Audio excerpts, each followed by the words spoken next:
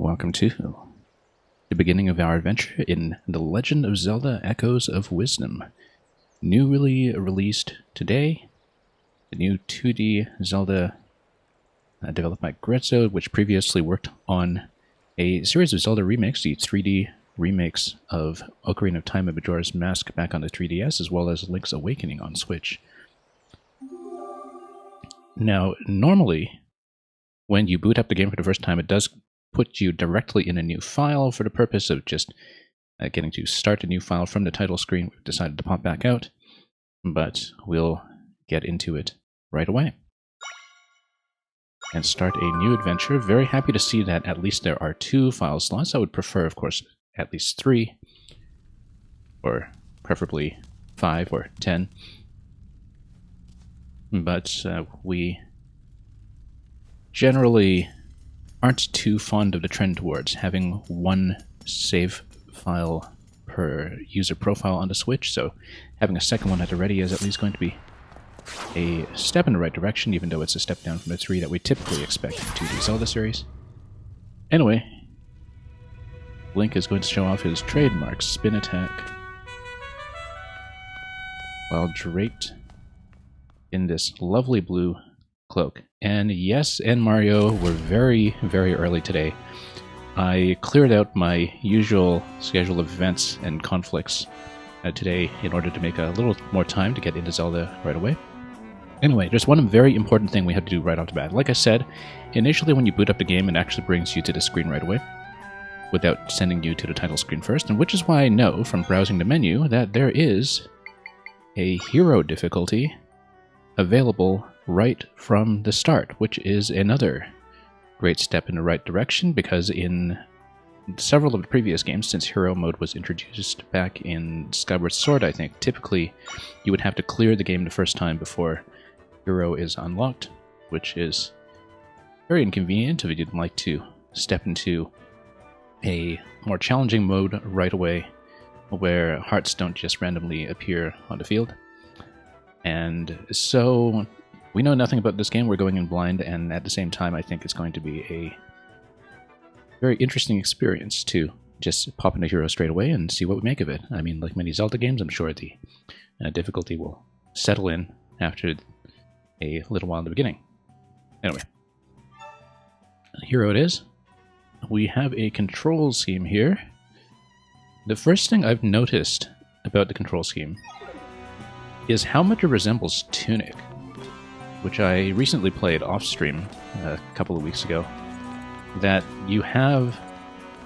While the shield is typically on one of the triggers in Zelda, although we don't see it so often in the 2D control scheme, the top-down scheme rather, but here that I think presumably it has a lock-on if it's also a target, which might affect the lock-on for something like the bow and arrow and the bombs. Notice that the bow and arrow and bombs don't have ammo, but then that might just be because we're in Link's tutorial zone over here. Place and toss. No rolling it though. Oh, lift and... okay. Oh, there's a jump. Or at least, I don't know if it's kind of like a side dodge or a jump, but it's a jump. That's interesting. A jump in 2D Zelda here as well. I guess maybe he has the Rock's Feather built in right off the bat. Also notice that it's a jump as opposed to a roll, so you're not rolling everywhere with a B button. But yeah, if you look at the interface for Y, X, and A at the top right, and with the targeting here, I mean, obviously Tunic was kind of based on Zelda to begin with, and is very much a pure sort of Zelda 1-like experience in many ways, but from an interface perspective, the resemblance is kind of uncanny. So, we've learned how to swing our sword. Let's head up the lift and see what happens. Loaded with 20 hearts. We know from Tears of the Kingdom that is unlikely to last. We also know from the cover image that is unlikely to last. We can jump. We can't stick to walls like we can in Link Between Worlds, though. Not this time. But yeah, there's no roll, which is interesting. Nothing on L and R either, at least not yet. But D-pad doesn't do movement. Right stick does camera, okay. So yeah, you can jump over the obstacle on the left side. or on the right side rather. We know our right from our left most of the time. And yeah, we can actually traverse quite a lot of these spaces. I keep calling it a 2D game, but you can see that there is already some verticality within rooms here that is in some ways new to this installment here. Whoop, this guy's going to lop off 2 hearts right away here in hero mode. Let's be a little bit careful here. We can totally snipe him from here. Wonder if when we switch to Zelda, spoiler alert, we'll have the Rock's Feather jump as well. Anyway, oh, we won't get the high ground advantage this time. We're getting hearts from the bushes, obviously, since we're heroes over here. Do a little bit of knockback that actually stalls their attack, you'll see. That seems rather important.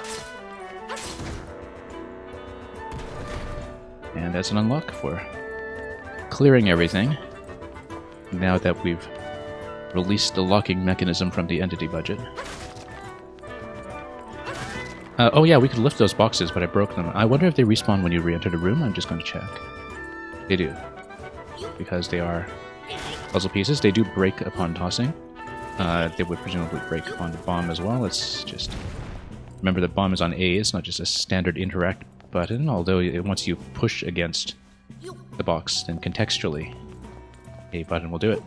So there's a bit of an overlap on the A button that way, and that is an item. Not necessarily an assignable one, but the controls do double up like that. So what have we got over here? Keys. Which, by the way, interesting that it shows you immediately that the keys can come in and break the boxes. That seems like it's a systems interaction that is going to be relevant at some point.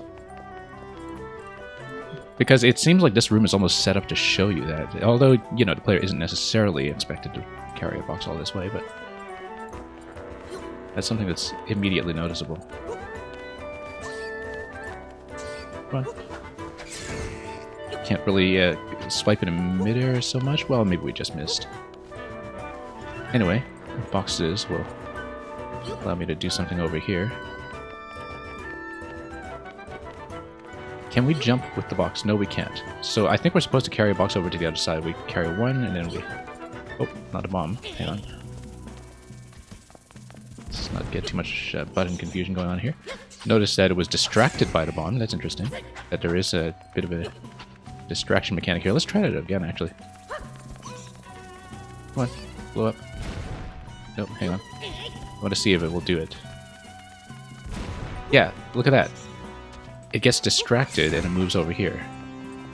So there's a lot that it's already showing us in this room, systems-wise, that is new to this game. And it's demonstrating a lot of that in a very subtle way. Anyway, I guess carrying those crates wasn't useful to us after all, apart from showing us how to pick them up.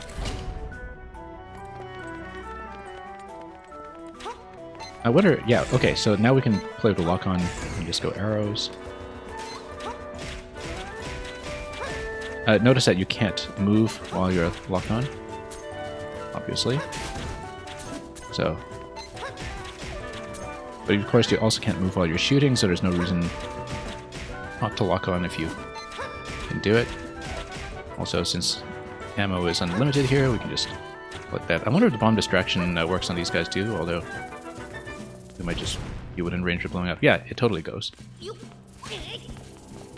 Oh, except their target priority is going to go towards me first. So we'll just kite him back this way. And there he goes. Alright, let's continue. You're in tutorial land. And looks like we've got Ganon imprisoning Zelda in the crystal as usual. Probably going to break this floor. So, it's you again.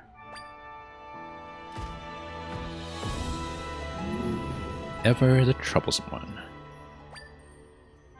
Only this time, your presence serves me. Now I'll lend you both.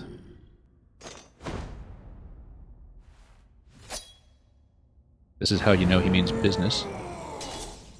Like in the first Breath of the Wild trailer where he casts off the cloak to show you that he can shoot arrows from it. Wow, that's a lot of hearts. Okay, hero mode. That's not what I expected. That is a lot of hearts. Let's try to blow him up with some bombs. Arrow shot's gonna be a little too slow here. The lock-on's just maybe gonna be a bit too sluggish. Let's just get out of his charge. That was a lot of hearts just taken off all at once. That was much more than I expected. Okay. This is obviously the usual Ganon Ball. A game of Ganon Ball. I wonder if we do more damage when we swipe with the sword, but I'm going to stay at range just because that seems like the wiser thing to do. And we play some Ganon Ball. And then, yeah, we're not going to bother closing in. I'm just going to lop him from the side. Phase 2.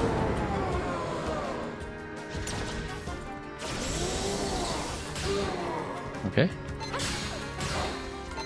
Oh, whoops. Let's maybe stay in position here. It is going to accelerate. Okay, fine. We'll just blow him up this way. Barely making it out of here with 2 hearts remaining. Well, we lost an arm to this kind of introduction last time. What will we lose this time? We kind of already know the answer from the way this game is promoted, but he's going to go ha ha ha, and then you have not even seen his final form. Anyway, there goes the Lance of Longinus there, and we are going to see the crystals shatter, but Link sucked into the abyss.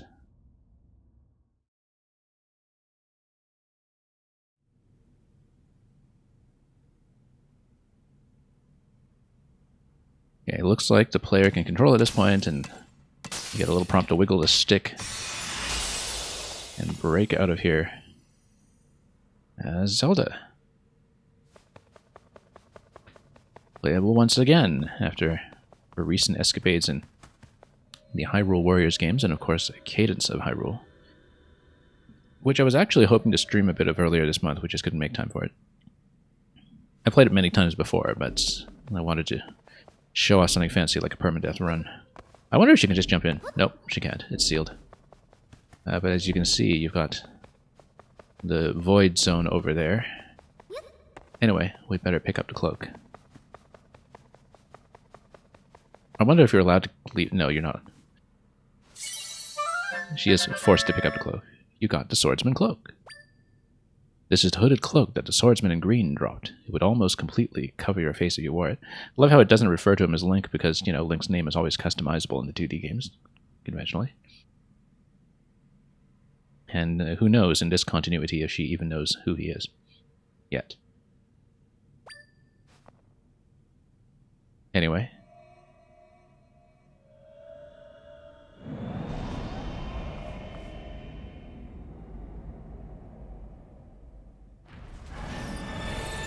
Oh, that's a rather big rift.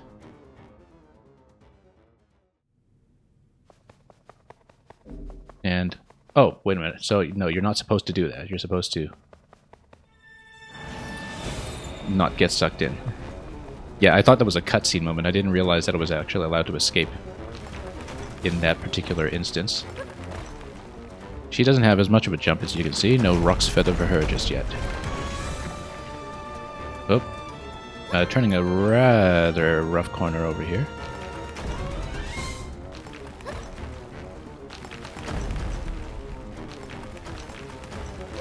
And then that's okay. We'll just gain a little bit of distance as we push out on the stick.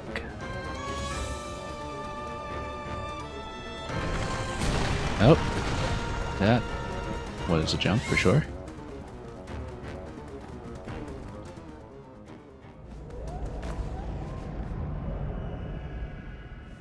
Well, so much for that place. I think she's having second thoughts about touching the rift.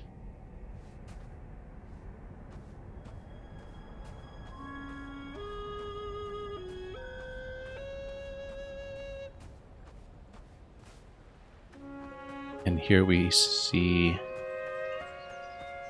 Hyrule unveil itself much the way that it did in Breath of the Wild, with the first notes of the motif that is specific to Echoes of Wisdom. What a lovely shot. Here we go. Legend of Zelda, Echoes of Wisdom.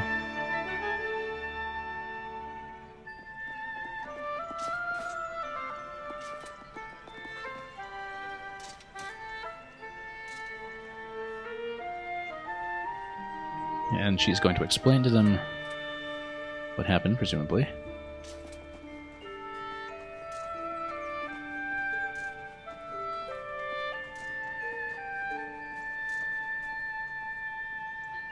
Presumably that's Death Mountain on the left.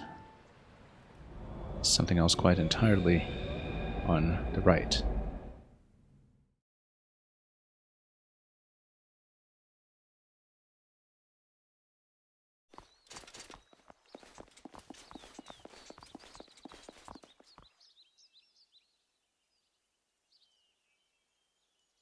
Ooh.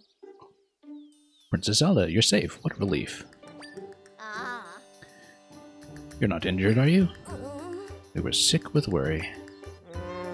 She's been gone for a week. We thought you'd been stolen away like all the others. The soldiers search for you every day. Princess, play with me, play with me.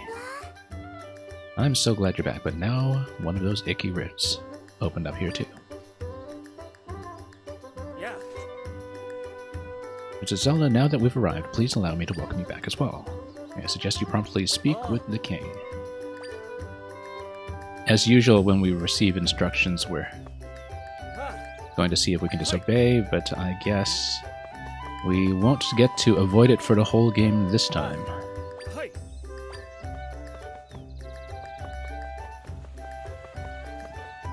But we can explore the town. This rendition of the castle town. Yeah. Lady Impa has been beside herself with worry. It'll be interesting to see what Impa's incarnation is this time. Whether old or young, or sagely, or acrobatic. I'm kind of disappointed this dog isn't a chain chomp, but I guess we're not in the right kingdom for that. Oh. One of those creepy rifts open up in the middle of town. What happens if you fall in? Well, you restart that part of the sequence, apparently. Princess Zelda, you've returned to us. And yes, we get to break the pots, because that's what princesses do. They are all shocked to discover this. Shocked that breaking pots is going on in here. Absolutely stunned that we would just destroy their property this way. That's okay. The palace can pay for it.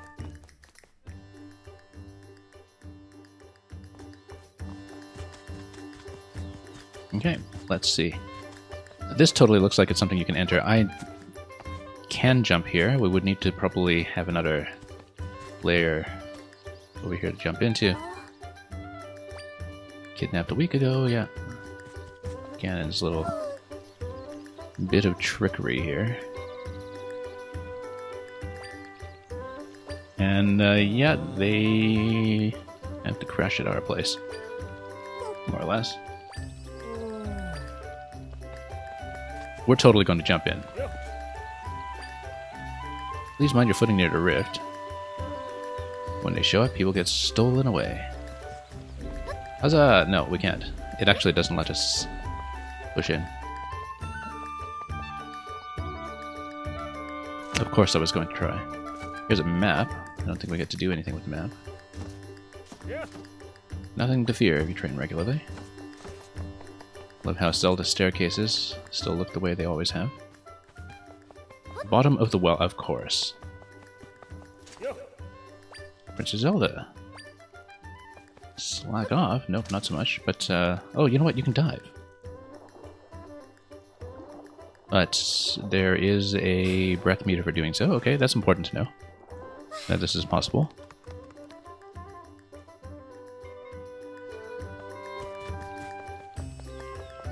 Alright, so... this looks like it's potentially a fast travel point eventually if we just pick up a musical instrument that would be appropriate to the occasion. That has fast travel point written all over it. I'm sure there was already something in the trailers to that effect, but we didn't really watch them past the first one. I can't jump the fence over here. Wonder if we can get up on the castle walls. Sounds like it's something that's worth trying. Yeah, we've talked to her already.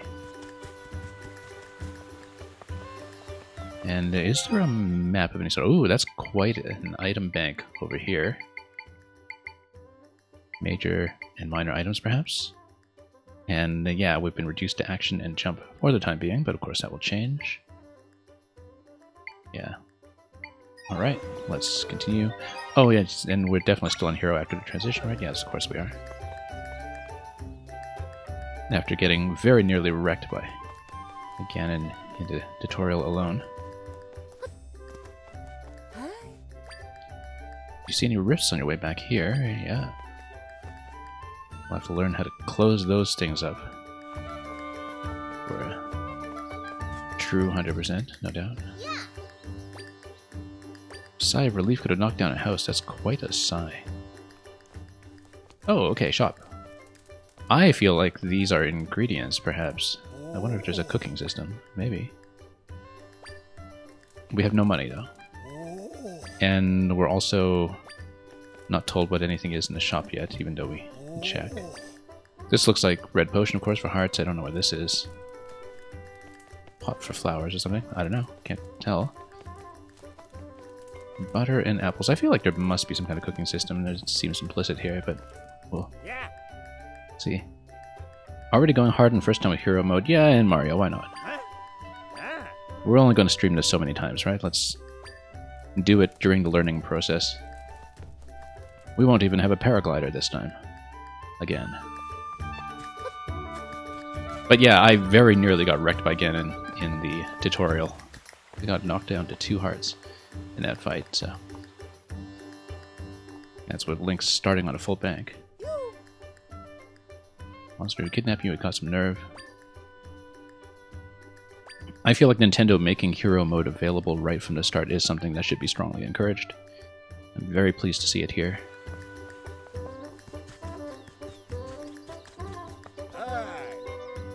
So we don't get into the situation I had back in 2011 when I finished Skyward Sword and had about 19.5 hearts or so and was very close to 100%, and it offered me hero mode in the end credits, and I said, oh, what's hero mode? I wonder what that is, and promptly overwrote my entire save.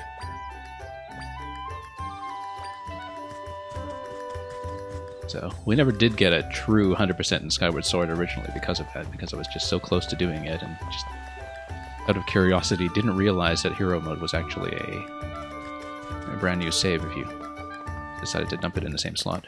So yeah, this time around, just going to go hero right away. Interestingly enough, though, you're not locked to that. You can change back to normal if you decide that it's too much for you to handle. That seems very much in line with recent Nintendo difficulty philosophy. That it always allows you to back down. Anyway, I think this is pretty much as we can explore here. In terms of talking to everyone. Nothing to really explore and pick up. There was just a shop, I think, was the only thing of note here. The bottom of the well was practically there just to show you that you are allowed to dive and swim.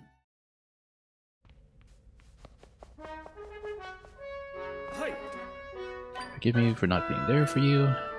Your time of need, yeah. Well, they were on duty over here, so... Anyway, not going to the throne room yet. We're going to explore a little bit, break some pots. Are they shocked? Yes, they are, but only within a certain range.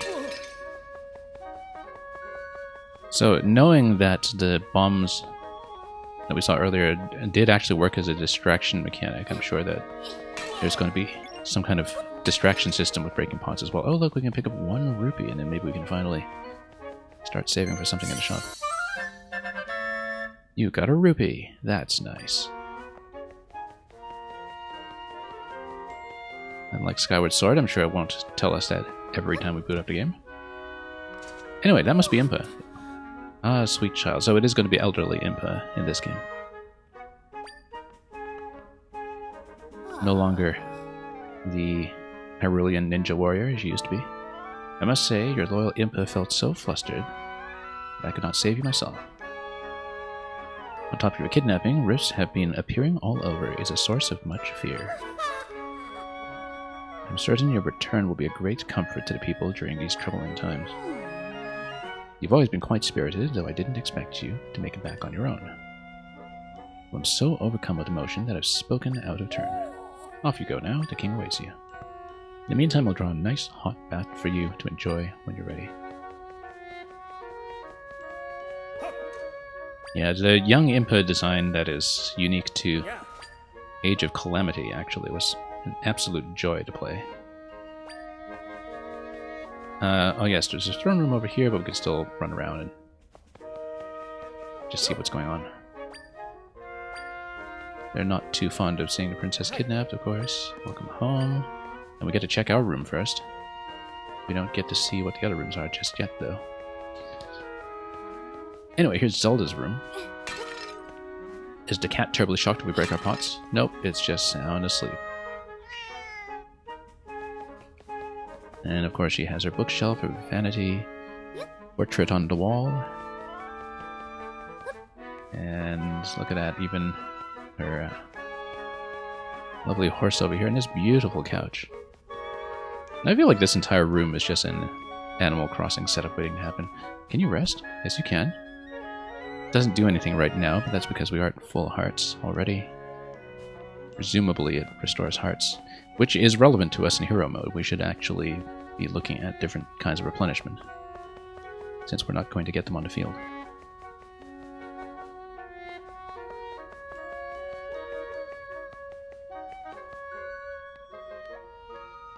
Anyway, here's the king.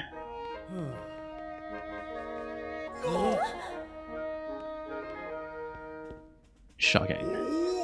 General Wright. Princess, I'm so relieved you're back. And Minister Left. I was about to say, what, who is that? Like General Wrong? No, it's Minister Left. Not as militaristic. Oh, Princess, what an absolute joy to see you safe and well. Despite that joy, I feel ashamed that we were unable to find you. So yeah, it's the king's right and left. On behalf of Minister Left, may you please accept our apologies, Princess. General Wright, Minister Left, I appreciate your sentiments, but let's not dull this joyous moment with our regrets. Love how you hear the king's motif here, of course. And the way we have known it ever since Link to the Past. Zelda, my dear daughter, you did well to return to us. Come closer, so I may look upon you. Yeah, it's kind of interesting to see, or rather hear, a lot of the thematic material, of course, woven into this new score. That's something that we've been picking up on even since the earliest rooms of Link. Always a treat to listen to new Zelda music. But tell us, Zelda, what happened to you? A swordsman in green saved you from a fell beast. Quite the tale. They have no idea who the green one is. But after defeating the monster, the swordsman was taken by a rift. It's him we have to thank for saving a life. So he was pulled into a rift, another one stolen away.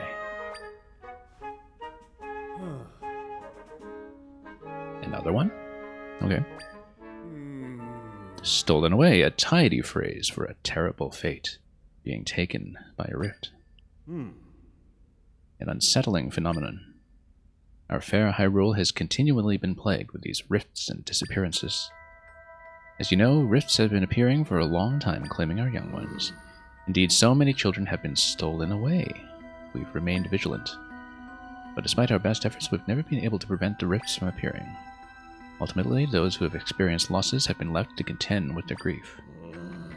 Now, I've been receiving reports about people disappearing from every corner of Hyrule. And it isn't just children anymore. Adults are disappearing too. What could be causing such an uptick? For now, we should also work on finding the swordsman in the green tunic, and with haste. Your Majesty. What is it, soldier? Urgent news. The rifts. They're causing serious trouble. I love how nobody knows who Link is in spite of the fact that in this adventure he has clearly been around the world for long enough to amass 20 hearts and all of his weapons. Well, 3 of his weapons. And a Rock's Feather, implicitly.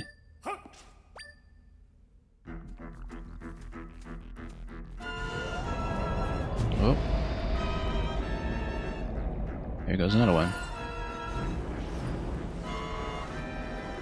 Those don't look like choo-choos to me. Oh, Moblins, I guess.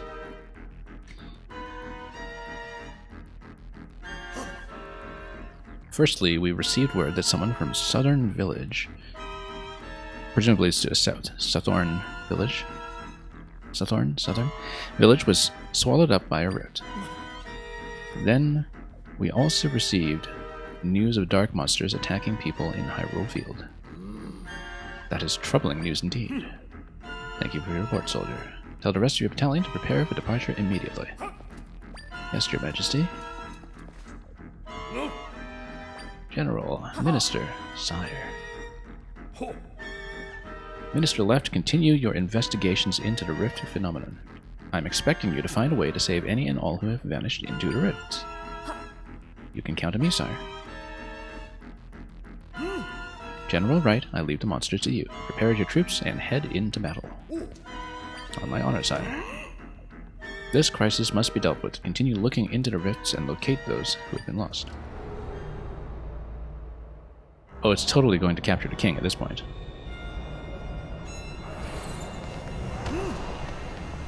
He's going to rescue Zelda, and then Left and Right are going to join him in the darkness. Notice that they seem to be petrified on their way in.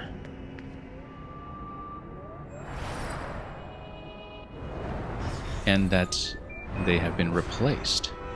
Doesn't that imply that the moblins who came out of the other rifts were also replacements for other moblins already on the field? Or I'm not really sure. Guards?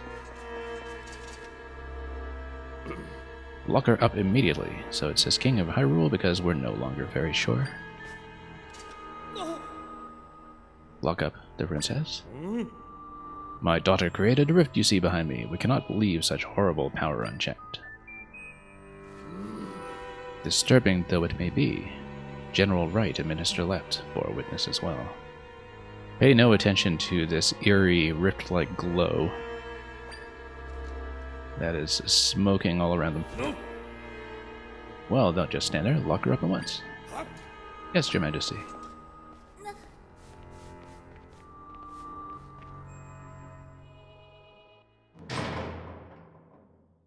This is how the changelings took over Deep Space Nine.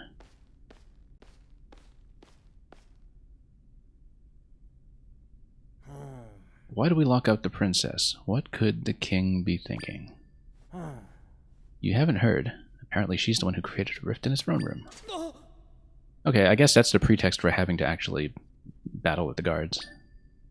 With your own people. So then she might also be responsible for all the other rifts.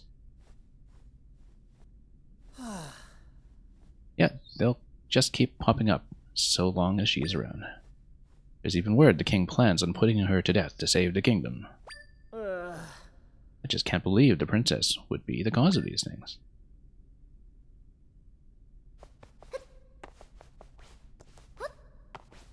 Okay, now. Well, if we just approach the gate, we're going to see the cutscene.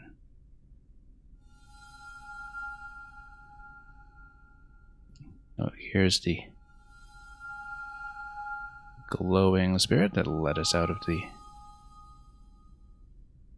ruins much earlier.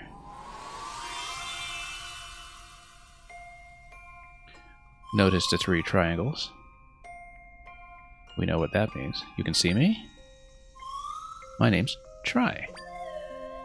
That blue monster, he caught me too. I've been watching you since then. I think the spirit literally is the Triforce in this rendition of the game. In this rendition of the series, rather. I followed you here to this castle. What's your name? Do we get to choose? No, she's just going to say Zelda, of course. The Legend of.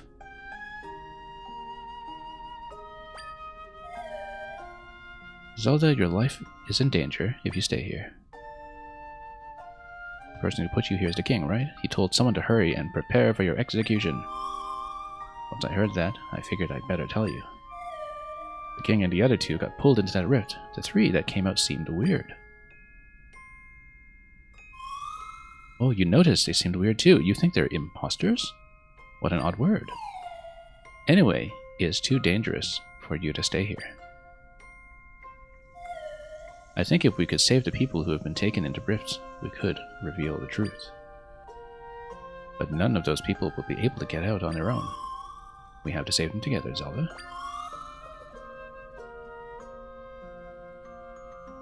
Makes sense for Tri's theme, of course, to also be in 3/4 time.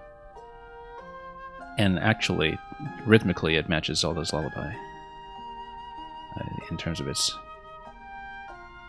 general structure. But first, let's save you. Let's get you out of here.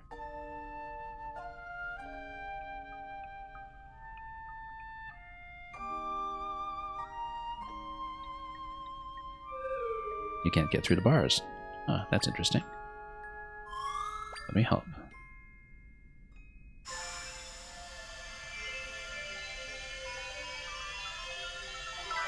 And we're going to get the Cane of Samaria. Actually, let's just run around first. Table, bed, bench. Can we just talk some more? I've made something to help you.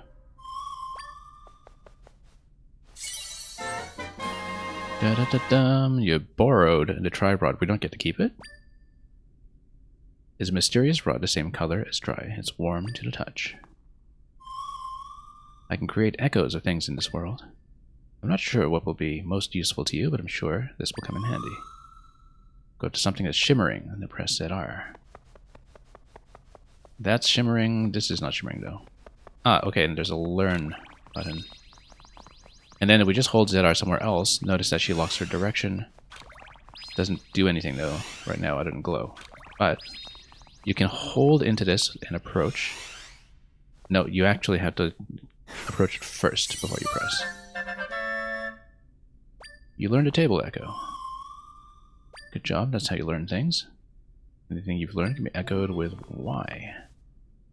Look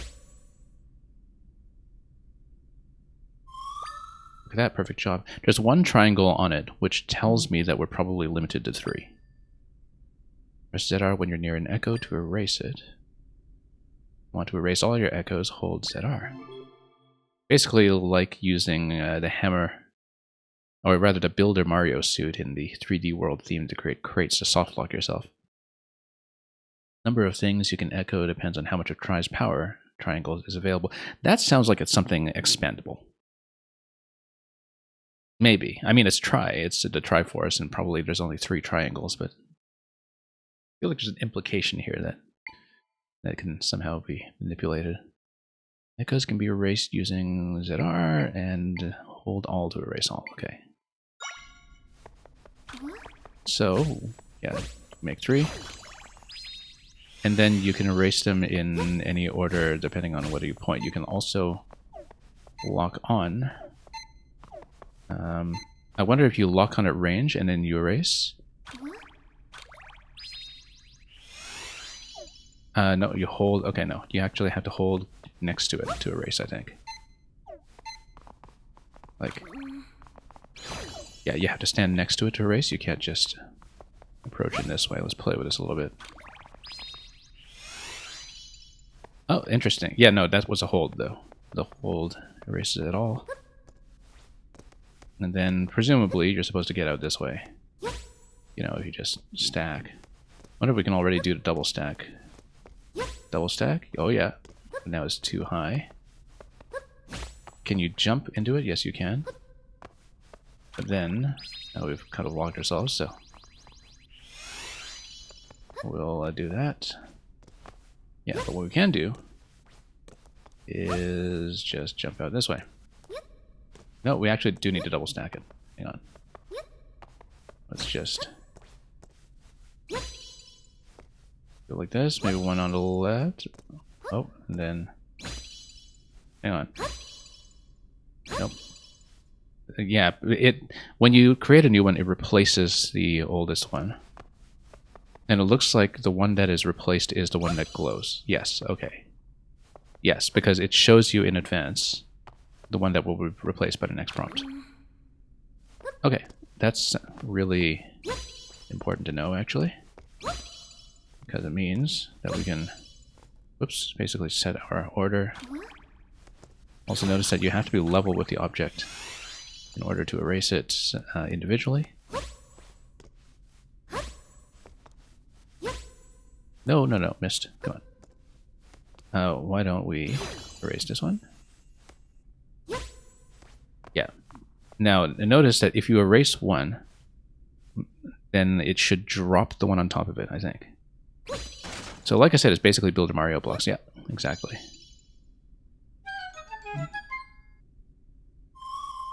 Except since you have an erase all button, you don't have the same soft lock potential. Now we can escape. Let's go. Presumably. I'm sure we'll find something we can break.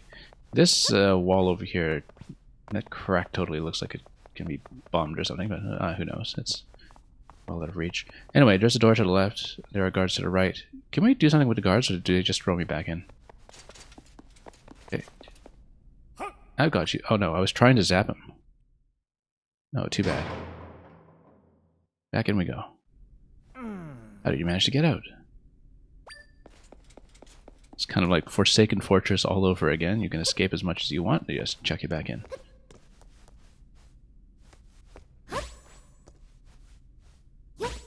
Okay. You know, I probably could have just jumped this normally. But we didn't, so yeah.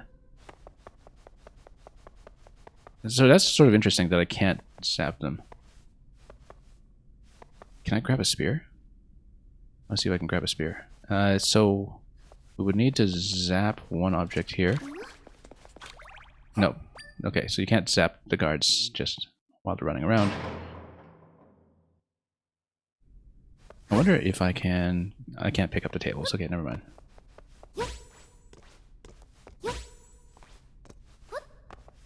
We can just get out this way. And then I guess we'll just have to get out over here. And escape. And then we can build multiple steps here, it looks like. Seems like this is specifically the purpose of this room. Look at that rat. That is totally going to rat us out on top. Over there. I wonder if we can capture that. Anyway. Yeah, whoops. I keep pointing to this diagonal here from time to time. We're going to learn the crates. That will allow me to stealth around, no doubt. Learn the wooden box echo, and there's a notebook. Okay. I wonder if we'll eventually get some kind of indication of whether we have 100% collection in the game for that. You can see echoes you've learned. Okay, let's just get used to this. Last use. Ah, there's a sorting mechanism. Most use. Last learned. Cost. Cost. Oh, presumably maybe some of them take up 2 triangles if they're large objects. 2 or 3. And so you actually have to budget them accordingly. Interesting. Okay. Okay, so let's go box. Now the thing is, you can almost certainly mix and match, right? And then you have something a little more height efficient now, perhaps. So, what we can do is we can... Oh, whoops, wrong one. Let's go That's not what I wanted to do. Let's get used to the interface here. Can I do like a half tile? Not really, unfortunately.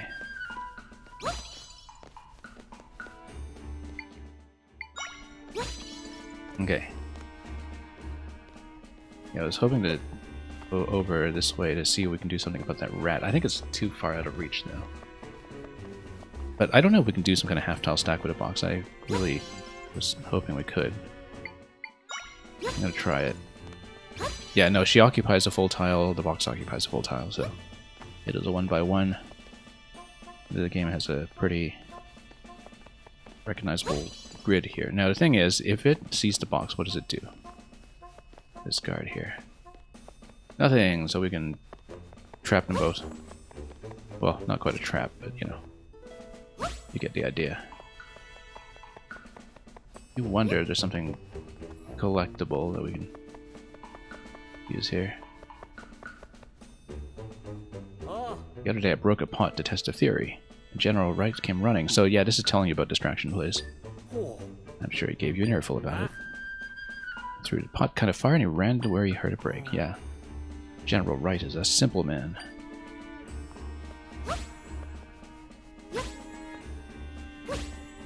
Hang on, let's remove this one from out. And we can absorb a pot to make all the pots that we like. Hyrule Castle Pot Echo.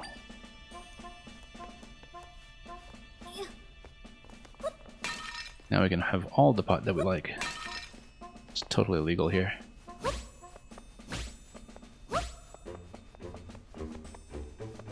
The rats don't really do anything for me, I don't think. I think they're just essentially decoration. No. We don't need to use the pot distraction at all, really. Over here, we'll just put boxes down. Nothing is glowing for me here to pick up. Also, I feel like praying to the statue gets me nothing at the moment. Here's Impa. Princess? I'm so glad you're safe. I can't even imagine what His Majesty is thinking. Claiming that you created that route. It's preposterous. The King, General, and Minister are all imposters. Your friend Tri made you a Tri-Rod, was it? I see. Do or do not. There is no Tri. Zelda can make use of the rod's power.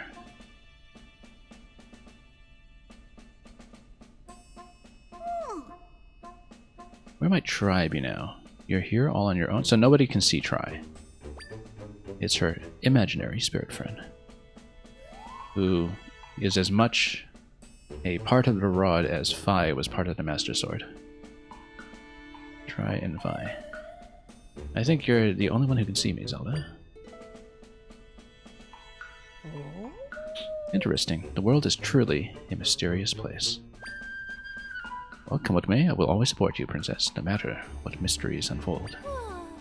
We'd better not dally. The phony king is speaking of executing you. We need to leave, and quickly. You'll stand out in your current attire, so I brought something for you to change into.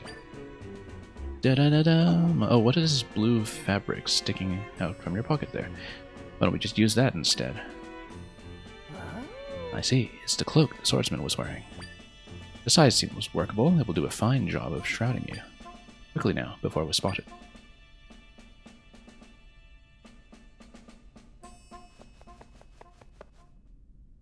Anyway, I have to respect her modesty for a moment here, while she changes into her cloak. And you got a disguise. It's light and flowy and conceals your identity nicely. It smells like a musty dresser. Oh, and we get a spin because it's the Cloak of Spin Attack, apparently. Yeah. You should be able to head along now without worry. Now, what would be the purpose of her doing a spin with what she has currently? Seems we have company. Leave this to me.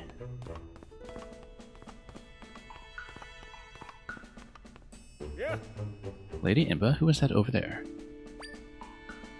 It is, you must stand aside this instant. Oh? Stand aside, hmm? And yeah, we knew she was still quite capable. Still got her Sheikah cloak on her, of course.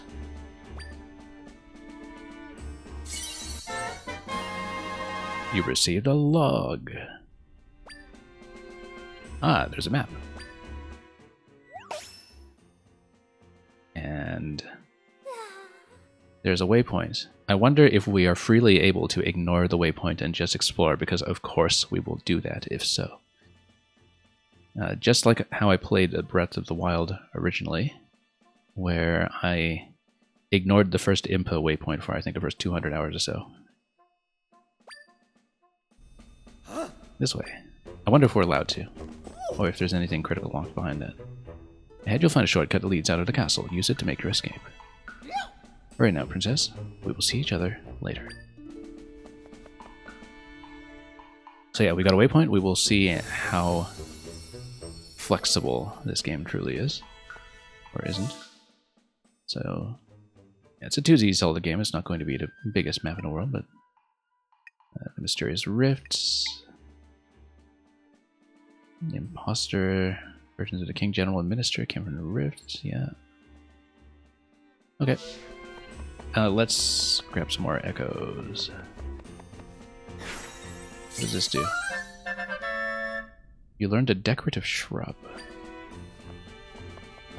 Looks like it's something that we probably could walk on. You got a shrubbery. And yes, it's got a different height on it. That's what's critical with a shrub, is that you basically have 3 levels of height now. Table, height 1. Wooden box, height 2. Decorative shrub, height 3. And so... for some reason, this actually kind of reminds me of playing Triangle Strategy. In fact, which, you know, also had the isometric tile grid where, well, in that case, isometric, where elevation absolutely mattered, but had this very easily understandable tile by tile system. You learned the old bed echo. Same as the new bed echo. I wonder if we can cross by way of some shrubberies this way. I feel like we can. Also, this looks like a one for a bed bridge. Notice that we can rest on the bed whenever we like, which feels critical if you're in hero mode, because I feel like we'll actually want to use that for hearts. Potentially. Although it sounds like it would trivialize hero mode somewhat if you just did it that way, so who knows if that'll actually be the case. Anyway, time to sneak out, clip through the wall. And here's a well. So the spin allows you to clear away grass, but of course we're not going to get any hearts from it, so no real point. Can I climb this? Nope. Oh, it's just telling me to spin. I was just wondering why it gave me a little prompt and vibration there. It's just because of the instruction to spin, I think. I don't think there's some kind of secret here that I'm stepping on. No. Probably just a spin prompt. Okay. Let's head down. Wait, no.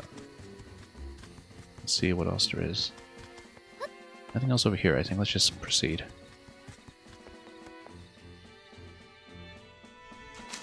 And look at that. Side scrollers. Side scrolling section. Showing, of course, at A you can swim, B just breathing mechanic. Is there a way to swim fast? Not really, but there is a way to create beds in the water and rest on them. Notice that the bed floats. I'm sure that not everything floats. We should actually try out some of these different properties. Let's clear this out first. Oh, also, if you feel like you want to cancel the removal of all objects, you can press B to cancel the removal, in case you're doing it by mistake. Okay, so bed floats. Shrubs sink. Boxes should float. Yeah. Pots will sink. And table is wood, it should float. Yeah. Very important to know as many of these interactions as we can. And what is this? Let's learn it and get it out of the way. The boulder. Does it roll? Well, it pushes. And of course it sinks. And then I think this is a time before... I mean, you can cross using the beds. I'm not sure that you would necessarily want to. But, oh, jammed myself here for a moment. Hang on, it's clear. Yeah, it's just showing you that some objects float and some objects sink. That's actually the entire purpose of the boulder here.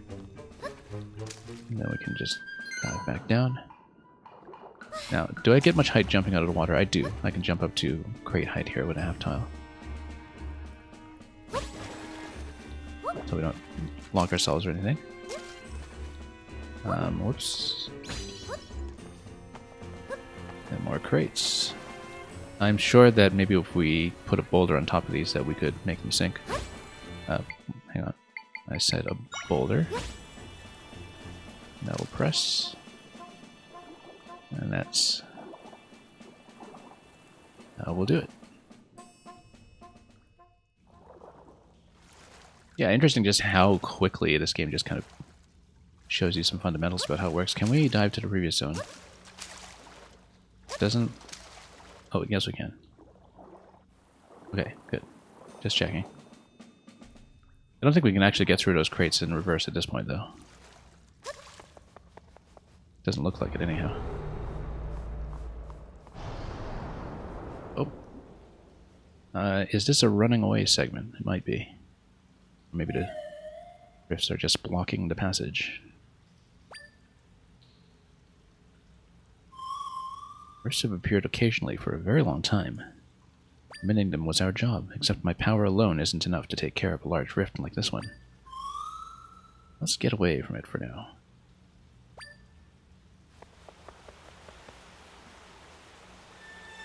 Is it going to chase? It's going to chase. We'll probably have to make some snap decisions here about... Oh, never mind.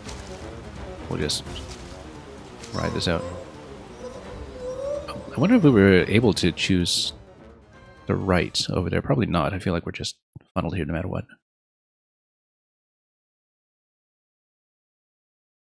But it was a very conspicuous right side passage.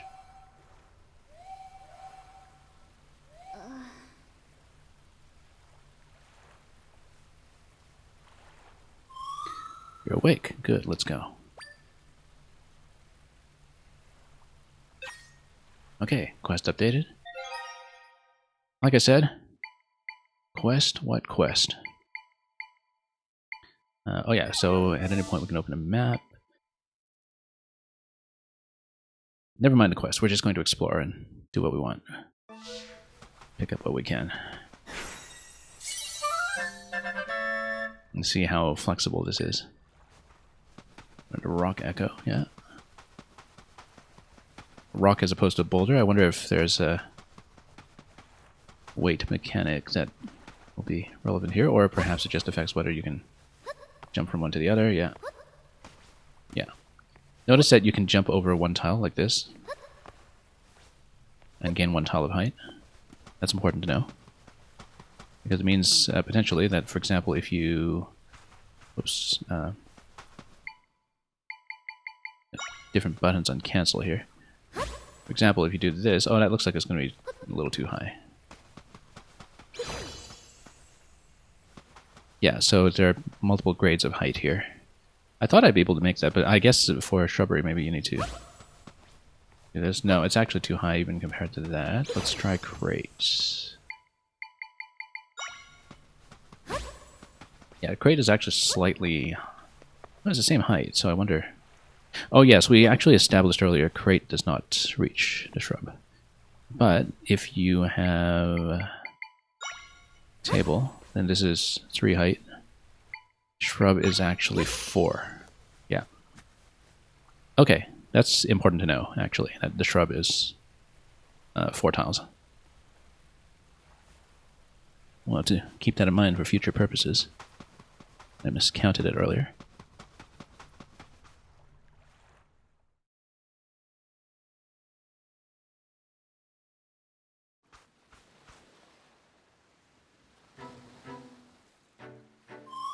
Where are we?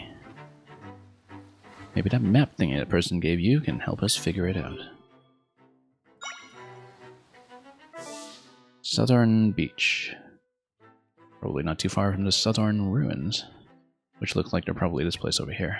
Or maybe the Mysterious Rifts were where I started.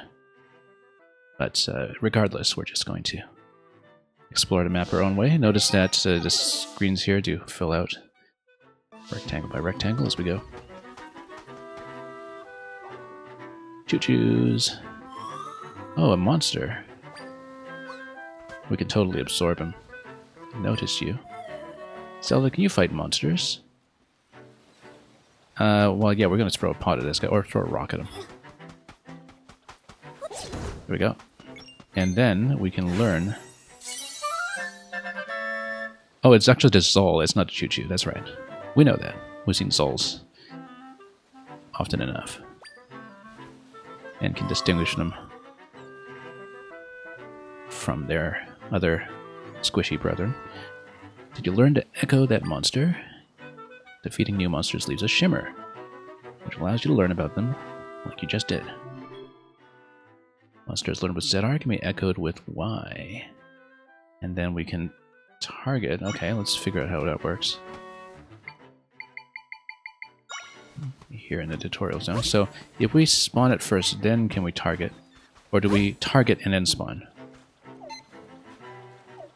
I think it is going for it, yeah.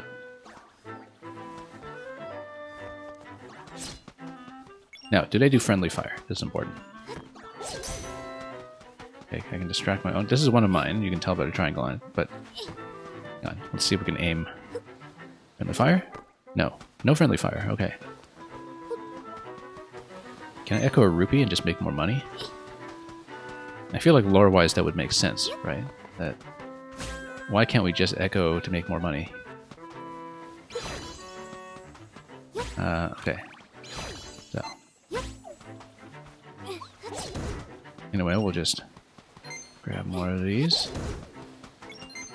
We've got our companion here, and then we've got a treasure chest. So that'll be simple enough since we understand the height mechanics somewhat. Shrub on the side. Da-da-dum. 20 rupees. Excellent. And then, oh. Let's see if we can bust them up and learn them. Learn the sea urchin of Link's Awakening shield bump fame. Well, of course we're going to play with it. So, what happens if I target this one and then... It just sits there though, right? Doesn't do anything. But maybe it works as a line of defense. It probably works as a line of defense, that's what I'm guessing. Like if you do this, then if it jumps towards you, then it dies. Yeah, okay. That is precisely what this is set up to demonstrate. Also, something is vibrating. Oh, it's just a tutorial prompt. Look around. Okay. Well, we can enter the piece of heart. Da-da-da-dum. And then there's quite a lot more up here. Oops, let's not spawn everything everywhere. I only just noticed a mini-map on the right as well. That'll be useful eventually. But anyway, let's get up here first of all. And these already exist in a field, so we can set them down gently. Push. And up on. Then same idea. Let's go. Table. Box. And now we spawn 2, right? Box. Table. Oh, whoops. Totally misread this. Hang on. Let's go. Can't see my height here at all, that's the issue. box. Table. Nope, that was pointing a little too far to the left here. Let's we can get rid of that. Table. Box. Can I get enough height? Whoops. Oh yeah, I'm one tile too far away from here. Let's see if we can get in a little closer. Yeah, you have to bunch up like pretty much right by the wall. And actually, that seems like it's going to be too high regardless to reach like this. Yeah, probably can't, but we're going to try it anyway. Because we like to experiment. So, table, box. Then, am I able to spawn a shrub this way? Didn't seem to fit. Okay, what about this way? Yeah, totally can get on top. So, yeah, the world's geometry is very much yours to traverse. Anything up to 5 tiles high you can actually just reach. And that seems like it is supposedly the way to get to the piece of heart. So, we'll go for that. We can also float our way over to the left side, using floating objects rather to get over there. Anyway, piece of heart.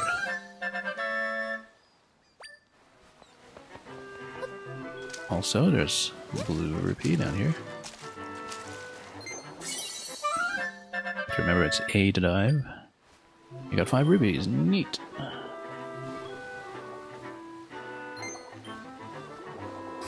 And then we can explore a little more this way. There's probably more I can do on the left, too. I'm glad we confirmed that, you know, if we see a surface on the level geometry, we can just go ahead and use it. This looks like a bridge that has to be rebuilt, but then we can use a bed bridge or something when we get there. We'll worry about that in a bit. I want to traverse over to this island first, and we know we can reach that. Let's go table. I said, whoops, no, that was wrong. Table. Oh, it's shattered. Okay, hang on. Because that's what spikes do. They break things. Okay, let's try this again. I've gotten a piece of heart, but I want to drop off the left side this time. Then... okay, and then shrub. Good. Left enough space this time. Then here we can start to drop some beds. We could have just done that from the other side, actually. Yeah. Alright, that's fine.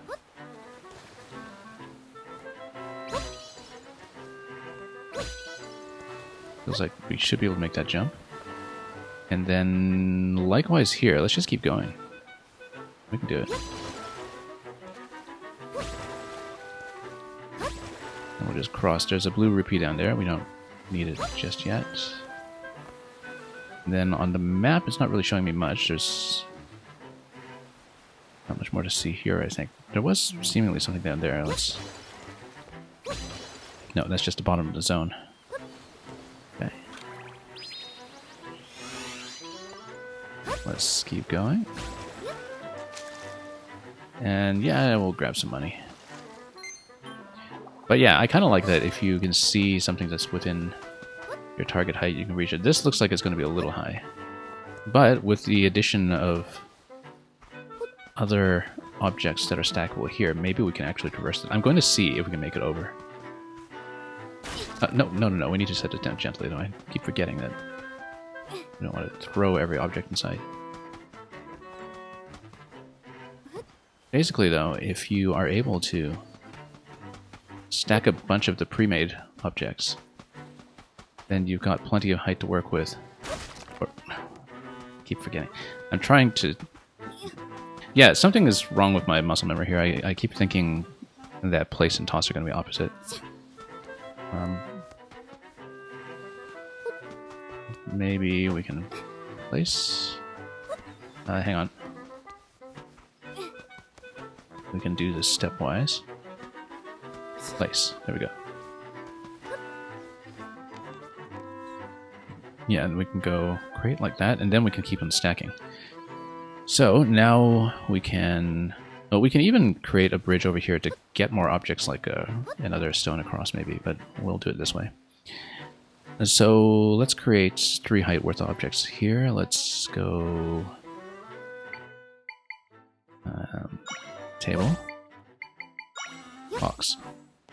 Oh, too high. Why is it too high? Whoops. Hang on. Why is it too high? Table and box, is that... Oh, because there's a... Yeah, that's equivalent height right now. Okay, so let's go table. Actually, no, I should have just gone box for this first one. Yeah, didn't realize because of the displacement from the rock here that... Yeah, because we're on 3 height right now. That crate is on 2 height. We will go... even bed is not a bad idea, but box is better. And then we just keep on stacking and staggering them. Can we reach? Not quite yet. This is actually going to drop the object in a moment, so we might just be a little bit short. On the other hand, if we replace one of these with the shrub, it's going to be too high. Hang on, let's move this for a moment. I feel like if we maybe spawn... No, there's definitely a way to do this.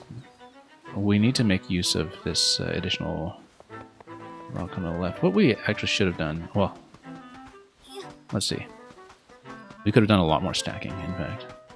Can I place on top? Yes, I can. That's important to know. Because what we'll do...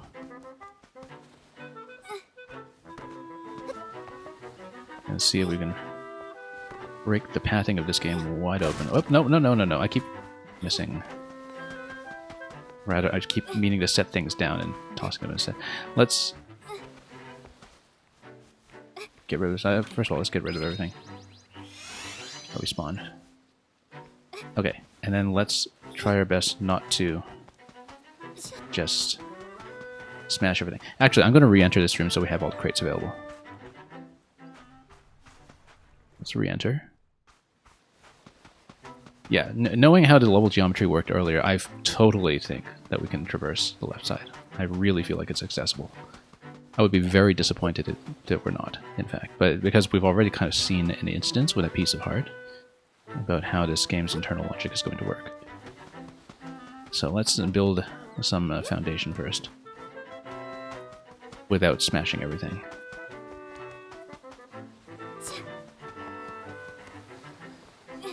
Maybe stack here initially. Then we can go 3 height with something. And 3 height will be with rock plus crate.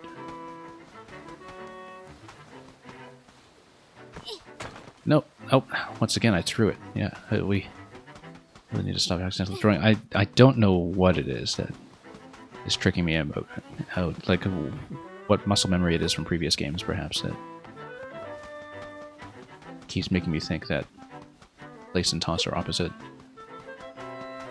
Because I keep thinking that B is going to be throw and A is going to be set down. I don't know which game I'm thinking of.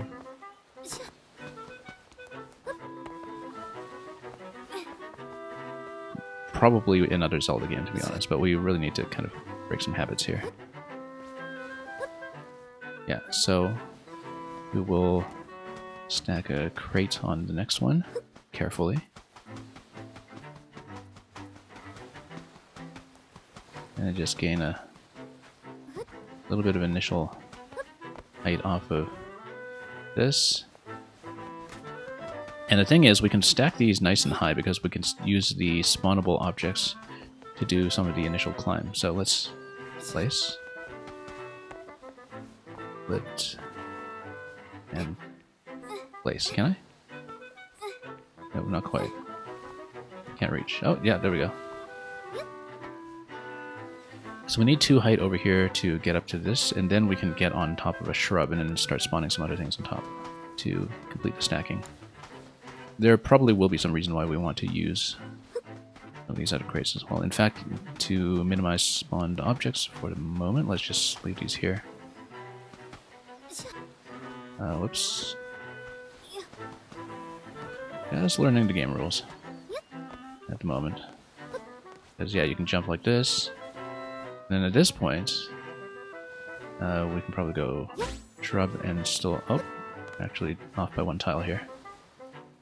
Oh, because it's stacked on a rock. Okay, so let's see. We want 3 height. That requires 2 objects, though. Or we can go 2 height on this side. So let's carefully on a box jump. Can we reach? Not yet, but we will soon. Spawn a box. Almost there, except it's going to get rid of that shrub. But we can maybe make one over here. I'm trying to do my height calculation. Because... Okay, good. That's going to sink, though, in a moment. Oh, come on. It looks like it's almost there. I wonder if we can spawn a shrub on the left over here and then get enough height for it. Let's try it. Hang on. I've got the wrong controls over here. Okay, no. We still don't really have the muscle memory for a lot of these mechanics, so... Say we spawn this. Yeah, I've messed this up a little bit. Unfortunately. Because, yeah, there's no 3 height single object right now. We need to use 2 objects to get that, which is part of the problem. Let's clear this. Get back to the initial setup. We're using too many rocks down here. We can probably reduce that. I feel very strongly that we can climb this. But maybe there's one tile that's lower here, but then the beach also goes a little bit lower, so... maybe that has some potential. Like if you perhaps go... Whoops, no. Shrub. Down here. Or maybe shrub and crate.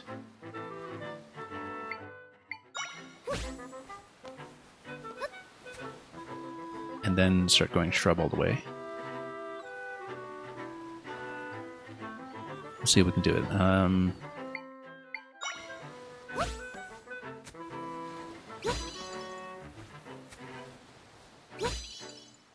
And then that one you can add an extra tile of height to it, perhaps with the table.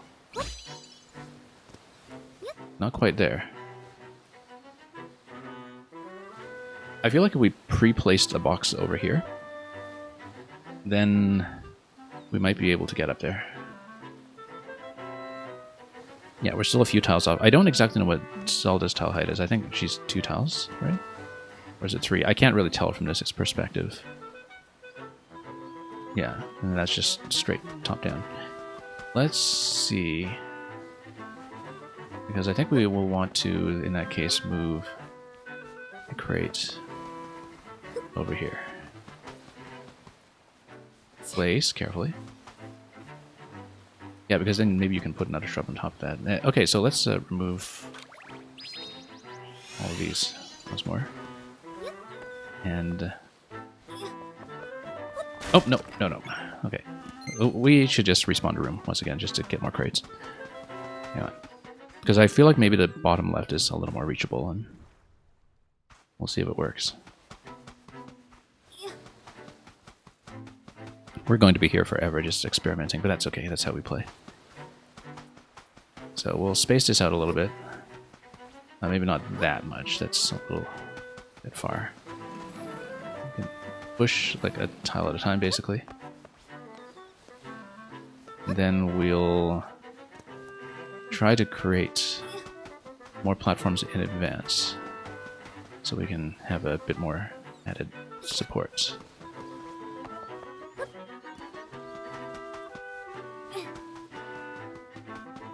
And we'll see how that goes. So we'll go place. Now is that reachable? It should be. Yeah, with that diagonal there. And at this point we should be able to go shrub or something, but then instead of doing that we're actually going to start with 2 additional crates to create a bottom surface. Oh, we can actually create a 3-height base, and then use the 3-height base to continue ascending. I think we can do it. I mean, you're given so many objects here, it's daring you to do this. The game is absolutely daring you to do this. Hang on. What happens if I land in the water while I'm carrying something? You can still carry it if you're waiting. Oh, we're... not really allowed to place much further here. That's okay. We'll do this somehow. Let's actually move that rock, perhaps, and see if we can shove it down slightly. Give us more room. Can't quite reach there. Okay, there we go. That's a 3-height base. Doesn't give you a lot of room for shrubs and the like, but we'll... What we can do, I feel like we can probably even stack something else there, but that's okay. We'll try to work with this at the moment. I feel like I want another double stack next to this, just so we have a little more room to work with. So, let's go ahead and try it.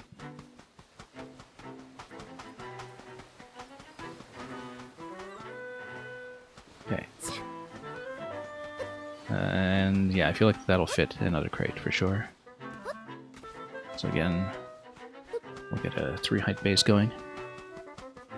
And then from that point, we can start building up quite a bit further. Oops, not enough room here. Let's see if we can give this a bit more space. Yeah, collision rules might take a little getting used to. Oh, I see. Because of the grade of the beach here, you're actually down 1 tile in height, if you look at this. Even with this one, actually, you're already down 1 tile in height. So this is kind of 2 tiles high relative to this guy. That's okay, we'll make it work somehow. We should have been using the bed more, actually, because of the 2-tile spread on it. We should have gotten a lot more use out of that. But anyway, let's start building and see what we can do. I wonder if I have enough room over here, in fact. Can we? Oh, this totally looks like I'm within the height. I hope it's not actually a hard wall. Let's get the shrub here. Yes, no. Really? Really? What kind of game is this? It totally looks like I should be able to do it. Oh, that's disappointing. Maybe if I... Hang on, let's create another shrub on the left. And then let's just go table on this side. No, really? After all that work? I'm gonna screenshot this so we can complain about it. Totally looks like it should be traversable, but I guess there are some hard boundaries after all. Because, yeah, look at this. We totally have enough height, right? But this is just a straight up invisible wall. Too bad. I was really, really hoping that this game would reward me for doing something like that. But I think I've checked it thoroughly enough at this point to understand that it's not going to let me. What a shame. That's too bad. Anything to check over here, though? Not really. I guess we should actually proceed with the tutorial.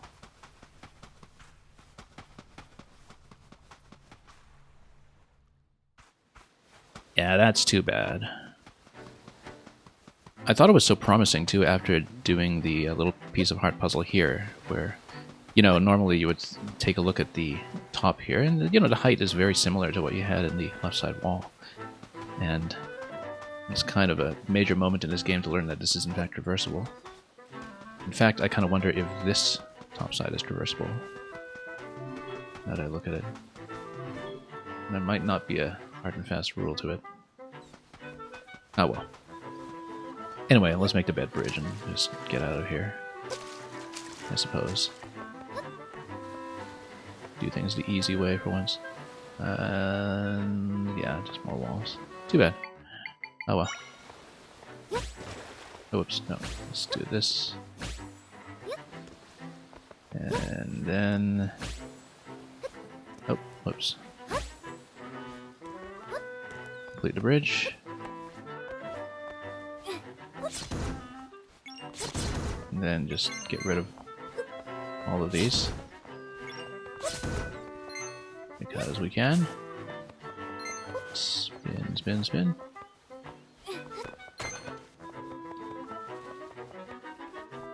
And for a moment I thought we'd be rewarded for our ingenuity, but oh well. Beach cave.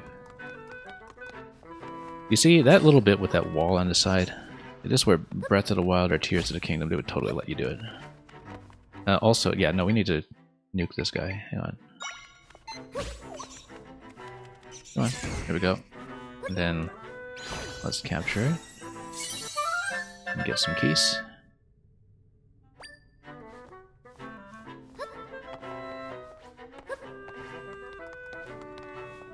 Well, we just get to use the Ganon Echo by the time we're done with this. I feel like we should smash this. How do we smash it? Well, sea urchin.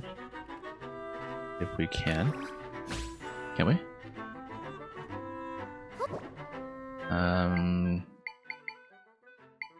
Boulder? No. Maybe something that has fire. Or... Actually, no, we drop a boulder from above. A boulder sitting here isn't going to do anything, but a boulder dropped from above should be able to smash the crates. Or even a sea urchin dropped from above. I keep wanting to call it a Gordo because of Kirby, but not so much. Also, we could have just climbed the wall here, but we'll do things the hard way because we can. Whoops.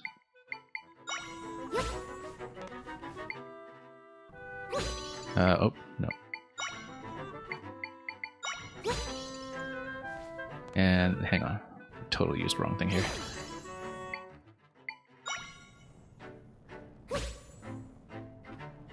You know what? We should have just used bed on this level. Let's get rid of this guy. Keep forgetting to use the bed to give ourselves an extra tile to work with.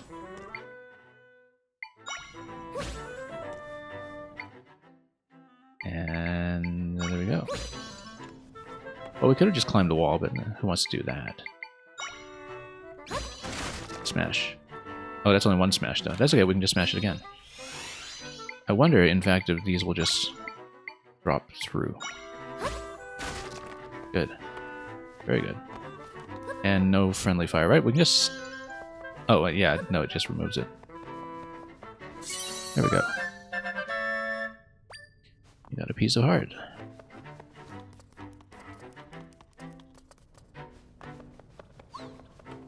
Okay. So, well, let's just smash these guys up. Hang on.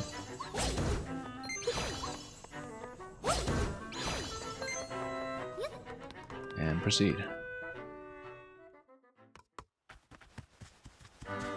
Southern Prairie. We hear some overworld music.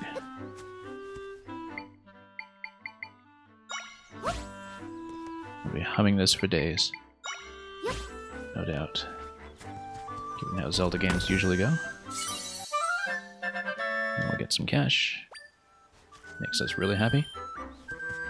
And looks like we're just outside of a town.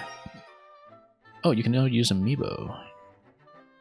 Tap a figure to receive items that can aid you in your adventure. Yeah. We'll try out my Toon Link at some point, but don't have it on hand right now, so... also, it seems like we've been led to the town anyway. I'm gonna see if I can ignore the objective, just to see if we're allowed to, but... It does seem like we've been kind of funneled here, so far. So... Yeah, and there definitely are invisible walls between zones, unfortunately. So, not 100% flexible, if we would have wished, but...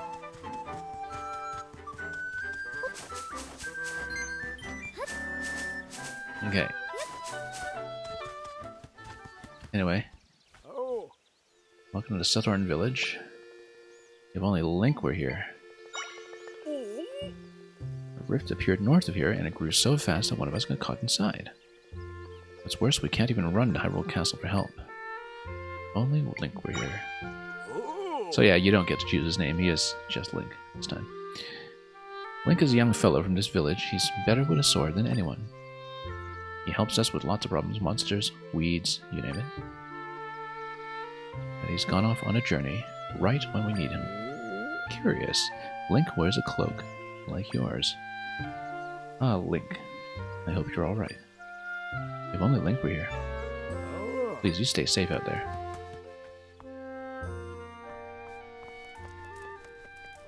Okay. And, oh, we get to learn a piece of meat. What do we get to chow down on this thing? Ourselves, for health. Okay. Nope, we can just lift it and jump on it. Oh, no, we can't jump on it. Jumping on meat smashes the meat. Okay. I guess that's what usually happens with meat when you jump on it. Unless you really want to tenderize it or something. Noticeably, tossing the meat does not smash the meat. But I guess that's because you're going to toss it as bait. You just can't step on the thing.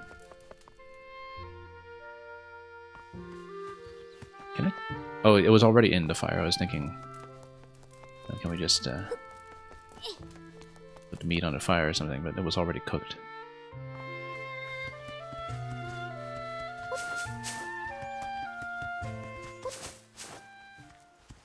Okay.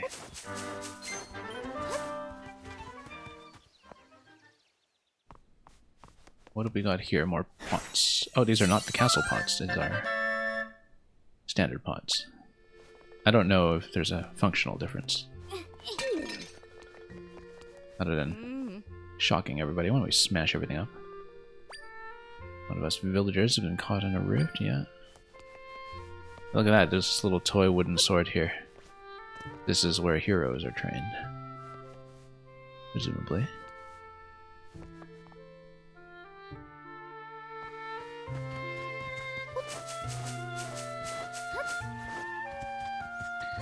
And yeah, we'll go down in a moment. There's a well. Obviously, we'll be diving in. The trampoline. Is it a trampoline? Oh, very nice. Very useful. Learned a trampoline. What happens if you snag a trampoline on a trampoline? It does not bounce. Okay. So other objects don't seem to bounce on a trampoline, or at least trampolines don't bounce on a trampoline. I don't know if something like meat would bounce on a trampoline. Nope. It stays there. But I wonder if you dropped something on a trampoline from a greater height. Like how when you drop a boulder, that changes the interaction of the boulder, right? Like if you drop a rock on this or something. Nope. Doesn't let you... Oh, okay, because we have spawned too many objects. No, it just stays there. I actually wonder. Let's get rid of this for a moment. And create... Oops. This. Jump on it, and we're going to try to drop an object on a trampoline. Nope, it just falls. Okay. Enough of that. Axe? Of all the things we can't duplicate the axe. Oh well. I guess it would be a little bit cheap to just be an axe murderer.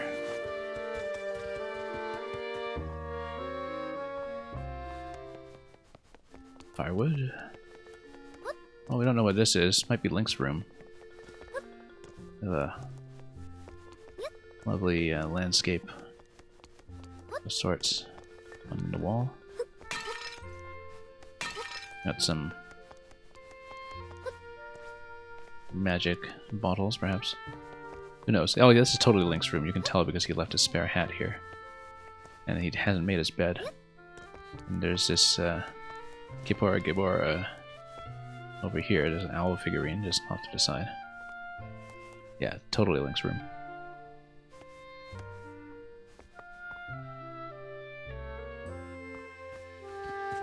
Okay, it's even got a picture of boots on it. that's worth. Anyway, we are totally going to go in the well, but let's check the shop first, since we have some cash. Piece of heart will likely need that. Let's check everything first, though. Let's just see what everything is. Piece of heart is going to cost 80. Floral nectar. Boost the effects of other ingredients when using a drink. Okay. Red potion. I don't have a bottle, though. I wonder if I'm allowed to have it. Out of stock right now. I like to chat. Oh, you can actually sell as well. Why would we possibly sell? What could we possibly want to sell? Okay. We're definitely getting a heart first, obviously.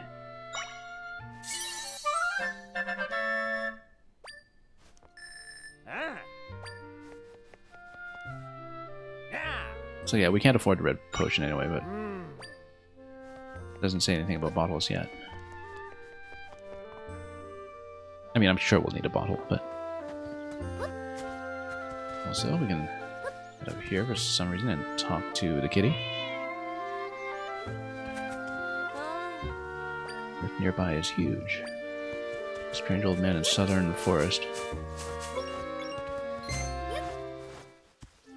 What's this? Did we check this already? Yes. Okay, let's check the well. And see where it leads us. Treasure. And 5 jars of floral nectar. Item can be used to recover hearts, but is more effective when mixed into a drink. How do we use it? I guess we just use it from the inventory for a quarter. So yeah, there totally is some kind of cooking and combination system.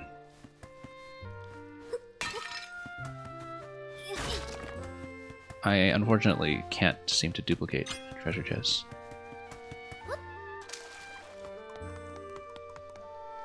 Let's keep going.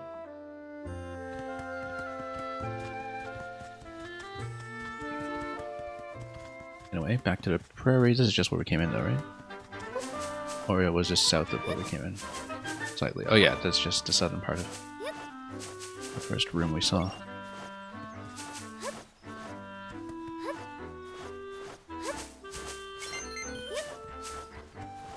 Anyway. Spin through all the crops. We will of course take the sign, but let's... Oh, we can just learn it without reading it, okay.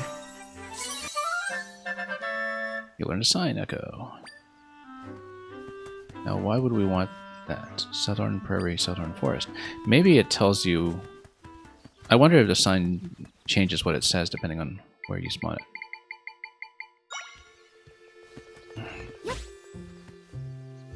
You could probably use this as a shield, but only once. Okay. The writing is on the other side. Okay. So you can't just use it as some kind of dynamic route finder. And, oh, this looks like something important. It's a statue of Purple Tentacle. It's going to take on the world. Totally looks like Purple Tentacle, except it's not purple. I guess it looks more like Green Tentacle. Okay.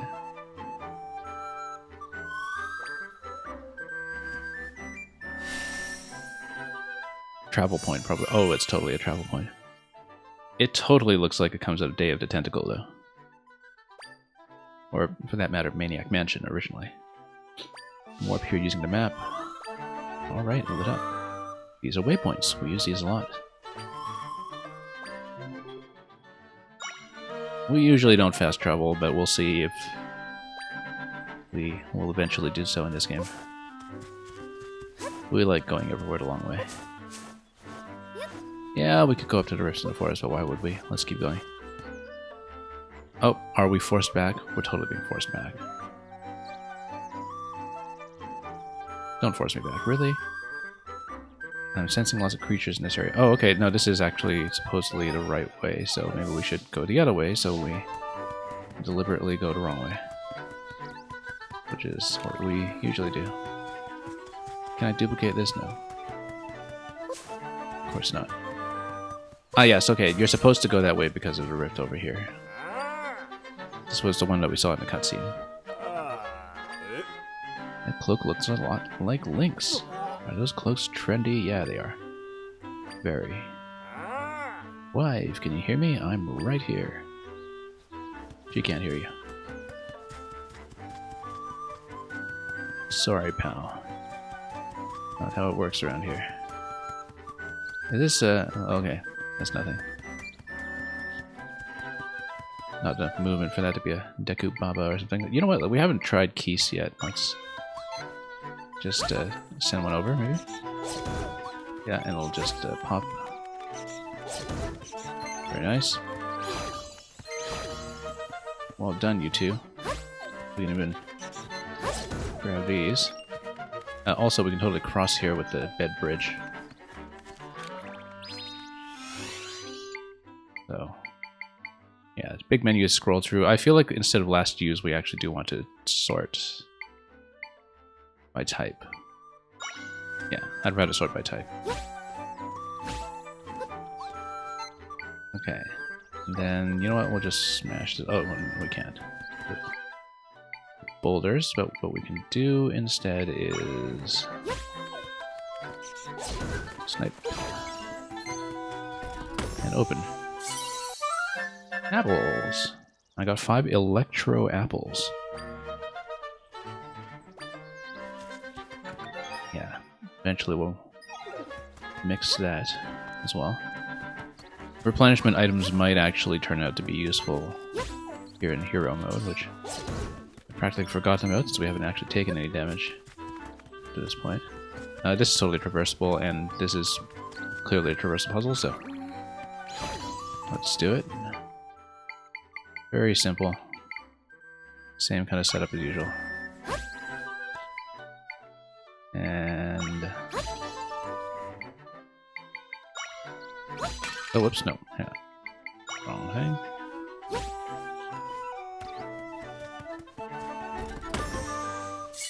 Can't seem to go over any of these trees, though, unfortunately. I mean, you know, never say never. We can always try, but it looks like these are definitely meant to be hard walls in the overall layout, and that there's really no question here of trying to jump. Oh, you can totally jump on it. Okay, okay, now we're in business. You see, this game keeps tricking me out, because like previously it seemed like you couldn't do this. Now it seems like you can, but of course that's because it goes to the story area up there, right? And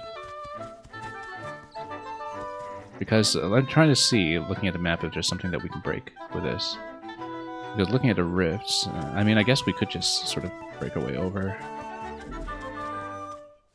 I'm just trying to see if there's something else that we could have traversed to. Now that I see it, this is a possibility.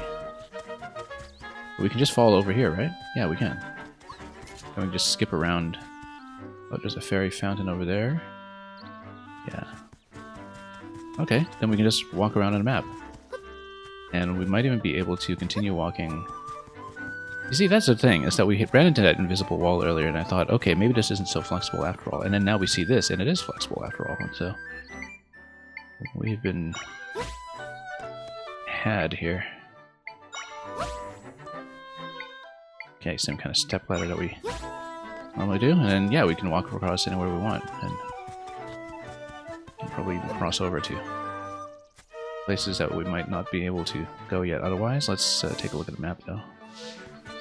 It does look like, despite running around over the tops of the trees, everything does eventually send you over to the waypoint, though, which is too bad.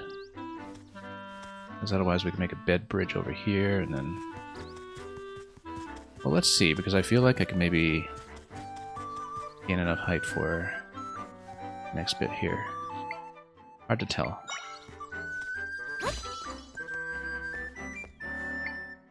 Okay. Ball. Let's see if we can do it. Yes? Yes. Good. That doesn't get me anything. Because I don't think the beds can go into the rift, right? Like, you can't spawn a bed into the rift. Yeah, it negates it, so you can't bridge it. But now I wonder what else we could have done earlier with trees that I hadn't considered. I feel like we don't have enough resources here to...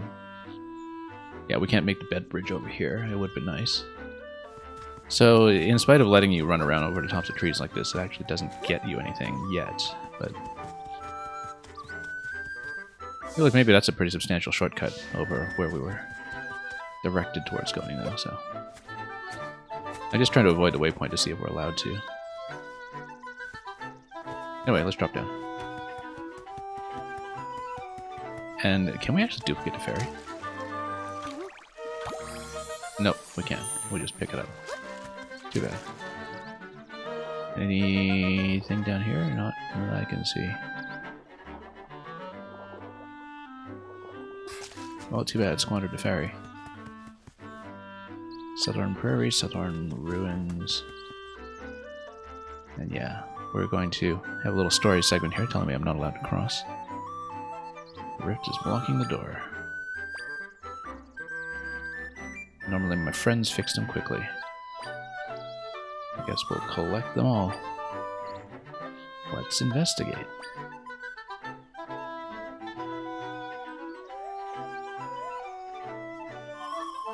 Head this way. No. Why would we?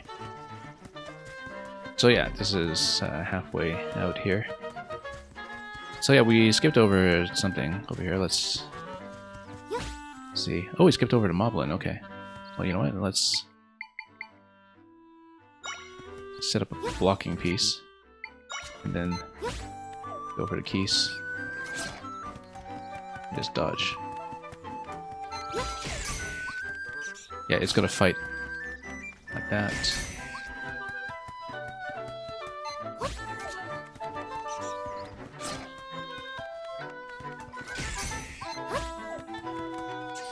And then we're just gonna jump.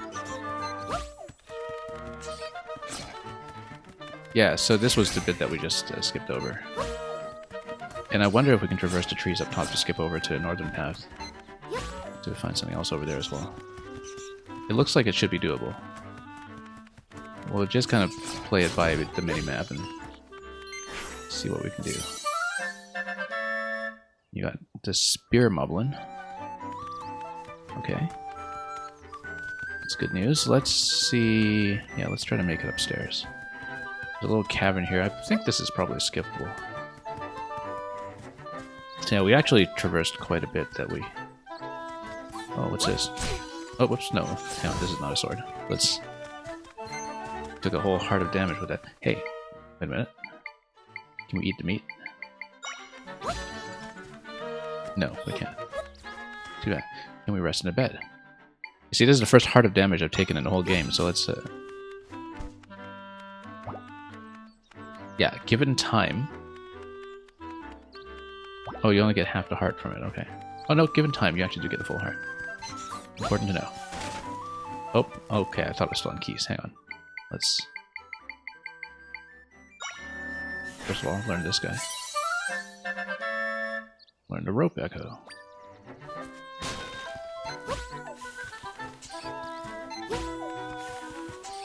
We'd better go sea urchin with this. Here we go.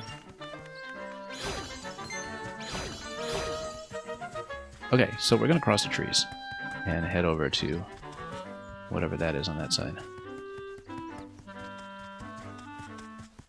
Since we've already smashed this place up. Actually, we can totally get up to whatever this top path is. Bet. Watch out for monsters hiding in the grass. Yeah. So this is what we were starting at much earlier. Well, let's actually go... let's find a good entry point here.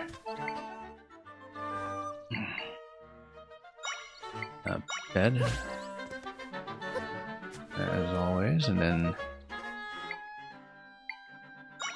Table. Reachable yet? Yep. Good. And let's see if we can get enough height somewhere that I can see. That's okay, we'll just go as usual, but oh wow, that's a lot of height, actually. Can we? Yep. Drop into this side, and then get ready for combat.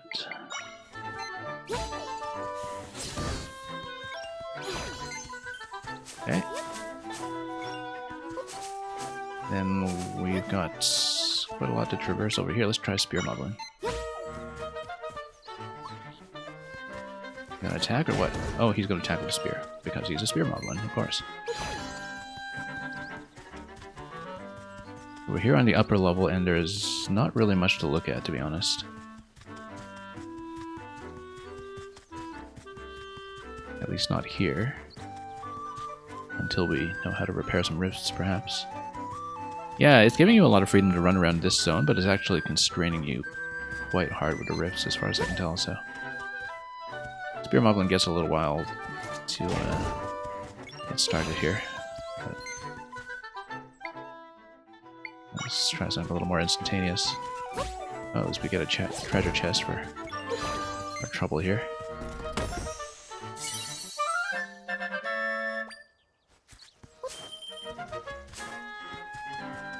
Alright, let's keep going. Once we have this entire zone at our disposal, and of course when we just hit a hard wall. But then maybe we can climb some trees. I'm gonna see how high we can make it. Let's just see. I feel like that next bit might be slightly out of reach, but... oh yeah, hang on. No. Bed.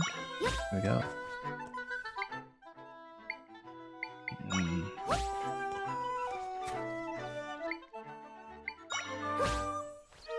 Bed.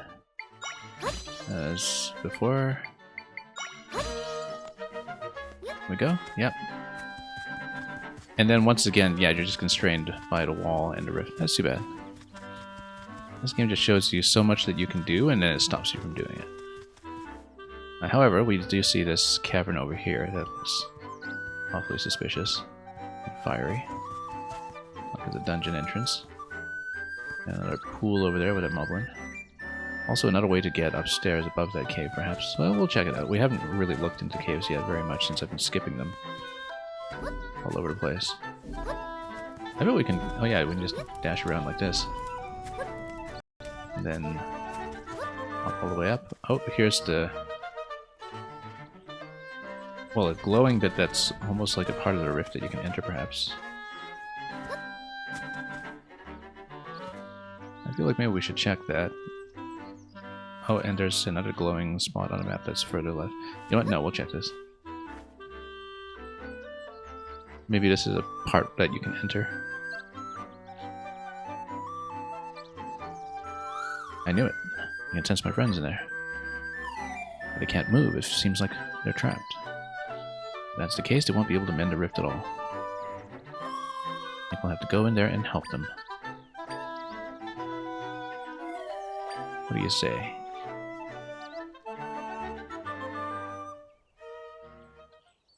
I should eventually go back and enter all of those caves.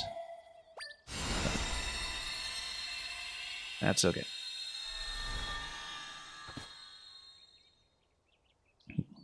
We want to open up as much of the map as we can. Okay, and quest has been updated. Yeah, so we actually skipped the waypoints. Oh, and we'll of course grab this. Not that we're using fast travel. Yeah, because there's a whole area to the left that we just skipped over that was apparently part of this sequence. And yeah, you can kind of see from the rift placement that this totally boxes you into this part of the map. You're not really allowed to leave that. That's okay, maybe later.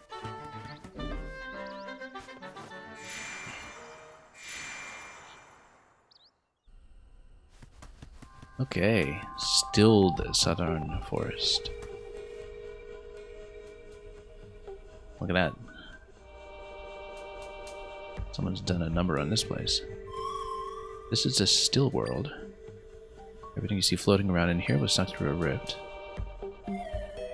Anything that ends up here will begin to break apart and eventually vanish completely. Me and my friends have the ability to restore things that have ended up in rifts here. Though, I want to be pedantic about it and say it should be my friends and I as the subject. Anyway, I sense my friends deeper in here. Let's go, Zelda. Can we jump? Yeah, we can. I was thinking, oh, bed bridge, but nah, we can just jump. This guy, yeah, that's going to turn into a monster of some sort, right? Let's... Spear Moblin, by the way, also takes 2 tiles, I just noticed.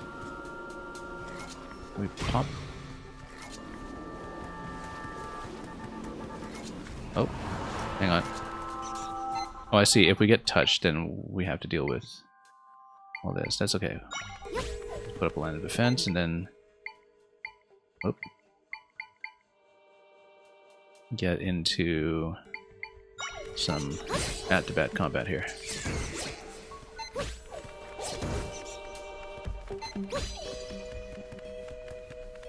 Oh, these are all mine. Okay. Okay, works for me. Oh, whoops. No, we should have used a bed bridge here. Obviously.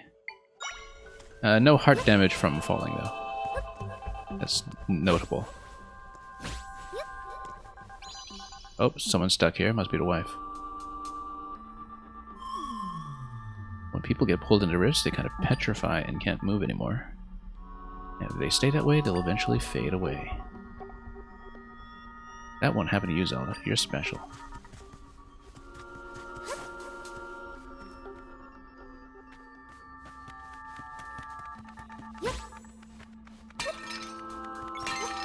Okay. Because we're under Tri's protection, presumably, let's get the bat. Spear Moblin works too. Yeah, as you can see, Spear Moblin is the only one that we have a budget of 2 for so far.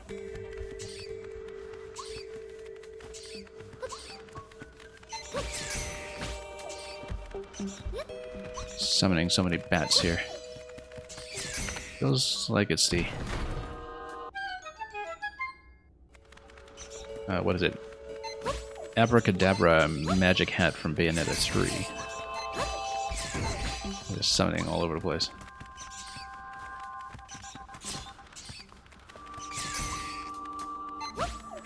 Playing a summoner style.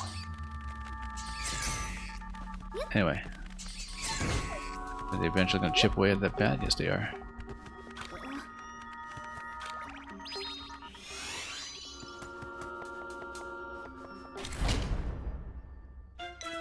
Okay. That's okay, we'll just set up some defense and this will not be a problem, but just I'll run into it.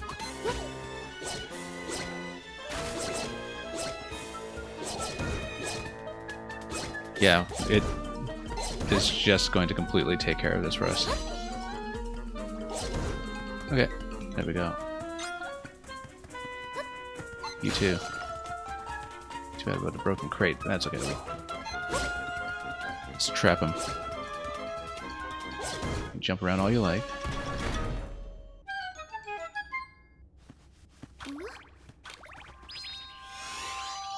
Don't know why we'd do it any other way.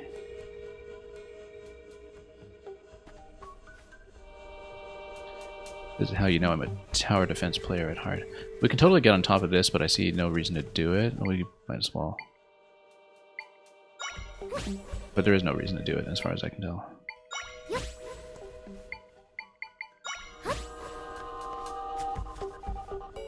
Although I guess you can make more bed bridges from here. Nope, not really. We'll just smash.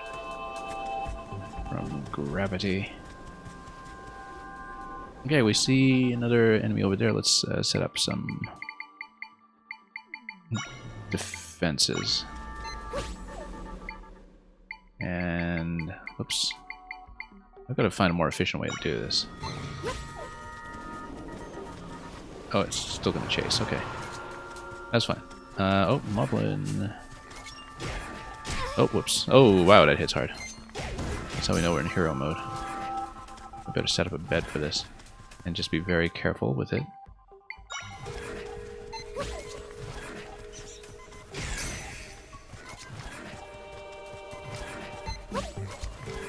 Just send some bats over. We'll set up a bed at the end of this. Try not to lose first. That hit really hard.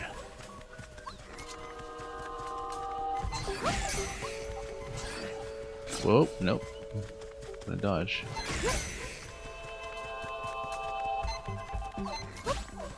Oh no, I'm targeting my own guy, that's why. I'm missing like crazy.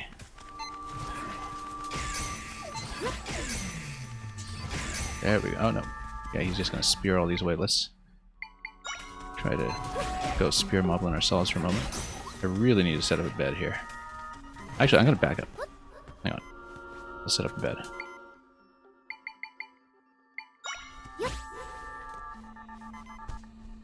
Okay, just gonna take a little nap here. I feel like hero mode is kind of trivialized by this, but I guess if you're in a really dynamic combat zone, like with a boss or something where you don't get a chance to just lie down in bed in the middle of a fight, then it's not as useful given the very slow rate of replenishment.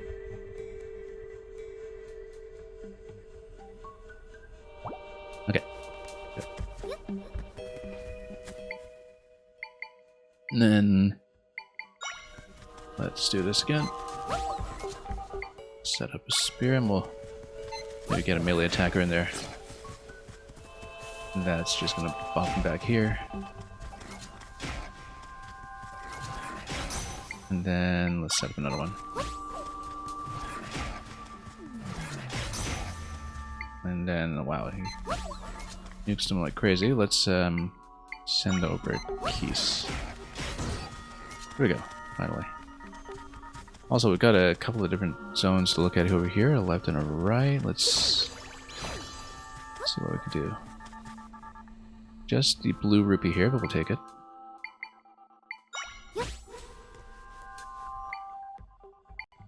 And yeah, table. Whoops. Dead bridge over here. Fairly simple. And yeah, you got these trees that are lying on their side. According to the minimap, looks like we could stand on them, but let's not mess around with that too much as we go.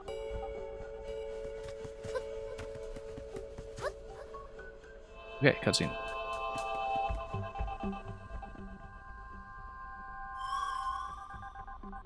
Hey, I remember this one from the castle. Oh yes, it's Minster left, alright.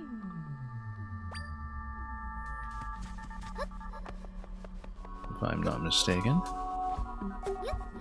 Mend the rift, I guess there's nothing on top. That's okay.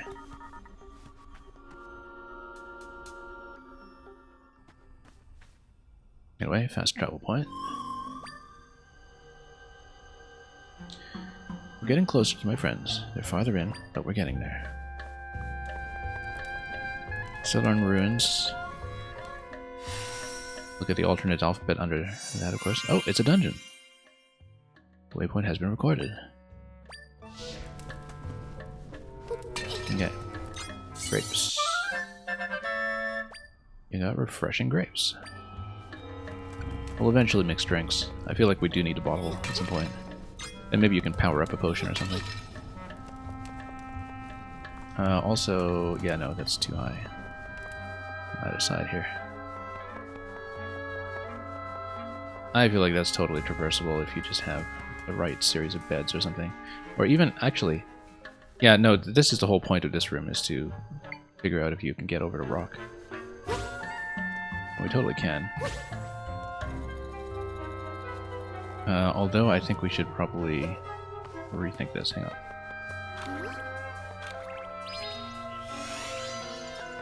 Yeah, because I think... Well, I mean, sometimes I don't know what the height's going to be until we actually see it, but...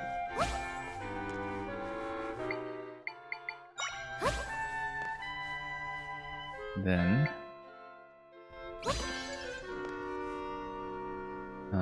hang on. We actually want a bed as a supporting piece. Hang on. Let's see. I'm just counting tiles here. One tile with a bed. Two tiles with a bed.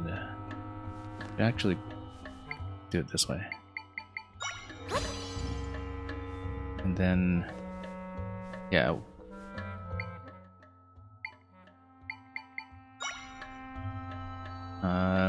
Should have actually pulled this out slightly.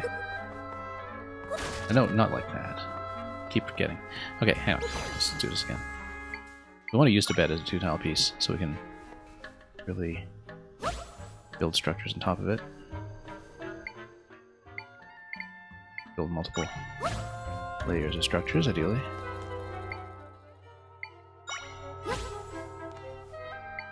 And yeah, bed's going to drop by 1. That's okay, because we're going to pull this back, place it, then we're going to... no, that's wrong, but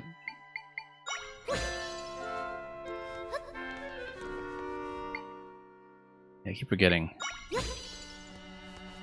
this is 4 tiles of height. I think we were supposed to go around, to be honest. Let's... or maybe we get something else to push the button for us. Let's see if we can target the button. Oh, or we can bomb the rock or break it somehow.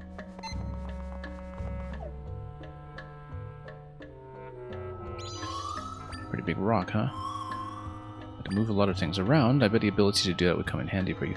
Oh, so we're not allowed to skip around with our powers. Maybe. This is actually a story lock. If you guide move a rod, I can move things for you based on your movement. Guide. Do we have to? I'm looking at this and thinking... yeah, it's kind of set up in such a way that I guess you can't really break your way around it. But anyway, guide. Okay, then you pick it up. We're bound together. Okay, now try moving.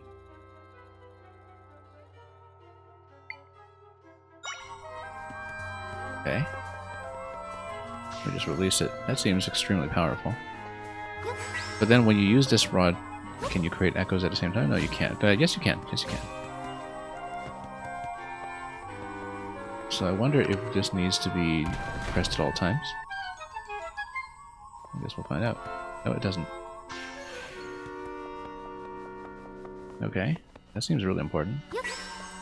And yeah, then you can release spawned objects as well.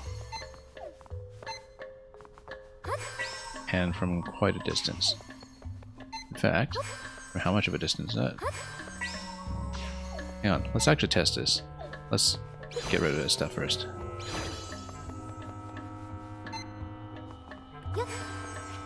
Too far. 5 tiles basically, yeah. 5.5 still counts. And then you can kind of link up to this way. Once you do so though, I don't think there's a way to extend your distance again, as far as I can tell. Anyway, let's keep going. Looks like the idea here is to build a bridge with the rock. We can do that, but why would we? Well, we can just use beds. Not. Unless there's some kind of bonus over here that we should be aware of. Oh, there is.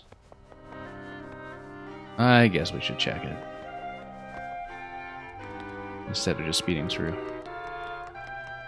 Oh, a little side scroller segment here. Let's...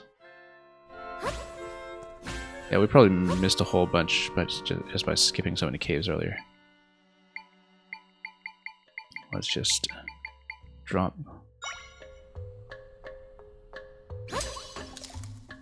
Then let's actually go nice and high with a shrub. Oh, whoops. Oh. Oh, okay. You're not allowed to touch that. I see. Oh, pick it because it smashes. Too bad. I guess we have to outright kill it.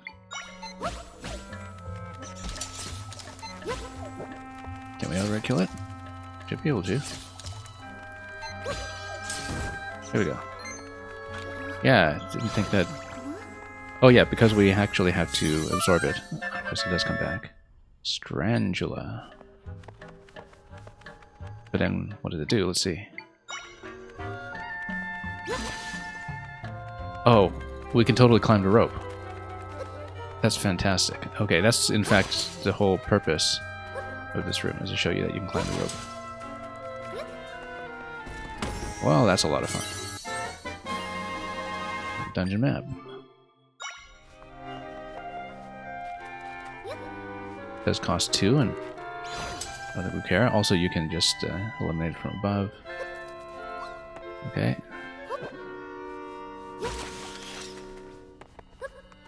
And we'll keep going.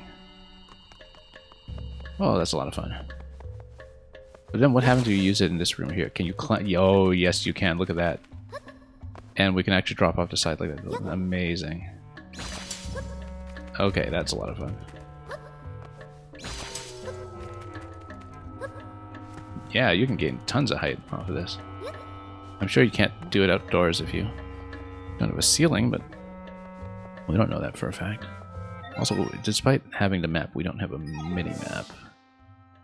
So yeah, we've linked up these rooms. Oh yeah, there's a treasure chest that was missing here, so we should actually go back to go for that.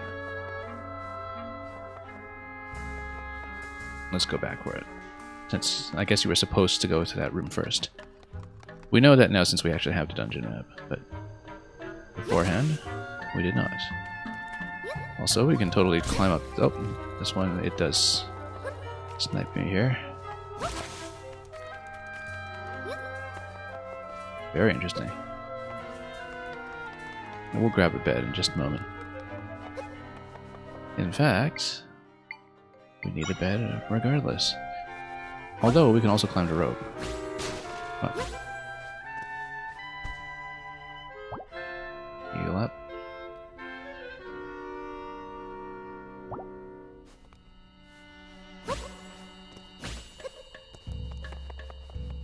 Let's see. Treasure chest here. That totally looks like bait. We're supposed to dig this out somehow. Can I use something to pick it up? Can it lift? It cannot. So we're supposed to get a shovel or something, I'm sure. Or something to scoop it out of there. I bet it's a shovel. Regardless, it looks like we are not going to use this anytime soon.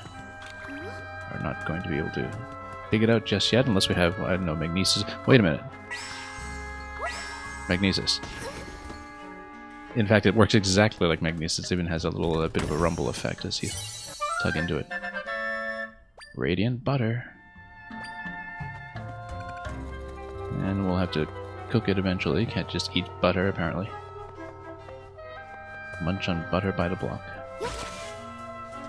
Oh, totally missed that. That's okay.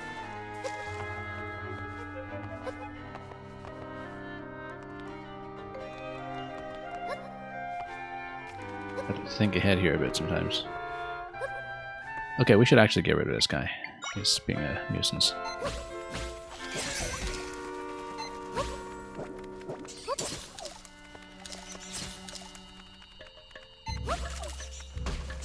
Come on, poke him. I guess at this point... Yeah, he's actually completely defended. We'll see. Wow, very well defended.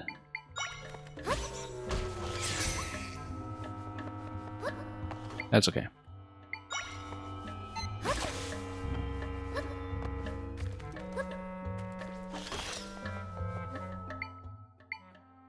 Maybe a rock? I don't know if he'll smash it well enough here. Oh, it'll just get on top. That's fine. That works too. Not what I had in mind, but you know, we don't care. Strangula.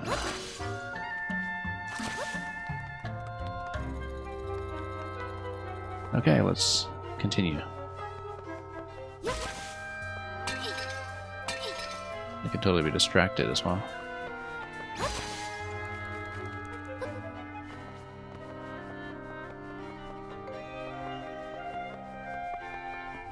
Anyway, what's going on here? Ah, yes, this is pretty close to where we were originally before we were sucked into this place. Okay, there's fire there. Let's try to get this from range.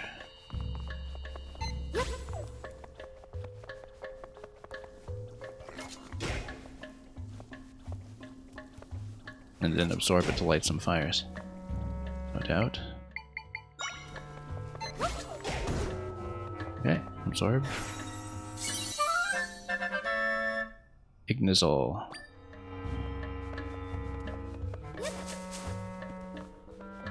also totally looks like we can climb this. Let's first of all on the table, and then we're going to climb with Strangula. No, guess we can't. Okay.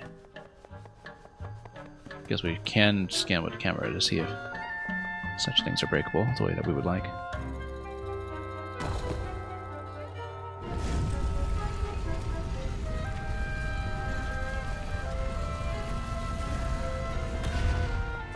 And then back to tutorial land. Oh, okay, this guy will have to put this up first of all. So he's just going to chop through it, and we'll see. Oh yeah, he's just going to chop through it. Set him on fire. Set him on fire. No, doesn't give me enough time to work with here. We need to distract him, turn his back, and then start whacking him. Or just throw rocks at him. I guess we'll do that too. Oh, he's just going to jump over that. Okay. That's fine, actually, because what we'll do is we will hang on, let's create a ranged attacker up here who just camp him all day. Oh, never mind, he's totally going to chop him. But then we can flank him.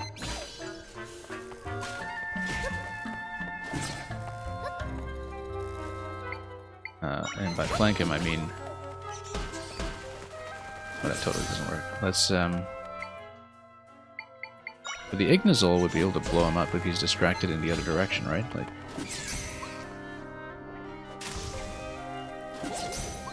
Now he's on fire. But that's not enough, apparently. Let's... get him out this way. Okay, I like this idea, it's just that he's able to jump. So, Spear Moblin isn't actually that helpful here. I can't quite get the high ground advantage I'm looking for.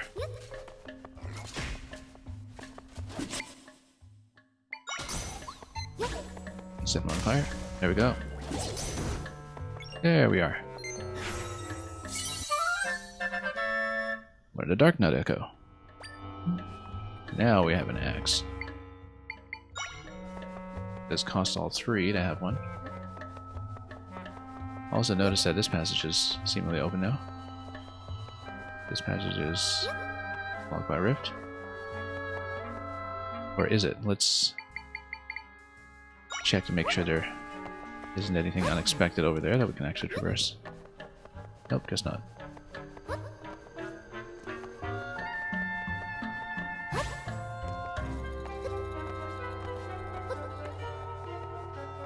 Anyway, we know pots won't give us any hearts or anything else.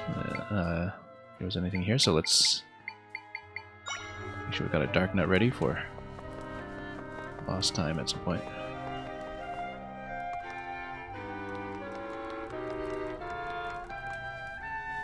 We can use Ignazols to light these on fire.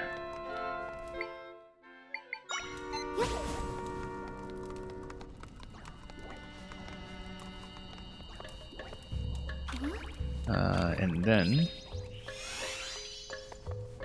after that, yeah, we can probably just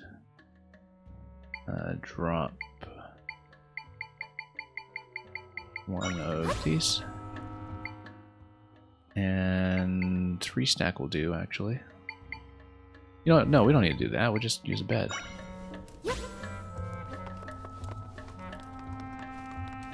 Then we need to get through all of these ones here. Ignazol would just be able to burn all of them, actually, but we don't want to burn all of them necessarily. We just want to get a few. Or we can set up a bed first, then use Ignazol to burn some of them, perhaps. Is it going to burn to bed?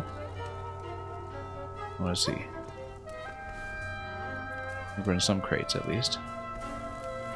Wow, it totally is going to burn to bed. It's going to spread everywhere, actually. Alright. Well, I mean, it spread the fire all the way over there. Well, now we know how the fire system works. Now that we've set everything ablaze. This mighty inferno.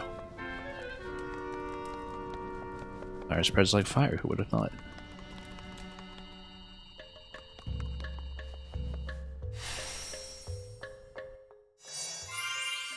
Second floor.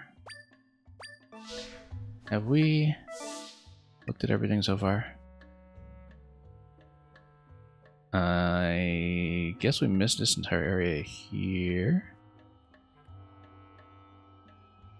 Did we? Okay. Yeah, because I guess we'll take the ladder, head to this room, and then over here. We missed a big part of the dungeon, actually. How do we skip that much? Unless there's somewhere else that we have to go to get in through this room later. Because I think when I went through this room, I didn't actually see how that would connect. But we can maybe take a look. Let's go back there and take a look, actually. I feel like I missed something. Let's always be diligent.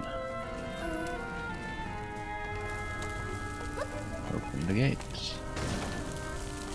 And of course everything remains on fire, even with the crates respawning, the way the crates do.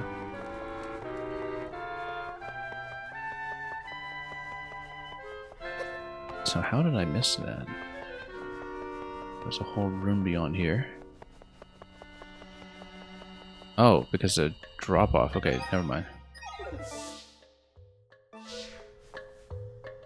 You know what? Let's drop. Oh no, that's because that's the lift room. Okay. Yeah, right, because that's a change of floors. No wonder. Okay, I didn't quite parse that from the map. Yeah, that's just looking like that because of the lift connecting. Okay. We totally didn't understand it. Yeah, same with the grayed out spot over here. It's explored, it's just a continuous multi-floor space. That's what it means. Okay, now we know.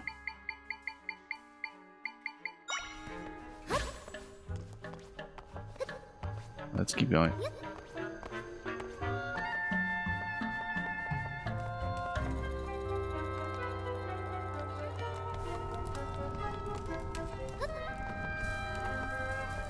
And rock did, you know what?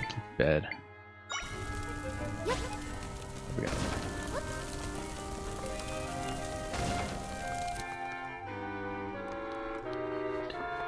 Okay.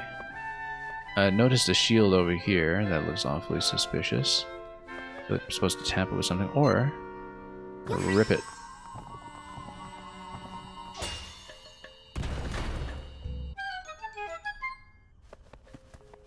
And go. Alright, let's fight. Okay, Dark Nuts, show me what you're made of here. Slap everybody. I'll hide behind your protection.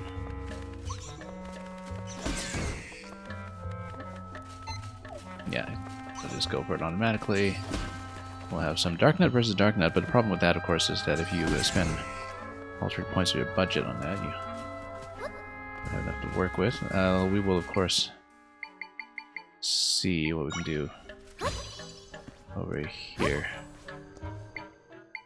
This is really simple, actually. This one. What? Let's go beds again. Oops. It'll work my aim sometimes. More cash. That makes us happy. Yeah, yes it does. Except now we need to head back. That's okay. We can do so. Wait, let's give ourselves a little more room to move here.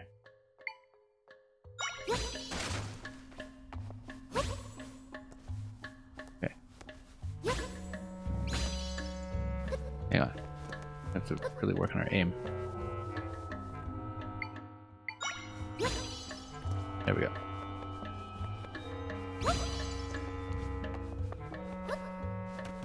Pretty simple. And yeah, we got a Darknet over there. I guess we could go Darknet versus Darknet, but then we, once again, don't have much more. I wonder if he responds to meat. He totally doesn't respond to meat. I guess it's a monster thing. Okay, you know what? Let's fight. Slap him. We can spawn as many of these as we like, so we'll just stand back and do it some more until he's had enough. I wonder if there's something I can move using. Okay, no, that's fine. I wonder if it's possible to move enemies using... Oh yeah, you can just hold them in place. And then, one thing that you can do then is that you can actually just move him out so he can't attack. Because then you can sort of defend that way. Because you can actually move your own out and fight like that, which you can move the enemies and you can move your allies. In fact, you can always tug them into position. That's interesting. Could lead to some fun plays. Anyway, get out of here.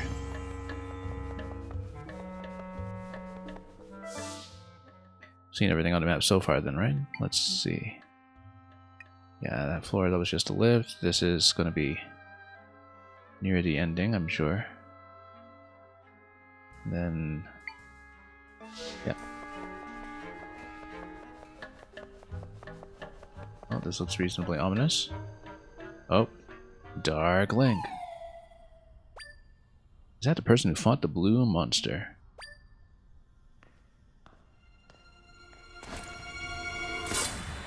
Boss time.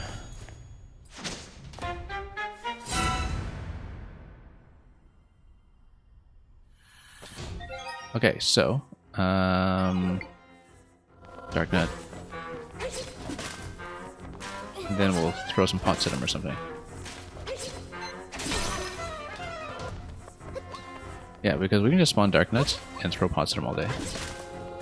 That seems to work.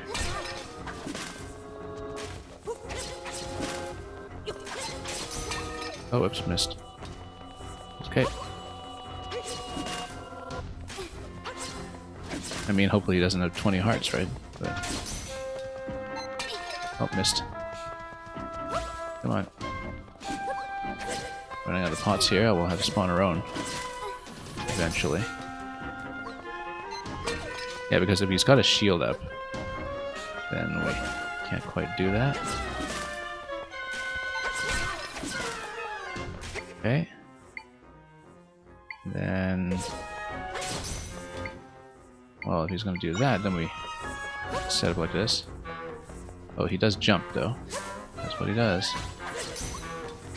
Yeah, he is going to slap those out of his way, though. Let's see. But then maybe we can go Yggdrasil and... I'm on fire? Nope. We would need to distract him first. Let's try to go pot. I wonder if meat will work, actually. Want to meat? Meat, meat, meat. Here we go. There we go, there's some fire. Yeah, you kind of need to drop the Yggdrasil directly on him. Oh, that's a big slap. Okay. Taking some punishment here. Let's trap him for a moment. Maybe.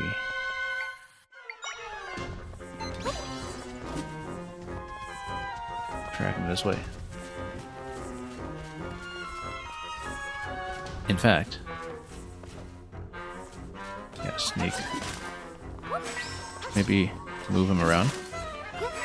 Move around. So you can try to go for a slap and then... oh, not quite. Because then we can move him around and flank him around a shield, right? Like that should technically work.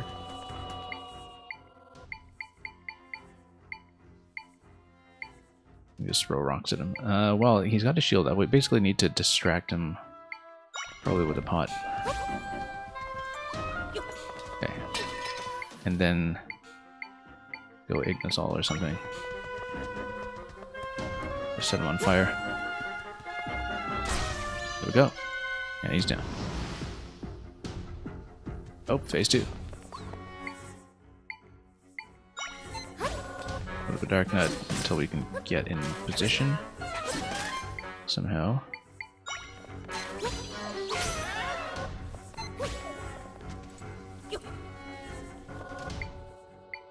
Let's see.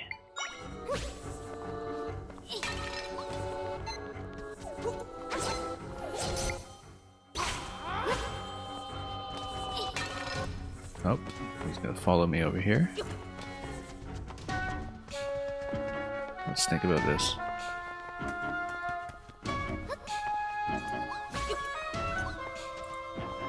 We can... Nope, it's not gonna distract him at all. Let's give him some kind of target here. Or we can go Spear Moble and try to... like this. And then... get some kind of distraction on him this way, so he gets sniped a bit. There we go. Good. Yeah, because we just need to flank him with 2 enemies, really. We can have 1 at range. Zol is way too slow for this.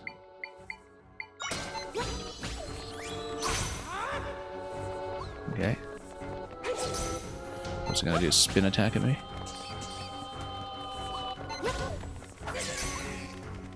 Yeah, we need something basically that'll create enough of a distraction to face him away. That's why I was trying to go for a Spear Moblin idea here. Yeah, let's go this. I need to stop erroneously locking on. That's one of the issues we're running into here.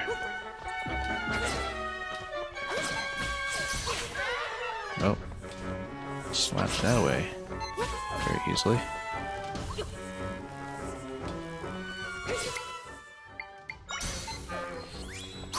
Yeah, because I want to basically get Spear Moblin at range against him. And then let's try to kite him out this way.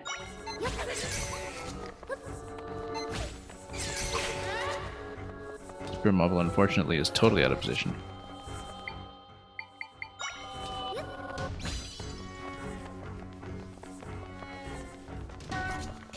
Nope, totally out of position. Just need to get him out of here for a moment. Give him something to poke. Yeah, that's the problem. Let's go around.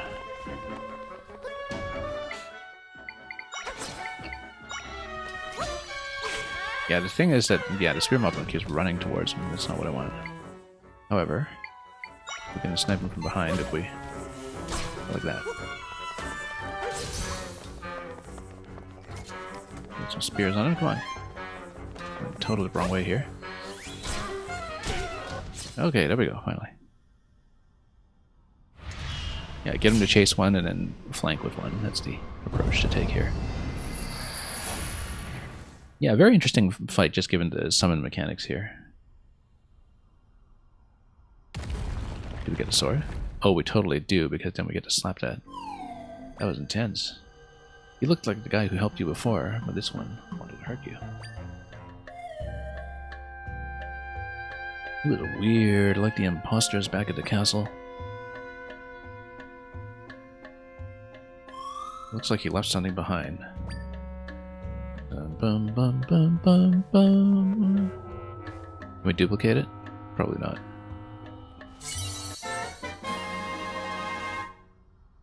You got a mysterious sword. It's the weapon the swordsman in the green tunic had. The name Link is engraved on it. Interesting hilt on this one. I feel powerful energy coming from that sword. Even more powerful than the large rips. Where did he get this thing? Yeah, that sword is a special kind of power.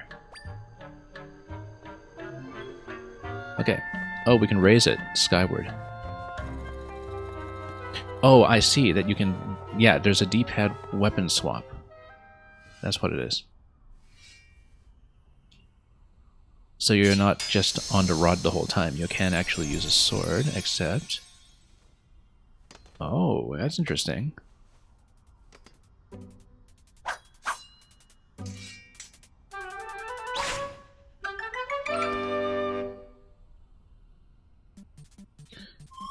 You look strong like that guy who wears green. Raise your sword to enter sword fighter form.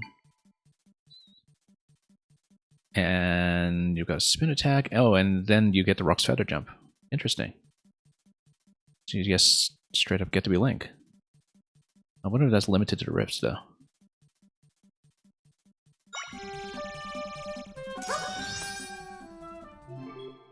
While in sword fighter form, the energy gauge in the upper left corner. I see. Okay, so it's on a budget. Will automatically exit sword fighter form after the energy gauge is depleted. You can also exit this by pressing up. I mean, I just pressed right that time to switch back to Rod, but... And then you can gather energy. Okay. That's how it prevents you from being entirely dependent on the sword. And it says level 1, which means that, well, presumably the gauge can just be... Oh, you can hide inside the pots. I didn't realize that. But that's with the Rock's Feather Jump, right? No, that's with the normal Zelda jump. I didn't realize that you can hop in the pots. Can we hop into normal summon pots? I feel like we can. Because it must be a disguise mechanic, right? That we just didn't even think about. Yeah, it's totally a stealth mechanic. We were never required to use it, so I just never really thought about it. But we totally have that. Also, having just finished the boss, I'm sure we'll get some kind of heart replenishment soon, but just in case, I think we better get to bed. Also, I can't use the rod while I'm in the pot, obviously, so... Get out.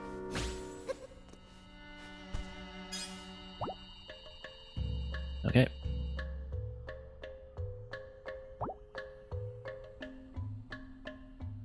Get up. And then, let's get sort of... Now, noticeably, your echoes remain on a field while you are in sword form.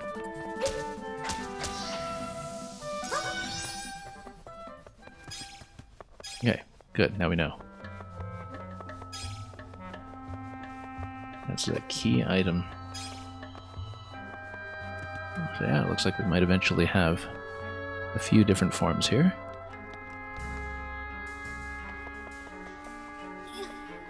Also, can we sneak using these in 2D form? Yes, we can. In side-scroller form, rather. This is a bed location. Undoubtedly. And then we'll do a little bit of stacking as usual.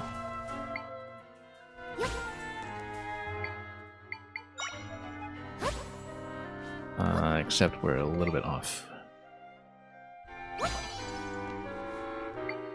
Yeah, no, we needed to actually do a little bit more stacking on the left. Or we can just move this thing. Hang on. There we go. Can we move it up? Yes, we can. Although, would we want to? I feel like we'd want to maybe put some beds up first to lodge it on top of something, but let's redo this.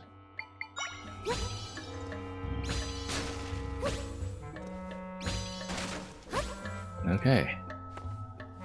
Then, yeah, we want to raise this, give ourselves a little more platform to work with here. Probably take it all the way up, in fact, and then drop in from the right side. Yeah, no, I see it. I see it. Let's get rid of this first of all. And you know what? Let's not even do that. Let's just... Oh, not enough room to drop shrubs. Too bad. But then we can just drop a shrub here. And do it that way.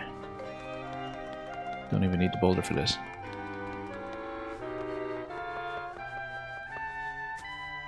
Because then we just drop. And go. Lots of flexibility to the solutions. You got a heart pin. Hairpin has a distinctive heart design. It makes hearts appear a little more often. This is one of the accessories useless in hero mode that we were warned about when we selected hero mode. Wear different items that will have a variety of benefits. Yeah, that's the one that will do literally nothing for us in hero mode, so we just shouldn't bother. I mean, I guess we could just wear it to see if it appears on her. Not really. But yeah, that's actually not going to be useful for us. Now, if something makes magic appear more often, that would be perhaps a little more consequential for our purposes.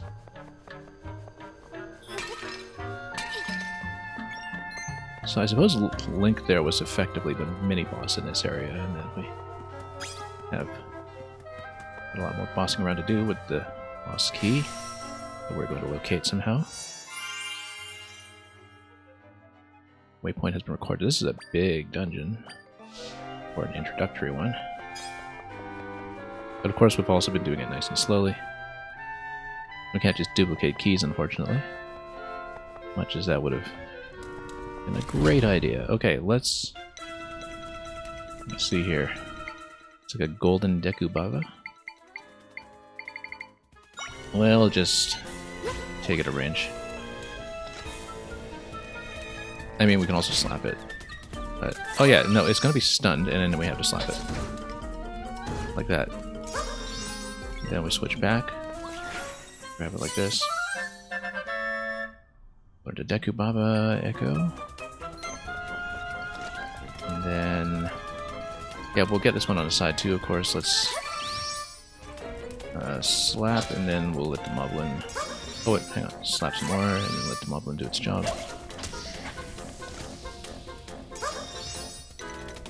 Come on. Stun. Oh, don't stun yet. Stun us more. There we go.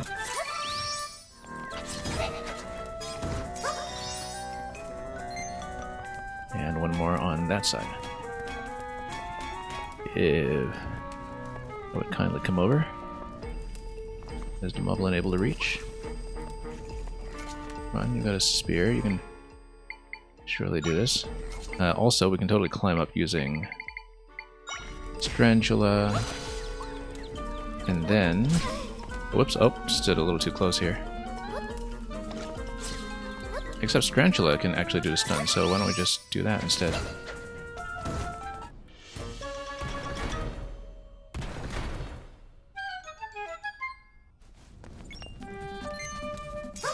Okay, let's rest up into bed.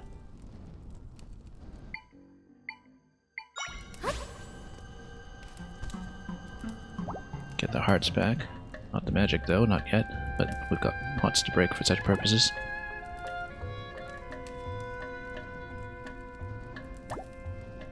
Okay.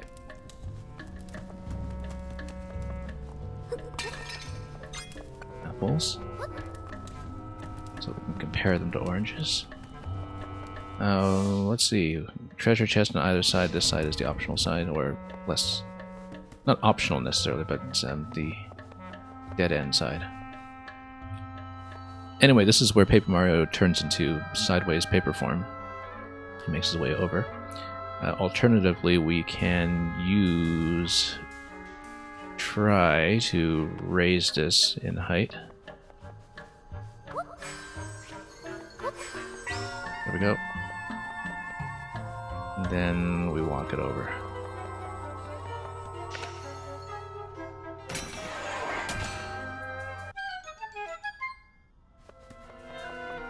Yeah, literally magnesis. You got 50 rupees. That makes you really happy.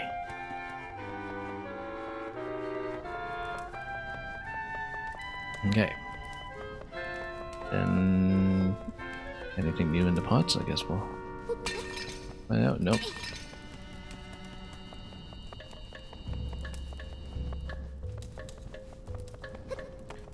All right. And well, I mean, we can use spear here, but you know what? Never mind. We'll just stretch him. really breaks. Oh wow, that's vicious. That's absolutely vicious. We just ripped its head off.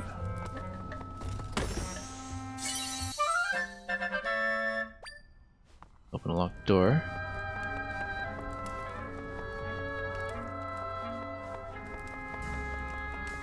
Okay, next. We'll get over here with the key.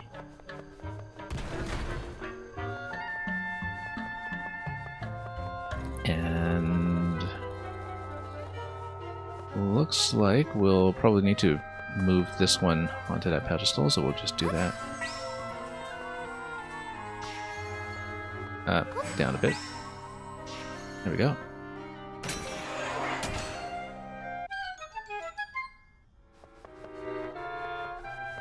Okay.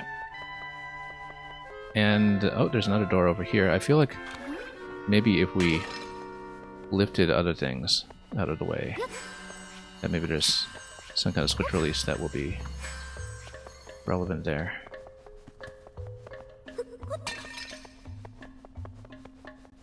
Because that door is shut, but I don't see a natural way to open it.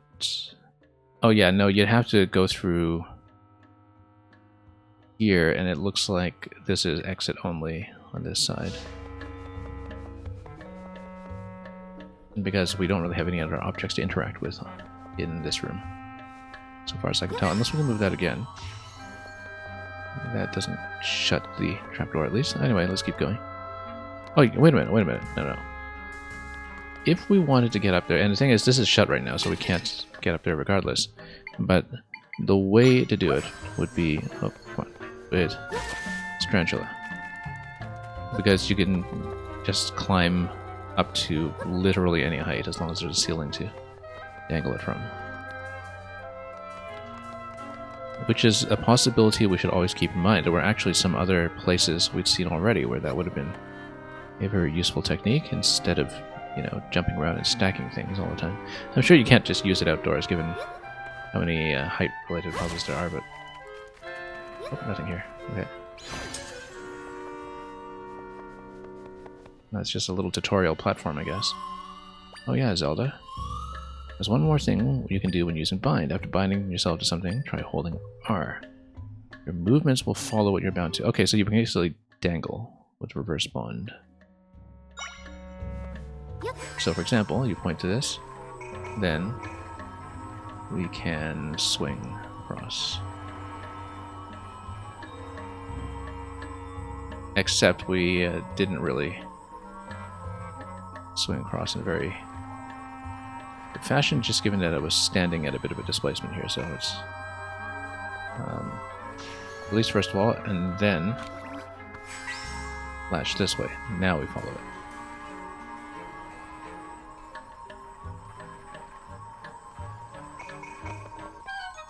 And presumably it works just as well with objects that we summon. Also, oh no, I was hoping to dangle it. I can just climb it this way. Does it snap? It doesn't, but...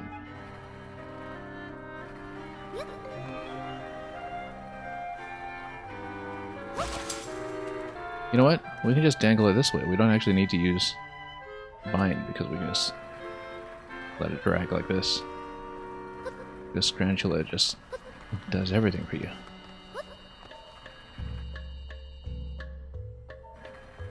Yeah, we actually just don't even need to use the reverse bind at all if we playing this right. I mean, here we probably should, but no, we can just jump up on the platform and follow it. Maybe even just jump down immediately.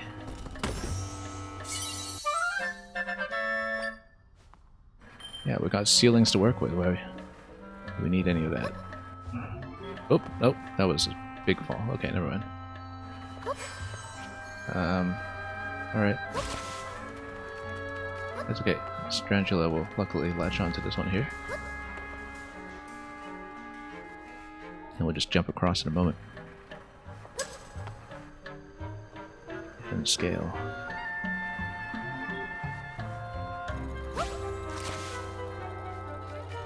And Yeah, it had a bit of a detachment there, but interesting that it latches back on while leaving the existing rope. I feel like that's a technique that could be useful. If we can ever, actually target that deliberately and snap off that way to kind of duplicate the ropes.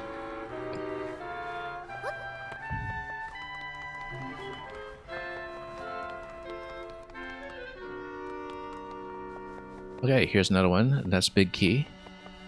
And then we'll need to give it a little bit of height, apparently. And in order to do that, I'm able to jump, but I will need an object to jump on. So, whoops, let's remove this for a moment, and let's give ourselves an object to jump on. Let's make a bed just to be abundantly clear about this. And then grab the big key.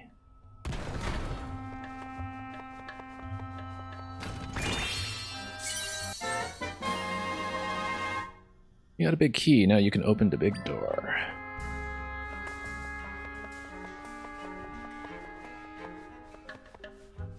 Okay.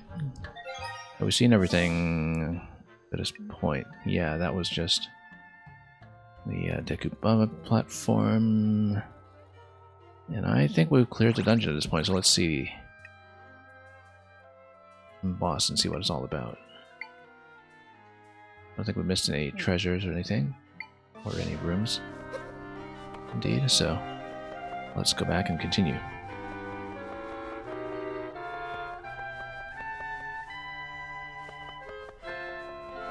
Anyway, it's probably glowing because it's asking me to talk to it to save or something, I don't know.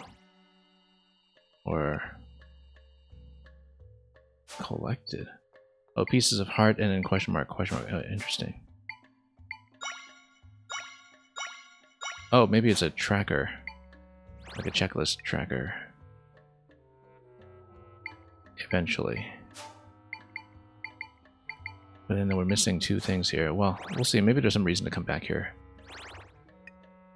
We don't know yet what's collectible at the boss either, so we'll see. Wait, let's take a look at this again. Switch maps. Oh, Southern Forest. Ah, okay, so we can actually look at the area map and see that we had missed something here. I wonder if we're able to get back here, because if we removed the still forest, then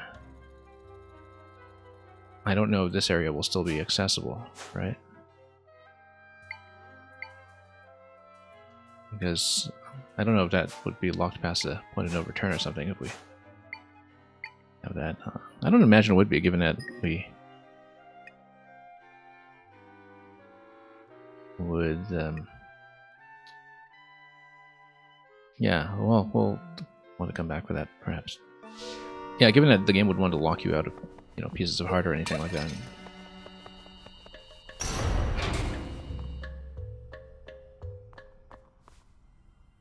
Anyway, boss time? Really? Nobody's here. I definitely sensed my friends in a spot earlier.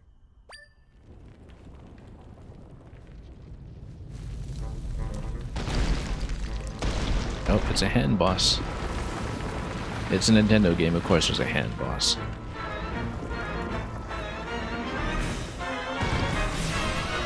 Who's the hand boss this time? Seismic Talus. Okay. He's quaking in his boots. Not that he can wear boots. My friends, they're in that creature. Got to get him out of here. Come on, we can do this. Yeah, so we probably need to distract him long enough to slap the core with a sword. So let's see what we'll select here. Let's go for Spear Moblin as a distraction. Oh. We actually don't really have any magic to work with here this thing. But yeah, so he's going to spin attack and then just eliminate everything. That's okay. Spear Moblin's going to be at range, so we'll totally... can we just slap him? Okay, yeah, because we slap, then we get lots of magic available.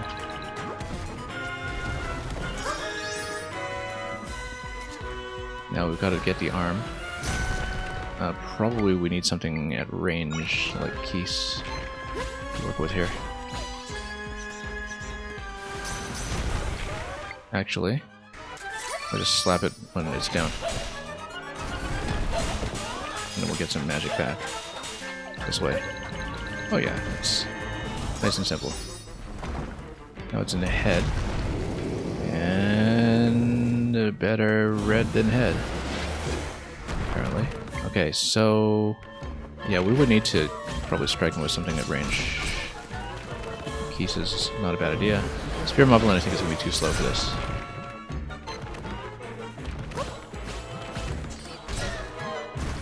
Okay, and then let's slap.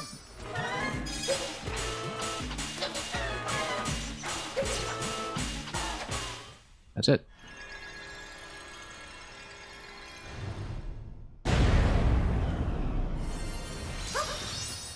Heart container? A Talus heart. Well, no, just a heart.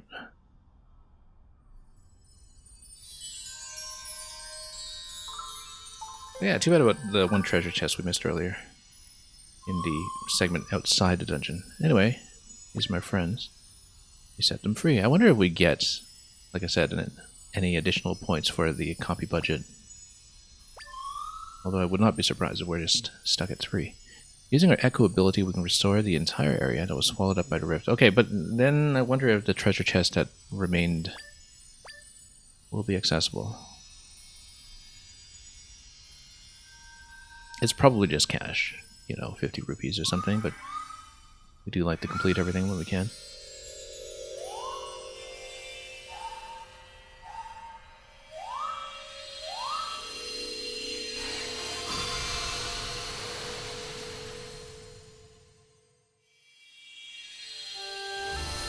Okay, one zone restored. I can climb on top of the trees properly now. And really open up the world, I hope. Well, I'm sure the zones are still very restricted by the rift placement, but we'll see where we can run around. My friends shared some of their power with me. Extended to level 2. Great. Ah, yes. Okay, so the budget has been extended. Great. Like I can do even more now. Try gain a triangle. We'll create all sorts of echoes. So now we can have Dark Nut +1. Big rock monster showed up and captured him. Too bad we can't copy the Still Talus.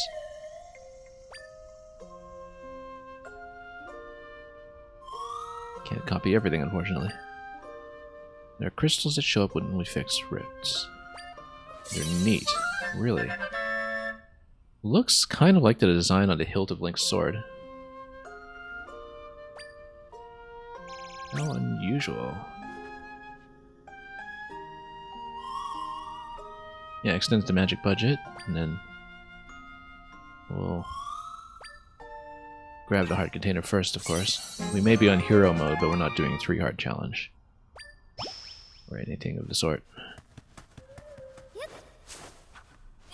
Too busy completing things to worry about that. So yeah, looking at this, so it does look like this is still here. I just wonder if we do have a way to maybe get to it. Well, we'll see where this exits. I think it probably exits the rift entirely, but maybe we can get back into it to go for that chest. Guess we'll find out the hard way. We can travel between the still world and your world. Yeah, because we can technically, I think, probably go back to the still world. I hope. Very curious about that chest. Like I said, probably just cash, but we want to see it, so.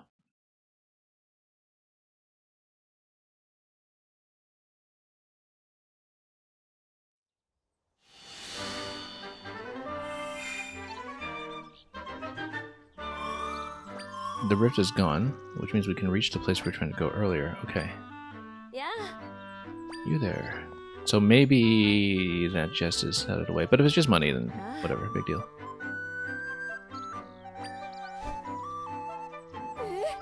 Princess Zelda.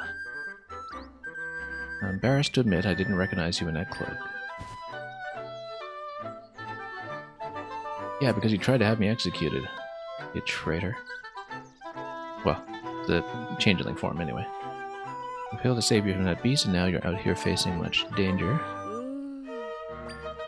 Your friend Tri accompanied you this whole time. Zelda probably sounds a little batty here, talking about her imaginary friend.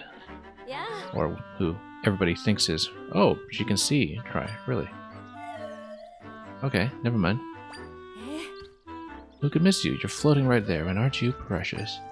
I guess once you've been in the still world, then perhaps something about perceptions will change. I don't know. Oddities aside, I'm worried about His Majesty and the General. Very curious.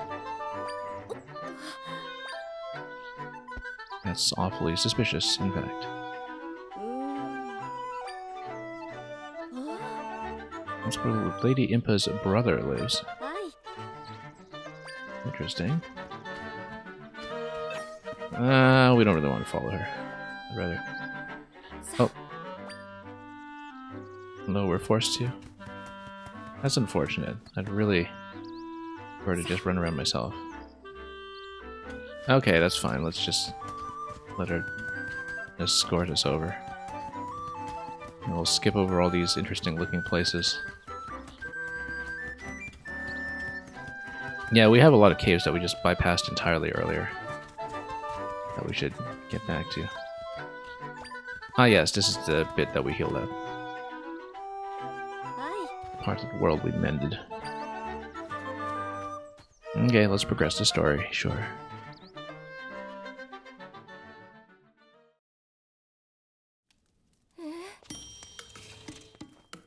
My name is Left. Is this supposed to be Robbie? Or Luberry? Luberry, okay. What was that? I'm a very busy man.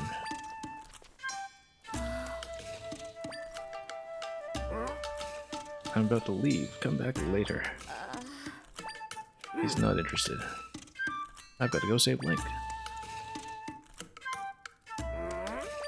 Hang on here. That's Link's cloak. Why do you have it? Did you see him? Well... notice, by the way, that he's a blacksmith. He can totally upgrade things, I bet.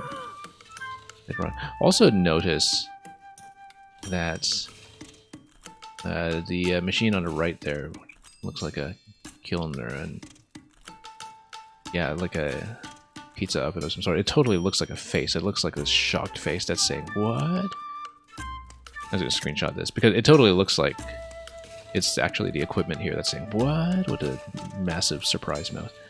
Anyway. Tell me about the rifts and anything you know about the swordsman.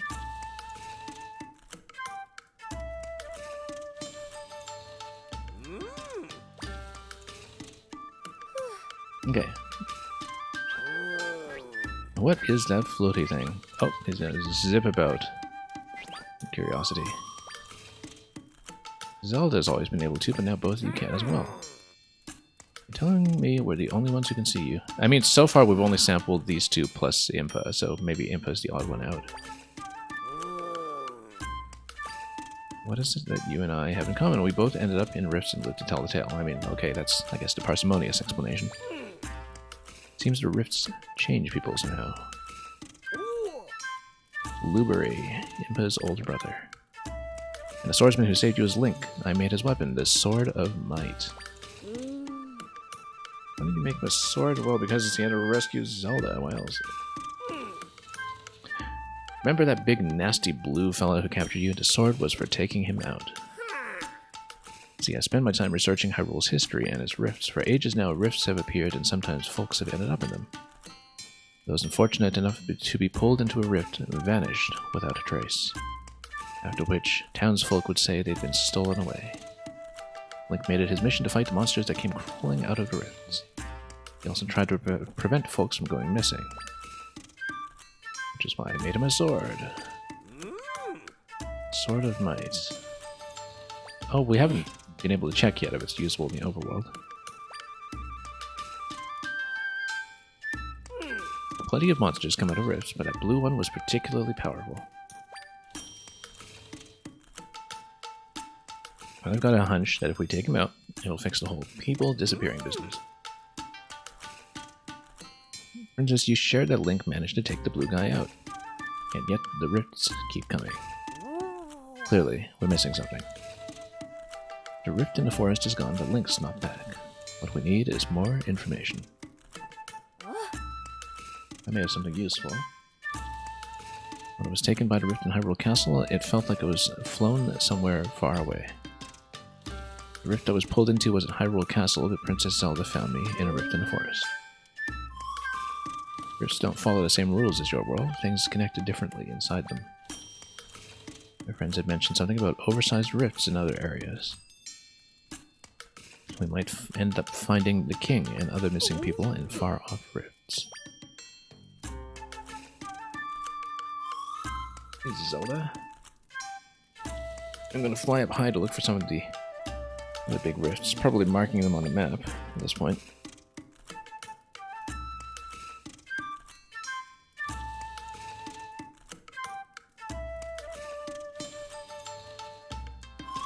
I think I found some.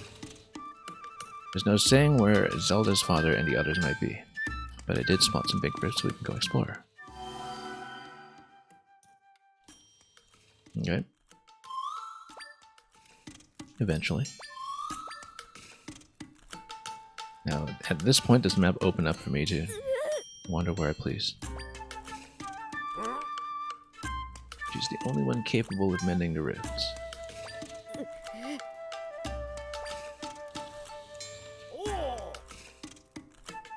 I urge you to go try to the other rifts. You're the only one who can fix them and save all the people who have gone missing.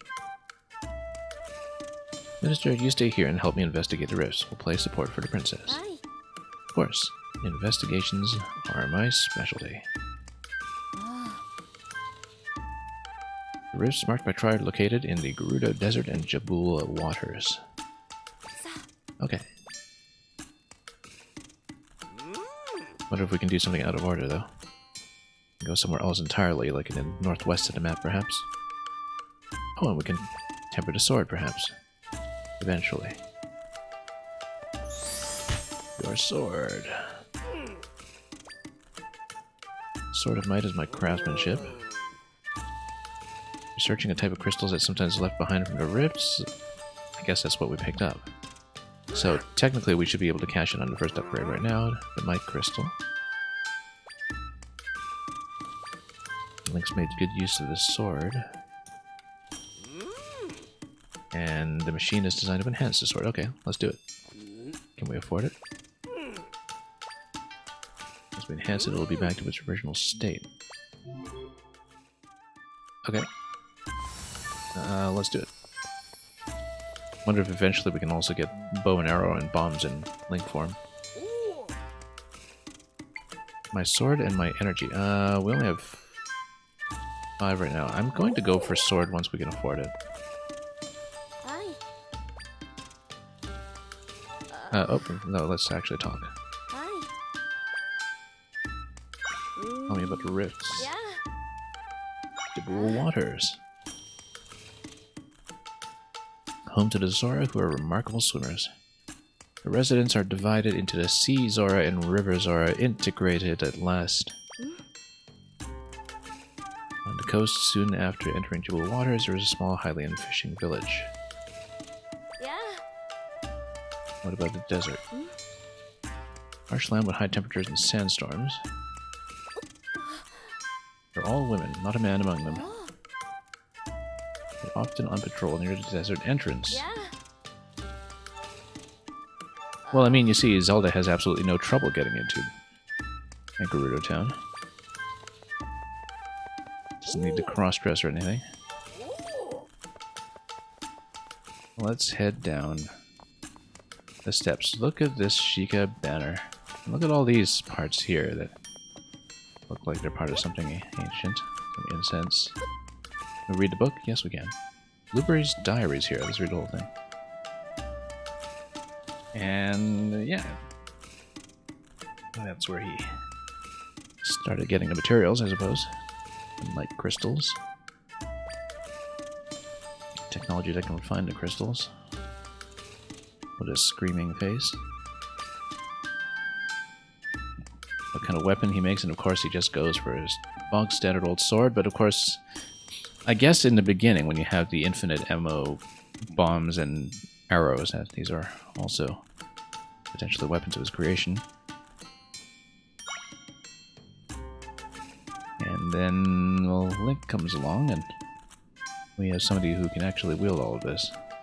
Among a group of kids who were stolen away. Interesting. Made it back somehow, though, and remarkable.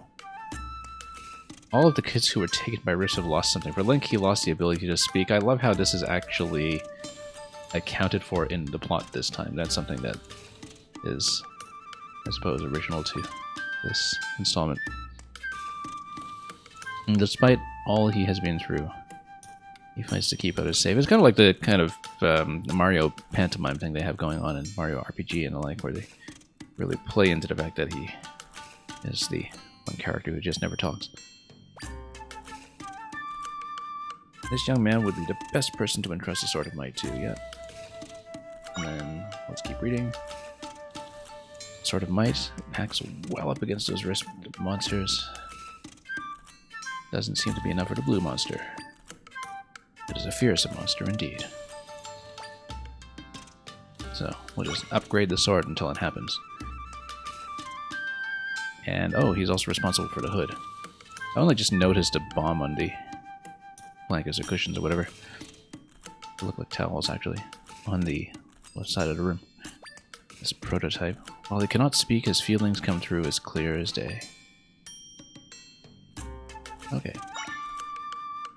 Link stopped by. He's off to defeat that blue monster once and for all. He seemed to be in a huge rush, but I couldn't figure out why. Please stay safe and return to us.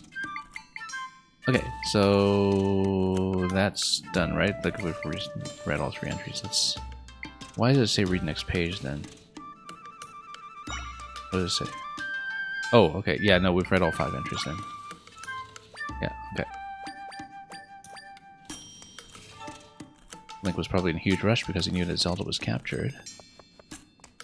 Anyway, can't really pick up any of these prototypes here, so let's keep going.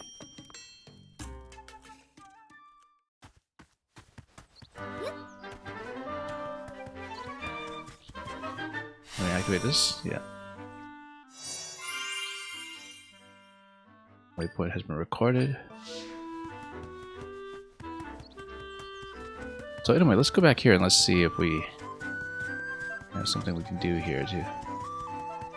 Yeah, so you can actually switch to sword anytime you want, even in the overworld. It's just that it does expend the magic power. And oh, yeah, this was blank and empty earlier. This is a treasure chest. It also has this hunk of meat that I'm sure we can use to distract everyone. We're just going to get to Darknet to fight them, I think.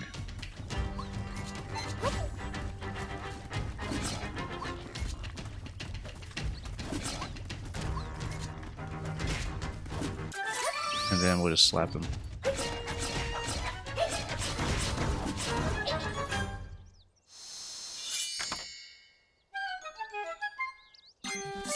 And then, yeah, combat locked treasure chest. You got a monster stone. Interesting. Okay, now we actually have to make our way up. Monster Fang. Okay, crafting materials, I guess. Let's move some boxes.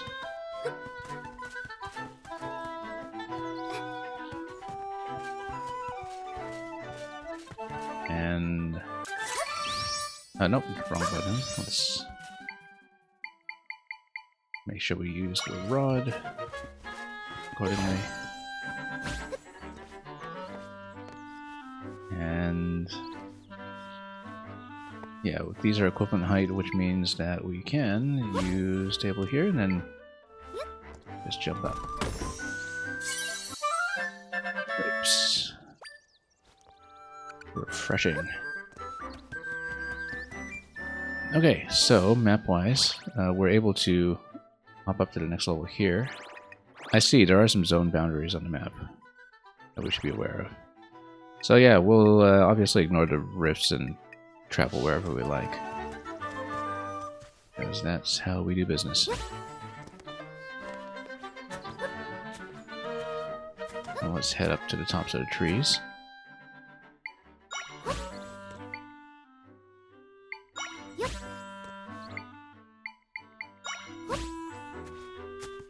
Yeah, everything's calibrated at the perfect height to just continue wherever we like. So I wonder if we can re-enter. That if we re-enter... Yeah, okay, so you can actually re-enter the still world this way, but you can also go here to see what things are ordinarily like. Can any of this be removed? No. Yeah, so it is all blocked. But if you return to the still world, we can maybe see what that chest is all about. I wonder if enemies will respawn at this point. But we'll find out. Yes, let's visit. Let's grab that chest.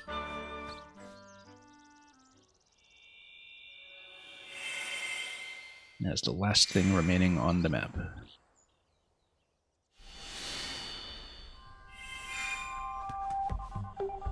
Okay, so yeah, we just need to head over to the left side here on the island that we missed.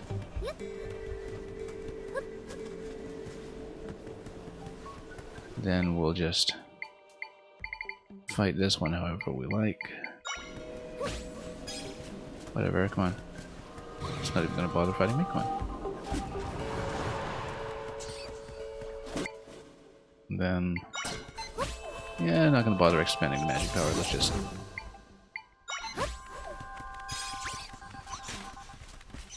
oh, I guess, if you insist.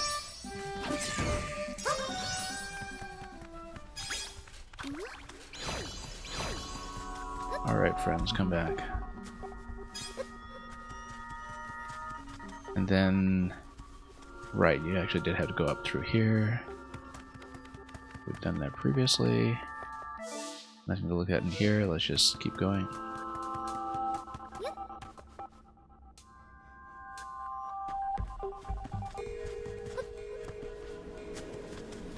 And then see what we missed on the left.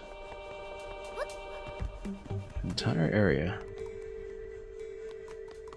seems, with a moblin.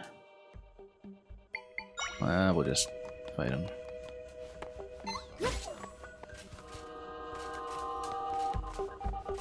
Let's slap him. Slap him with the axe.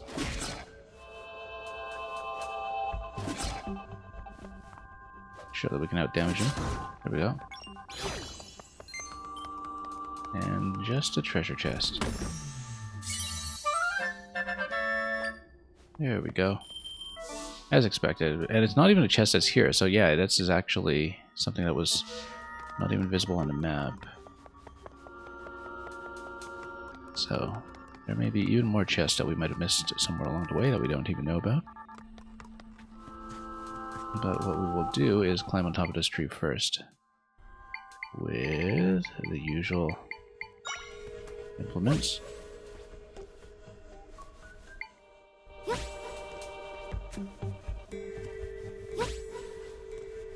How do we miss this one? It's rather obvious. Yeah, just more cash. Okay, let's head back out. Inside view, yeah, there will be warp points and such over here too as well.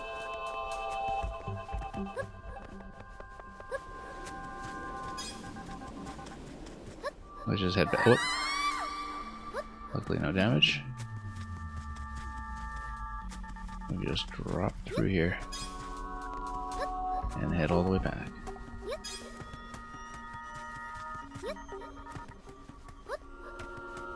Or we could always warp out, but who wants to do that? Let's just head back to the overworld.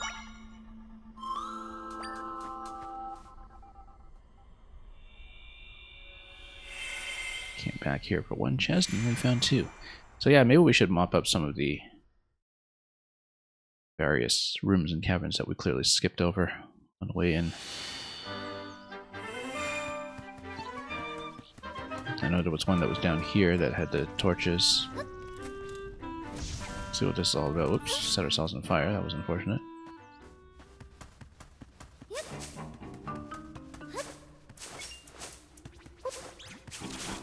combat. Oh, interesting. That's quite large compared to the usual.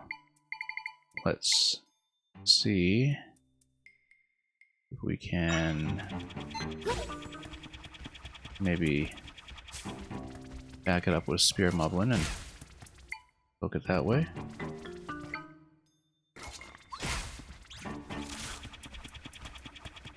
Oh, back up. When it's done spinning, we'll just get in there and slap it. Oh, that hits hard. Let's... I mean, everything hits hard.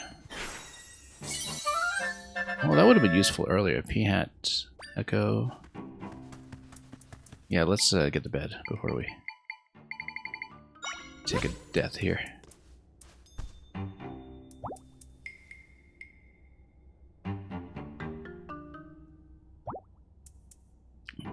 Yeah, it does mean that even in hero mode we don't need to worry about stamina between fights, just during fights, really.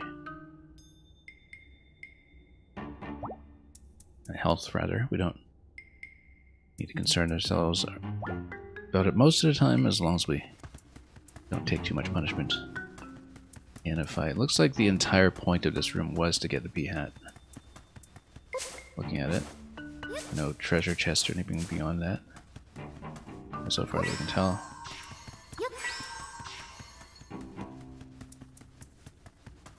Anything over here? Nope.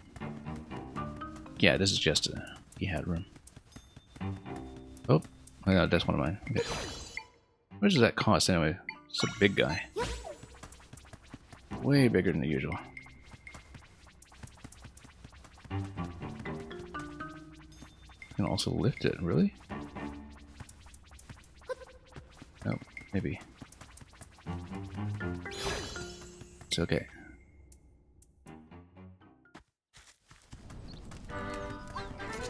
You know what? Let's smoke him. Look at that. It wrecks him completely. Very nice to have. Is there anything hidden over here? Guess not.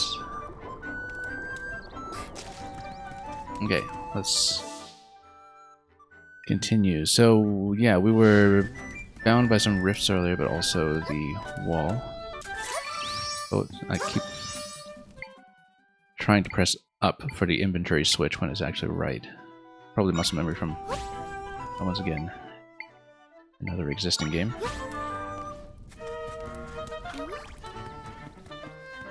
And yeah, we'll just keep on heading to wherever the game will let me go. Wonder if we can cross these trees. Totally looks like it can. We're gonna try it then. Anyway.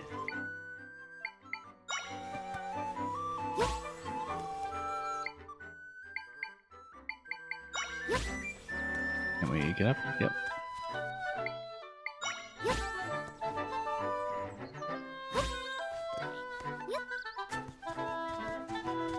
And look at that. Lots of waters down there. More creatures to capture eventually, but yeah, we can totally drop into the right side here and just see what's in the bottom right map.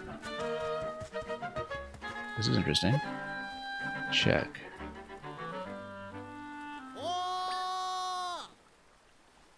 Who's calling me this time? I smell a minigame. Or... oh. Someone is a paraglider. Yeah. I'm the stamp guy.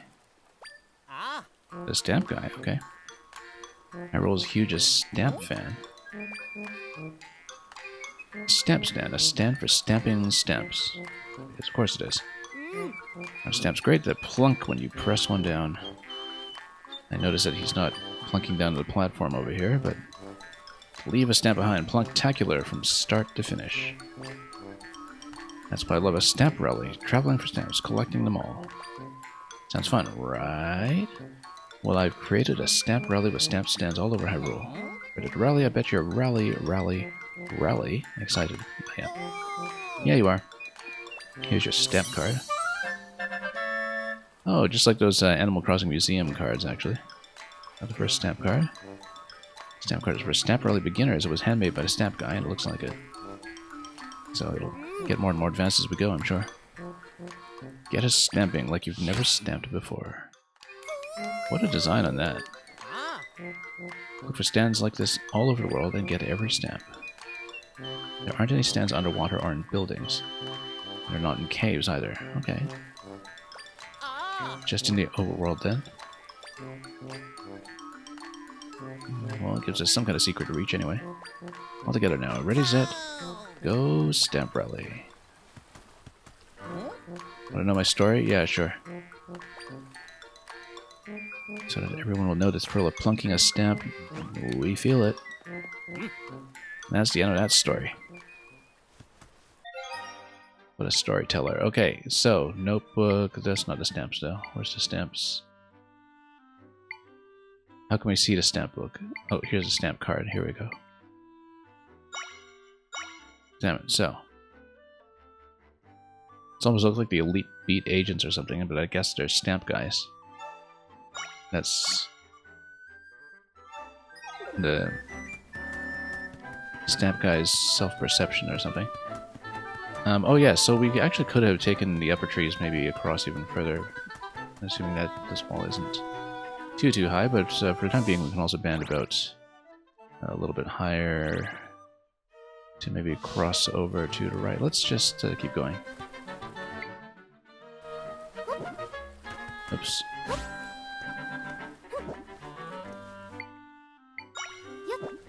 And come on, give ourselves a bit of room here. Camera is going to give me a few issues, perhaps. Typically suspicious waterfalls. Why don't we have enough room to cross this? I mean, the beds will also float. These will not float. Crates will float.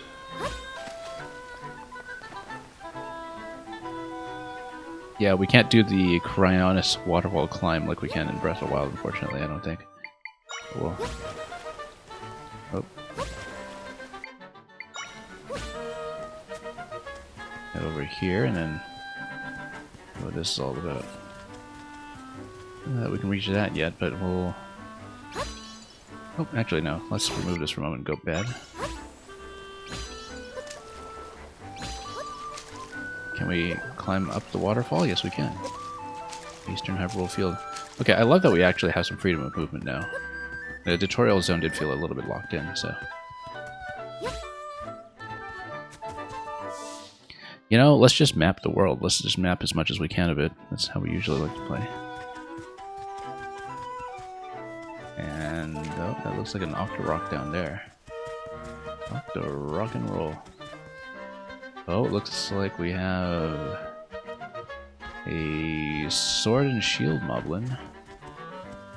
Let's take him out. Let's grab all the echoes we can as we go. We've definitely seen a couple of creatures we haven't been fighting yet.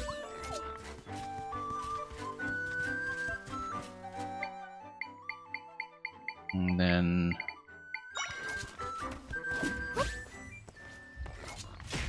Okay, you know what? Let's just slap some of these guys.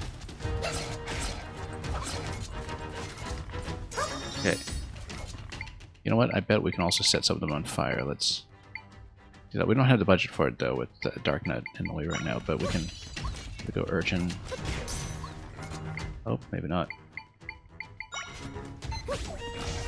Set him on fire as he tries to jump.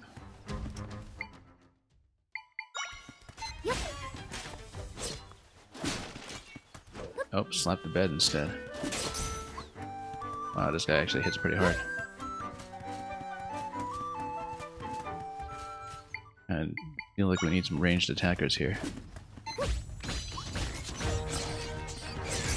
Yeah, they're gonna get slapped a little bit.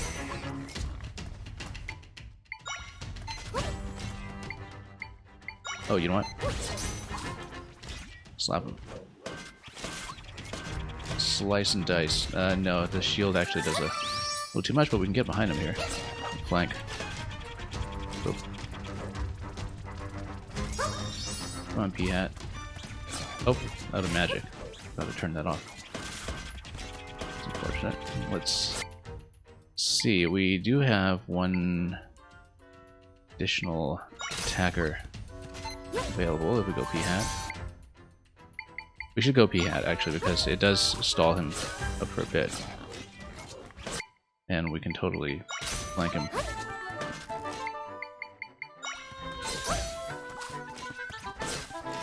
And ideally, we can flank him like this.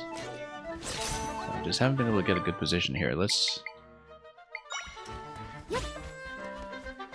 over here. Maybe we shouldn't be sorting by type, but... yeah, if we drop him right on top of him, then we can actually get a slice in. Almost. Like, really need to kind of flank him with this, though. Okay, distract him with one and then flank him with the other. Oh, quiet. Or maybe just change him out. Or maybe go, like, Deku Baba. And then just create a distraction play and then flank him. The Deku Baba doesn't...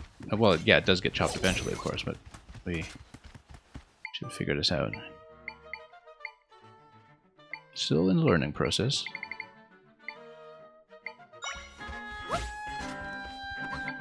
But I feel like... well, I mean, we need some magic power, basically, and then... would be in much better shape. Because right now, we're just short of that. However, we can use the meat bait. I didn't actually think about that. Come on, go for the meat. Go for the meat. Good. Much better. Even get a tooth out of that. Okay, come on. Go for meat, go for meat. Gonna go for meat? Not interested in meat? Really? Let's maybe toss it towards him. Come on, meat. Meat. Meat to meat. Okay.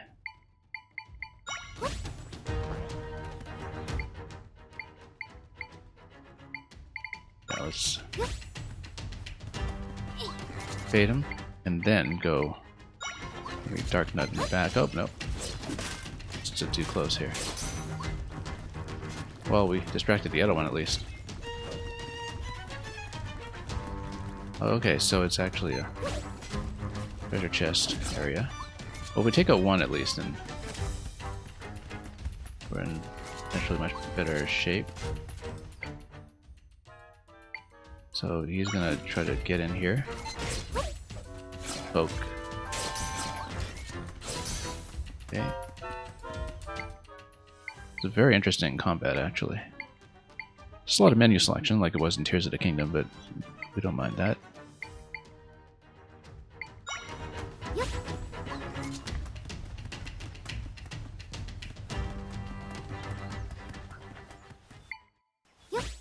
Okay, let's back here and try to slap on something. Yeah, the problem is that I expended all the magic power. That's the primary issue that we run into. Also, this guy doesn't seem hungry compared to his compatriots. Doesn't seem much interested in meeting the meat. Come on. Okay, we're being tailed. Let's just go Dark Nut over there. Slap a bit. Oh, that didn't last.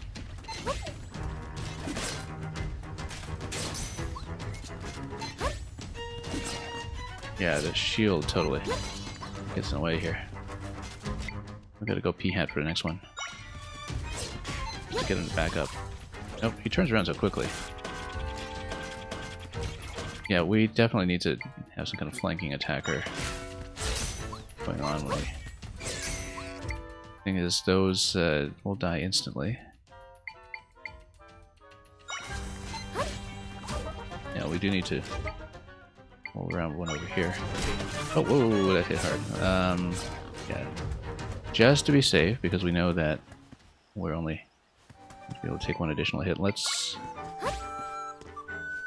rest. Get out. Get out. Okay. Well, it shows you how little time you have.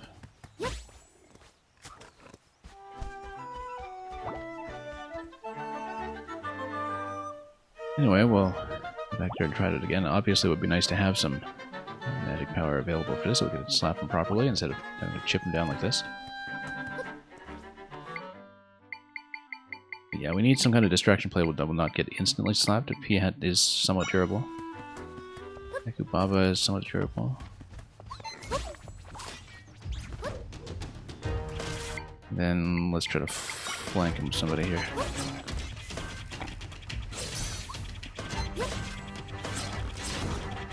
Got him, finally. That took way too long. Sword Moblin level 2. Okay, no wonder it took so long to chip him down. Wow, that's satisfying. Let's see. Oh, he costs 4, no wonder. You know what? Let's just get him to slap. Great. I bet unlocking the Sword Moblin 2 is actually probably better than whatever is in the chest. 7 river horses, we don't know what those do. They have distinctive mouths, you can't use them in their current form, okay. Some kind of ingredient. When we eventually learn about cooking systems. Okay, in terms of the map, yeah, we'll actually just try to explore the map. I think that'll be the priority today. We'll just uncover what we can and pick up echoes along the way as we find them. And we'll prioritize the parts that are not waypointed, as usual. And yeah, there's a whole area up here too. Let's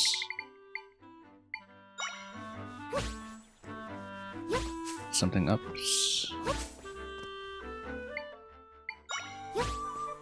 Okay.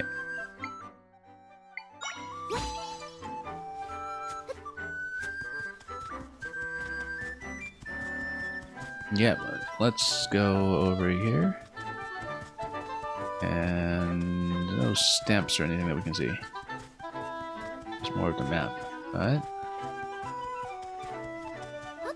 yeah, lovely open map. I was really kind of waiting for the game to open up like this, where we could, you know, just run around without being blocked by rifts everywhere, and that is not disappointed. Oh, here's a rift that we haven't seen. Also, something that looks like a kind of ghost ship almost.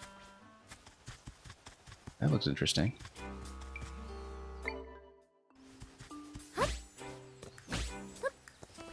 Things gotten quiet all of a sudden. Okay, we've got a cavern here. Let's slap him with something.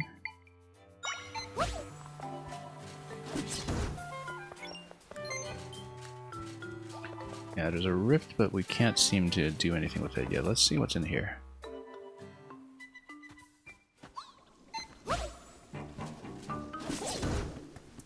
I mean, Sword and Shield Moblin is probably just strictly better than Darknet, but at least this way we have a bit more flexibility. Also, there's that big Zol over there. Yeah, I only just realized that over the course of playing this game, I always kind of thought of Zols as one and the same as Choo-Choos, even though they have a different shape to them. Even though we had seen them distinguished by name many times before. Hydrazol. Well, that'll allow me to put out fires, right? Presumably. Well, maybe. Oh. Yeah. Water would put out fires, right? But this is locked and presumably we'll have to go to the other side. See what that's all about. Let's get the bed. Wonder if these walls are traversable. Probably not. Looking at them. I like that we've just found a cavern in the overworld. Dynamically.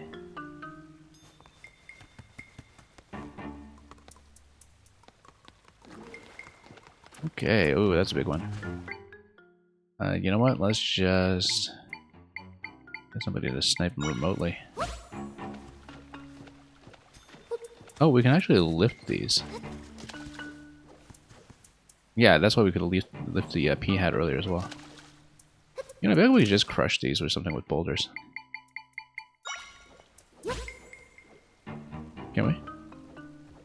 They don't crush. Okay, never mind. Maybe we can spike them with the urchins. Surely that works, right? Wouldn't they pop? Yeah, it'll take some damage. Until they just go down, I guess. And then we'll maybe drop this one over here as well. Until we just push it away. And we'll just swim across afterwards. We could just swim across right now, but we'd rather get rid of it first. Minimize complication.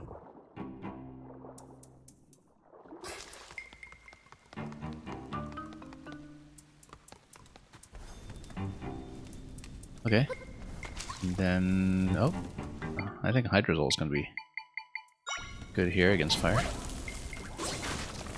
Yeah, it just snipes them pretty quickly, in fact. Well, it doesn't kill them, but it does put out fires. I wonder if the idea is that you have to put out all the torches in order to progress. I actually kind of suspect it will be. Both doors open. One of them must be one connecting to our entrance earlier, yeah.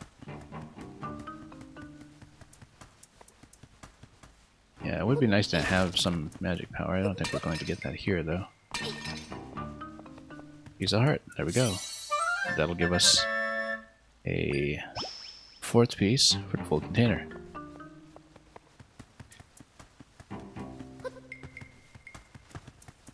Okay, let's get out.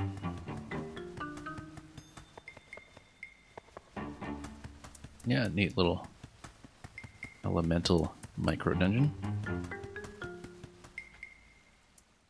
Or just a cave, as it were. Okay, so there's a ghost ship down here. Well, let's see what this is all about. Let's just make some beds. Cross. Amazing how versatile the bed is. It's the best item in the game so far. Okay, I bet we can board the ship.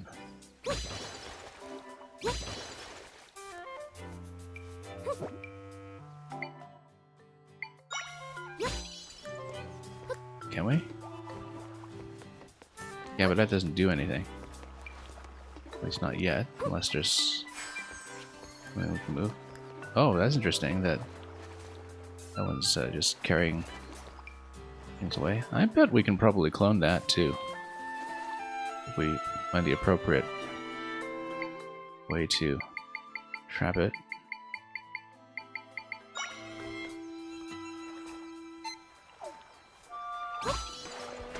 Oh, I wanted to drop this. And maybe we can get P-Hat to do this. Good. Chop him. Chop him. Let's get P-Hat to try to follow.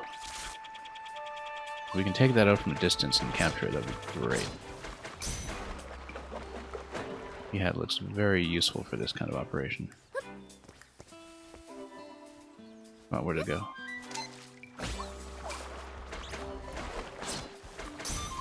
We'll just swim on the other side of it. There we go. Oh, no. Ooh, okay. Wow, that was a straight hit. Okay, that's our first game over, actually. Hero mode. First game over of the day. That's okay. We've already obtained a piece of heart here. Okay, yeah. So it just spawns you at the last location. I did not expect it to hit that hard. Well, so much for a deathless run. That's okay. Yeah, we just got too close to it. If we stayed on the boat and tried to lure it in with a P-Hat, we would have been just fine. And let's just give ourselves a little bit more room here. Yeah, P-Hat's the way to go over this.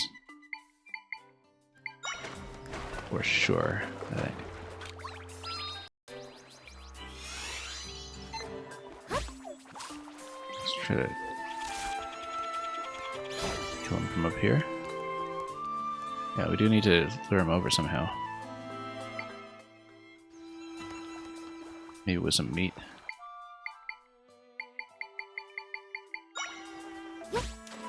Does it smell meat? Oh, it totally doesn't. I was really hoping it would. Oh, here it comes. Come on, get over here.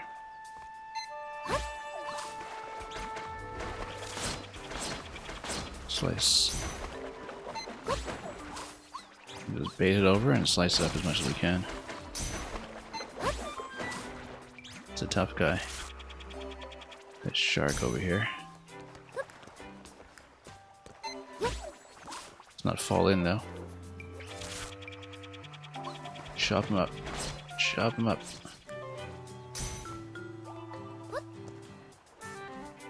It's a vicious one. Can I reach it? We might need to create some more platforms here. But we'll need to be careful about it. Keeping in mind that we don't want to drop any of these platforms as we spawn more objects. Also, that P-hat is very high budget. Yeah, let's leave one crate here, perhaps, just to give us a bit more reach. Oh, come on. Can't reach it. Where's my shark?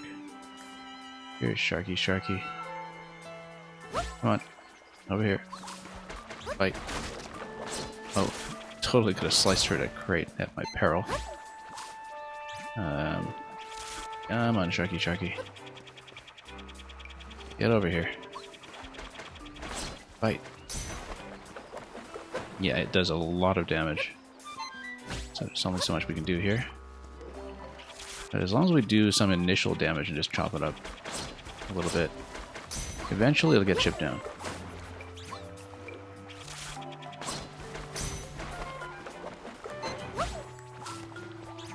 I mean, I guess we're clearly not really supposed to take on something this strong yet, but we don't believe in obeying any rules like that. I think almost the purpose of the ghost ship is to allow you to camp this guy and really try to chip him down.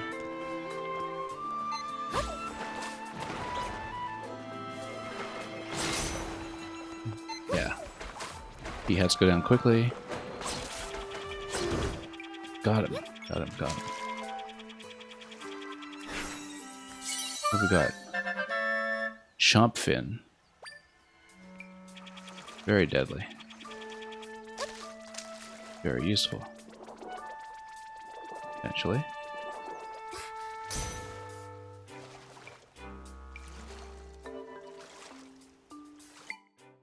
And yeah, he's definitely a 4. For sure. No question about that, but it will be very useful to have that on future water zones, so I'm sure. As an escort. Yeah, we see some other water creatures over here. Oh. Cutscene time. Jabul Waters. Oh, okay, I guess we got within the zone. Despite my best efforts to avoid waypoints, but we did discover the zone. Do we just get to continue though? Let me find a spot. The Jabul Waters Rift. Not yet, we don't. I'm busy. I want to map the world first if we can.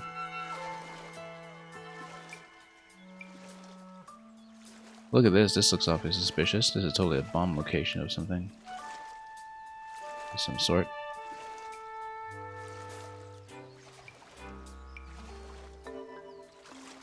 And then, okay, these guys, yeah, we can totally just dive and get them out of the way using the shark. Come on, chomp in. Just gonna take everything out for me. And it's just cash. Good. Haven't spent that on anything yet. Anyway, let's get up to the surface. Continue continue mapping if we can. There's something all the way to the right here. Yeah, that's the Zora Cove. Eventually, it looks like we'll be able to come down towards this side of the coast as well. X. Oh yeah, okay, yeah, it shows you a death marker. Wonder if there's eventually some kind of hero's path or something, but...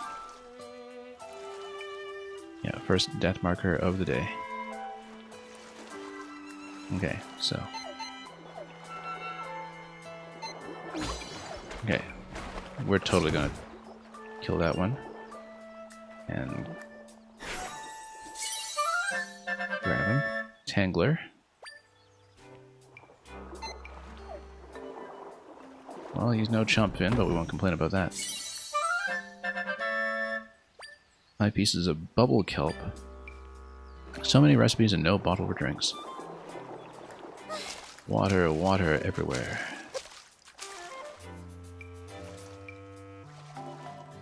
And, oh, we've got an electric enemy over here. Oh, we should totally loot these.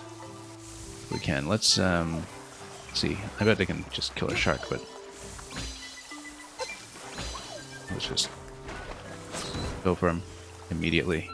Yeah, Chompin is just so good. Let's see if we can learn it. We have somebody electric. Beery. Yeah, shocking here. That's still a victory. And here's a step. Good reason as any to come all the way out here and then... look at Stamp Man looking so mighty and heroic there. Also, I guess this is as far as we can go on the map. But we can check the island, I suppose.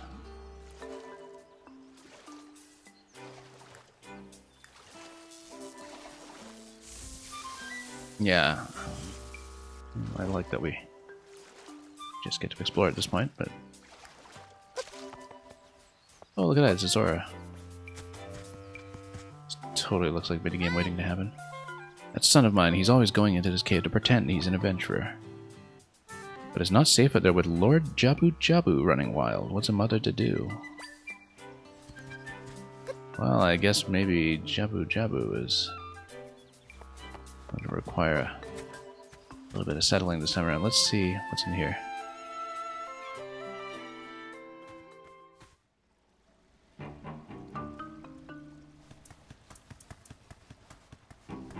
Okay, adventurer kid, what have you got? Yeah. Want a treasure hunt? Just don't tell your mama. Well, she's right outside, but okay.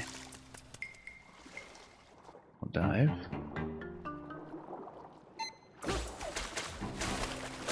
And yeah, we should not have any trouble.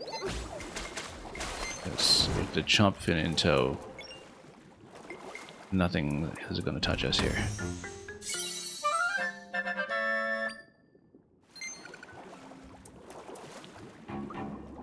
That said, I need some lights. What is this even? Oh, it's lights. Okay.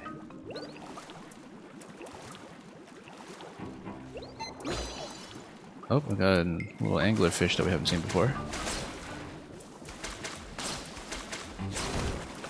Perhaps we're making lights. Yeah, we'll need some lights. Tangler level 2. I think we're going to need it, which means, unfortunately, not quite so much dependence on the chomp fin.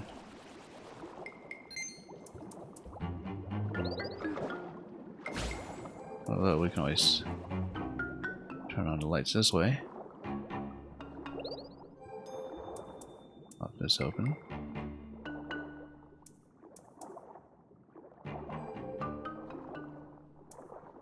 And out we go.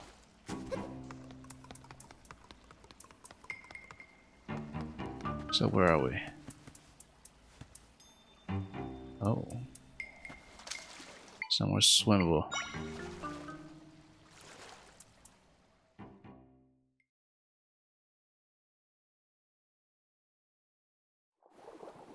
Yeah, I like that we can just follow our curiosity with this map.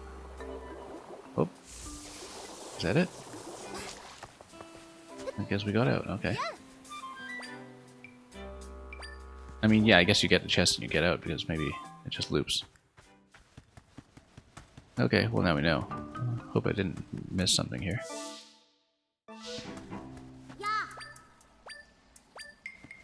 Well, we got a treasure, so much for that.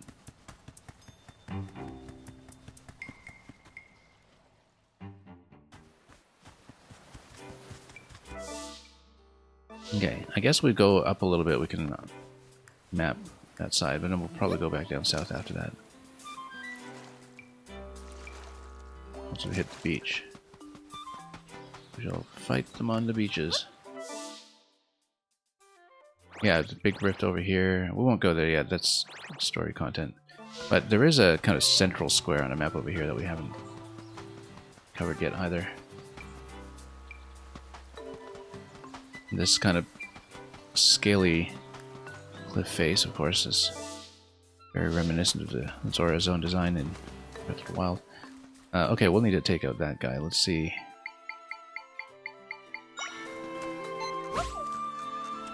Try to spear him.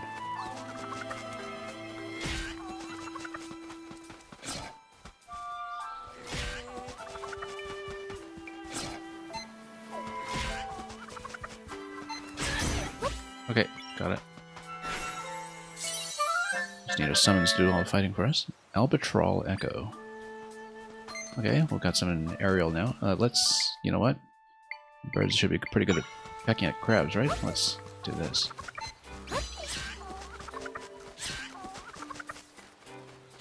That's not happening at all, actually. Yeah, they're actually just getting pinched. Alright, sword modeling it is. Nice and easy.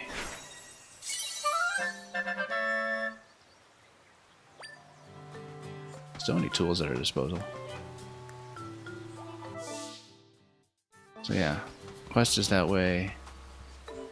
Oh, side quest is over there. Maybe we should grab that. Also, this totally looks like it's some kind of cave down here. Oops. Which one is dying? Nope, there's nothing here. Oh, look at that. Business scrub. Really stepped in it this time. Yeah, we should probably get some shops up and running. The smoothie shop isn't open yet. Ah, yes, okay. Hence all the mixed drinks that we can eventually make. You ran out of bubble kelp. We seem to pick some up. 3 pieces? Easily. Bubble kelp. Last time you snag on ingredients, yeah. Eye on your own supply. Zora Cave Smoothie Shop is open for business. I thought we were going to get a bottle or something from a moment. Nope, not so soon. Okay. Branch of the smoothie shop. Craft your own smoothies, pick a few ingredients. Sure. Boost the effects of other ingredients. Using a drink. Healing effect. Resistance to electricity.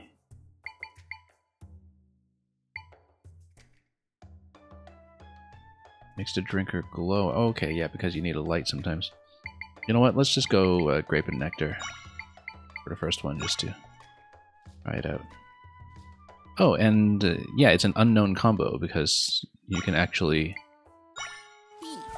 map out as much as you want to fill in the recipe book. For a smoothie. Sweet, refreshing smoothie. View drinks. Okay. Oh, very nice. 10 hearts. We totally don't need that yet, but...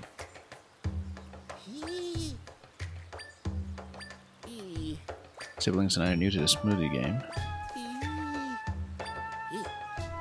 You make recipes, we handle the business side.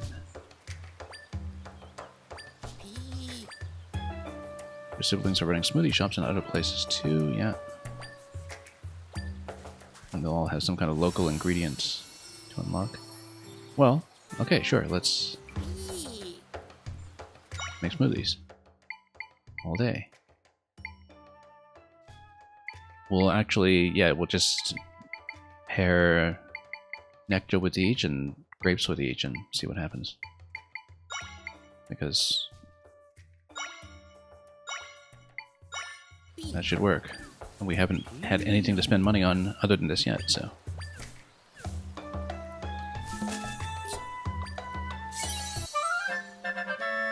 You got an unfortunate smoothie. Okay, doesn't work. Disappointing. Okay. Unfortunate smoothie. Yeah, okay. It's censored. Boost the effects of other ingredients, though. I guess you can't hold your breath even longer. Bubble Kelp and River Horse. I mean, it's two swimming-related buffs. Surely there's something that you can do with this. Rapid Smoothie.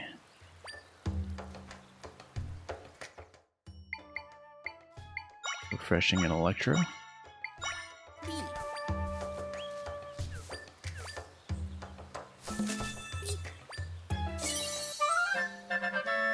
Refreshing Mixed.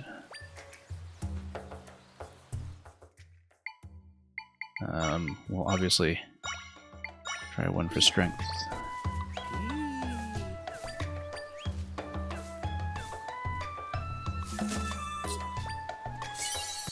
Oh, that's unfortunate. Okay. Too bad, because it seems like the Moblin Fangs are a little hard to come by, but perhaps with the boost. Yeah, so you can't have strength and heals, it seems.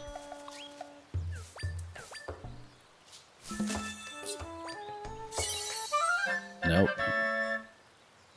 Guess those don't go together.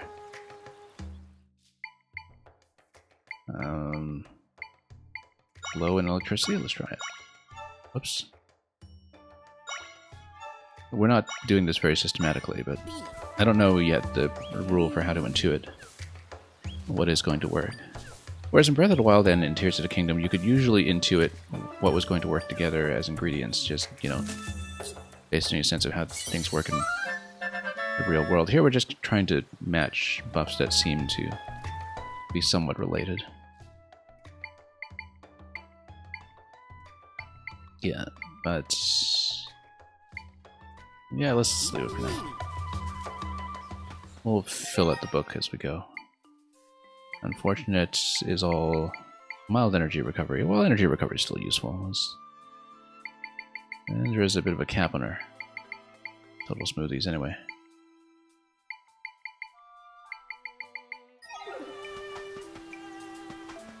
Okay, before we go there, let's head back down. See what we can do. Over here, you got more crabs, more Zoras. What are you doing here? Sea Zora village is really close. Okay.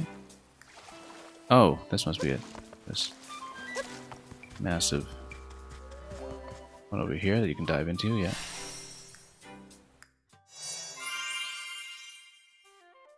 Well, might as well set some waypoints. Hylian, impressed that you were able to swim all the way out here. Oh, I guess we could check the village.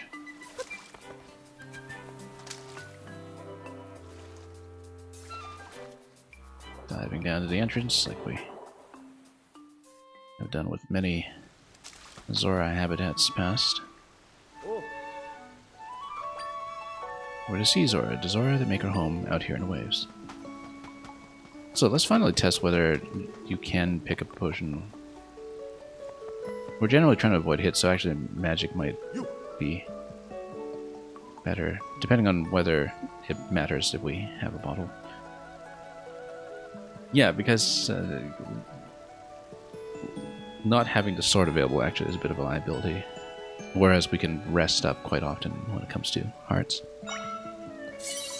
So yeah, it looks like you don't need a separate bottle, you just get a drink by itself.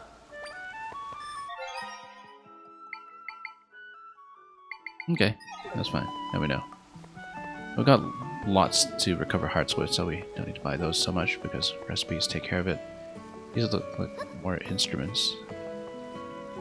Or, well, in a fish shape.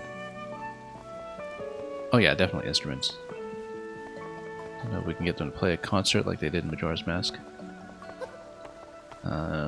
Anyway, let's talk to everyone. Chief Kushara and the River Zora chief are having a big tiff.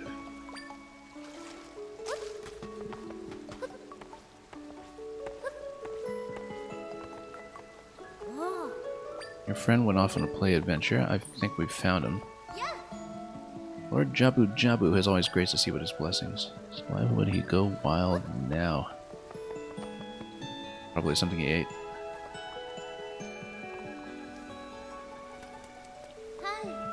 I adore Chief Kushara. One problem after another. Someone needs to see what's going on with Jabu Jabu. But while at the same time a huge rift appeared, which is probably replaced by a rift Jabu Jabu if we really had to guess.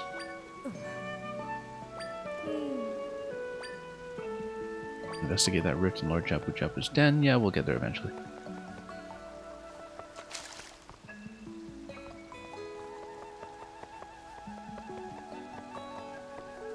Anyway, let's get out.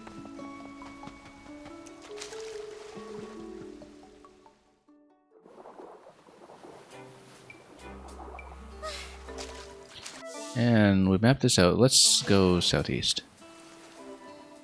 We'll try to get up on those trees and see what the southeastern zone is.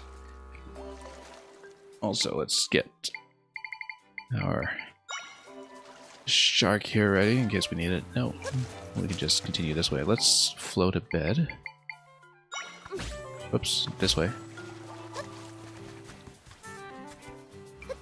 And then, yeah, we're up here all of a sudden. That'll be a good jumping off point to just head over the trees. Yeah, too bad about the invisible wall in the beginning of the game because, you know, now it's kind of started to feel flexible again in terms of traversal. Farron Wetlands, well,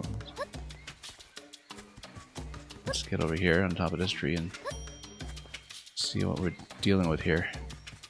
Oh, that's quite a cliff face. Also, oh, more fragments and a stamp. We should probably drop down there, but before we do that, oh, this guy's singing. Wonder if he's friendly. I'm not sure he's friendly. We'll drop something on him and see. He's not friendly. We're gonna slap him. Okay.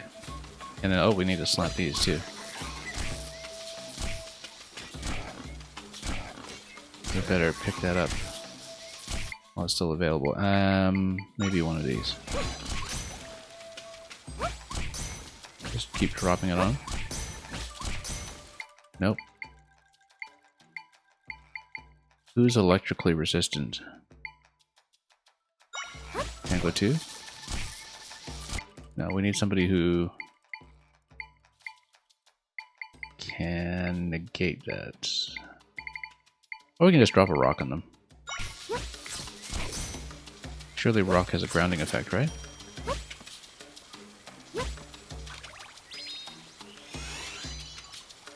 No?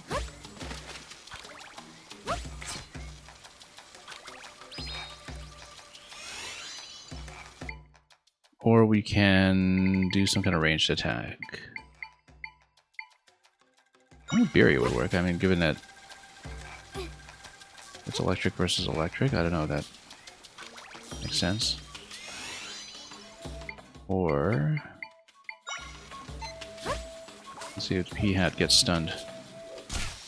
Yeah, it totally does. We need something to hit at range. Let's go with Spear.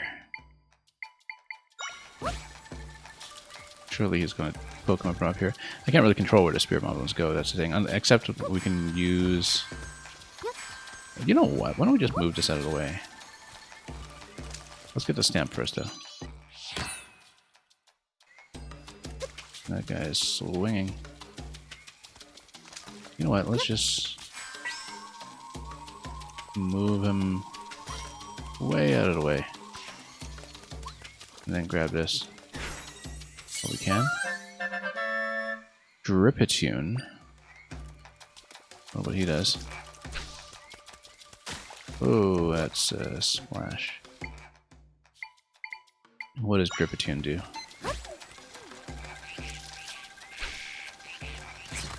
Oh, a web coming in over there. Let's see. Yeah, we need some height over here.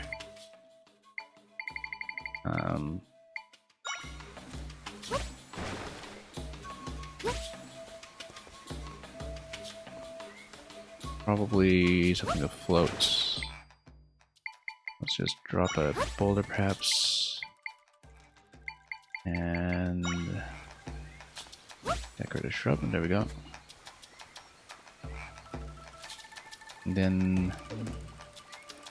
Oh, I have no magic power, okay. Well, I mean, I guess I have items for that.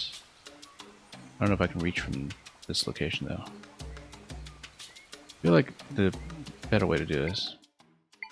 Make another bed. Now we start dropping some objects.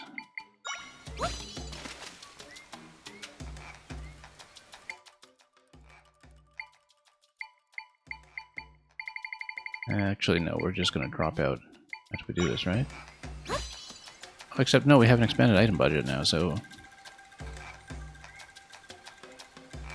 Technically, let's see if we can use an unfortunate smoothie here.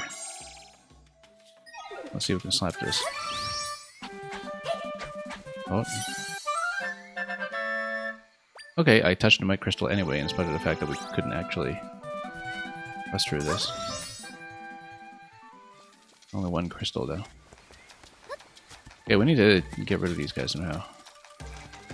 Also, wow, that's a lot of new creatures here. Let's go sword 2 to keep things nice and simple.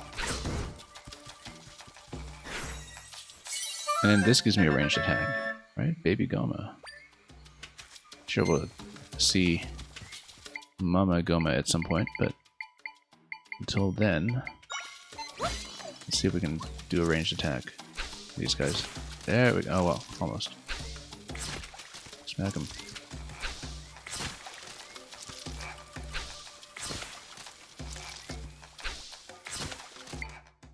Let's maybe get spear too. Oh no. Okay. And actually, just throwing rocks at these guys would have been helpful too. Buzz Blob.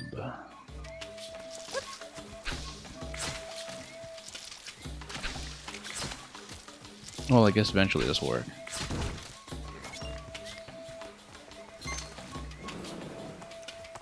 Okay. What about this? Yep, okay, that's new. We've got plenty of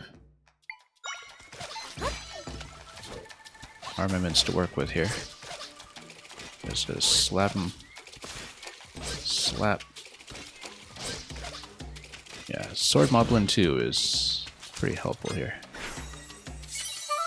We got him up nice and early. Hoarder. Interesting.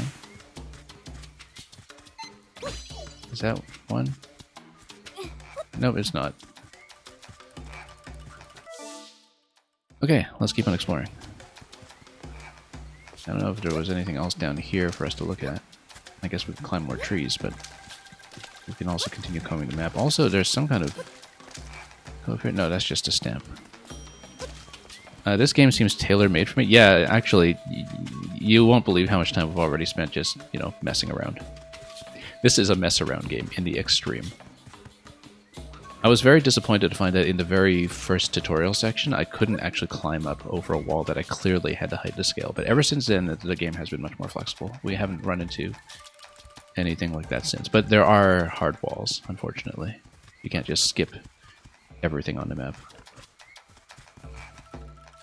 A business grows smoothie shop. Oh, here's another one. Let's see which ingredients we want this time. Maybe it has something from a shop. Yeah, and especially now that the game has opened up a bit, where the first section we were definitely kind of constrained to following the a critical path to the first dungeon because I had to unlock the binding power that we've barely used. But since that point, it's allowed me to just run around on the map and fill the map. And so that's going to be my priority. It's pretty much like how I played Breath of the Wild originally. Just, you know, map the world first and then figure out what to do from there.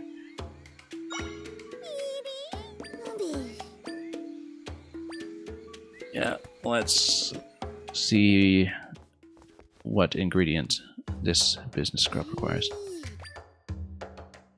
Craft your own freezing, taste bud pleasing smoothies.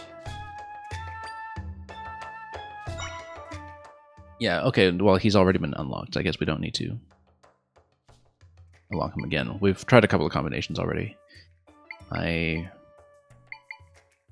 don't know if... Have we actually tried Electro with Floral to see if... Yeah, because I think some of these resistance effects or other effects, like they're just kind of, you know, on or off. You don't get multiple levels of them, so... Maybe that was not most successful. I already can't remember which ones were the unsuccessful combinations, to be honest. But it seems like some of these combinations don't really...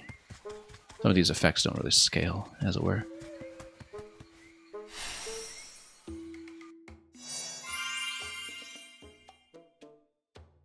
Okay, waypoint has been recorded. We're here using the map. 3-second walk, you're so close. Yeah, always seen him. Let's just grab the treasure chest. We don't even need to walk very far for this. Anyway, Deku scrubs all over the place here.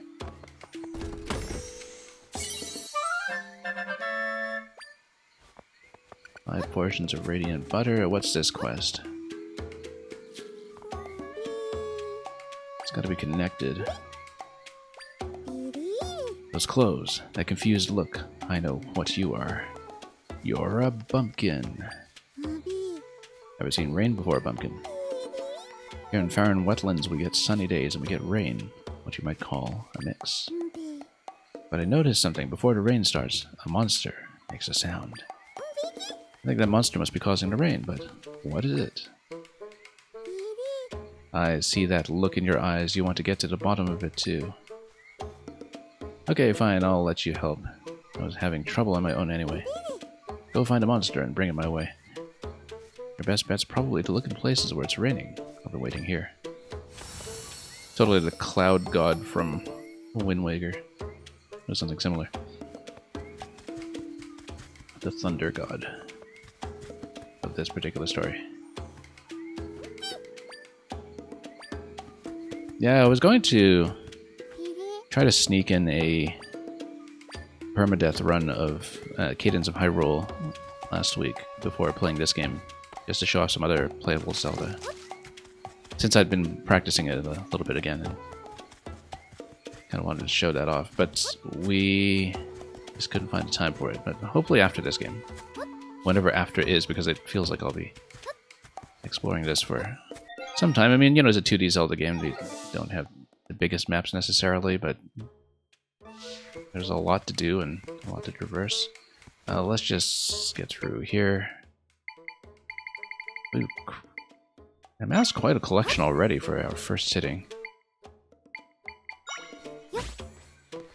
Rather happy with that. Don't want anyone coming this way while I'm working. He's on a work-from-home basis. Highly enforceable. Whoops. Okay. Yeah, we'll climb up here as well. There's a climbing wall if we want to do things the easy way. We don't really want to do things the easy way. Oops. There we go.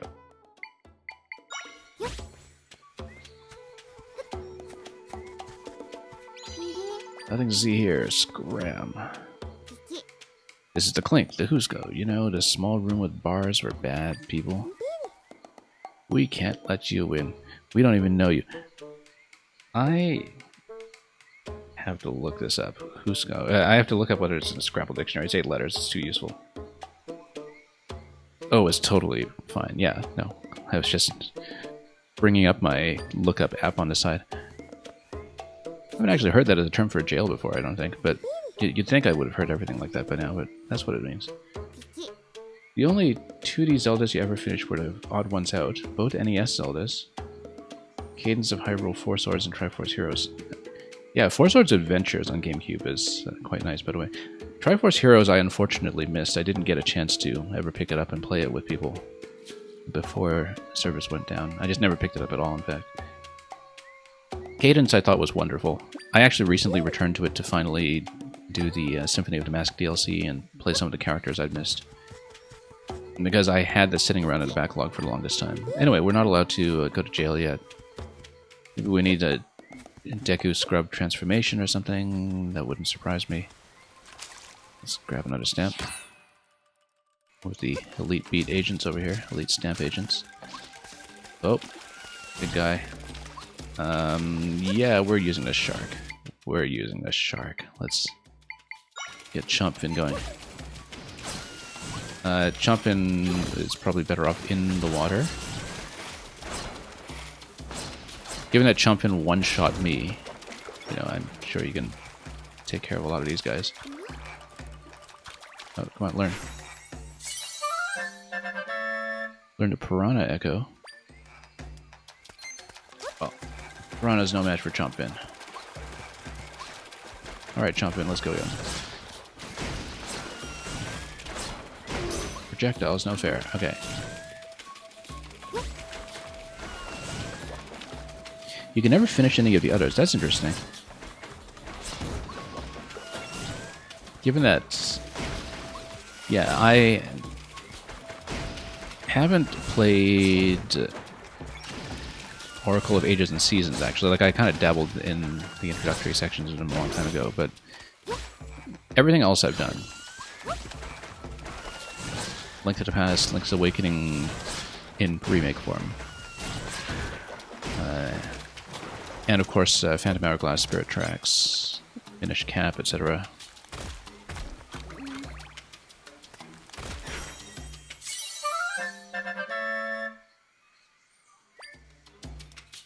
But yeah, I always like the top-down format. I found that playing this game addresses the thing that was most limiting and confining about the top-down combat, which is that there's only so much you can do with the combat.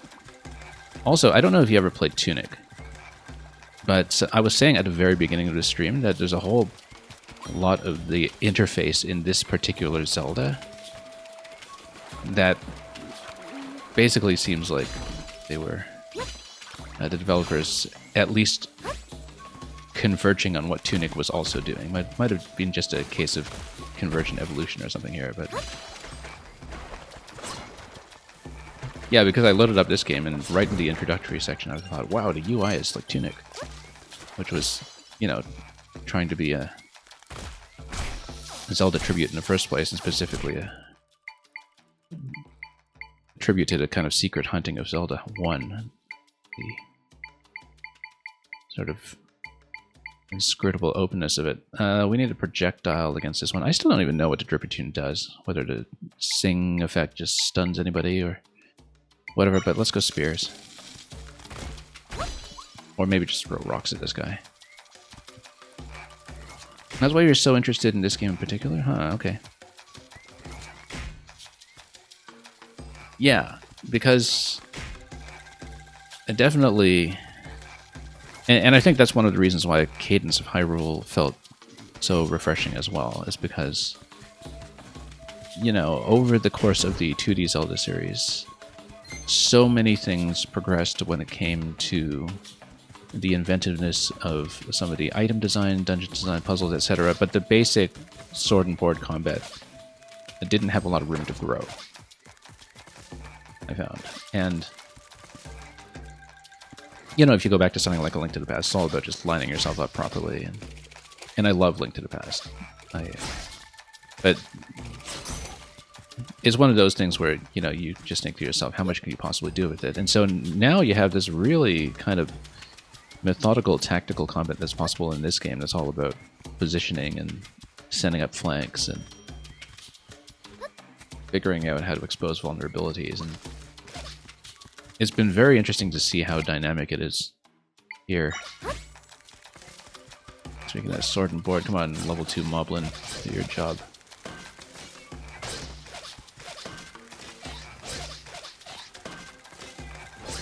I'll just kind of, you know, sit back.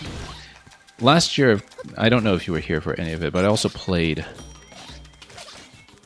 Bayonetta Origins Syriza and the Lost Demon, which was also...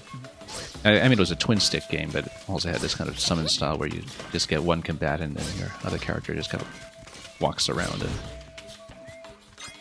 does magic from time to time.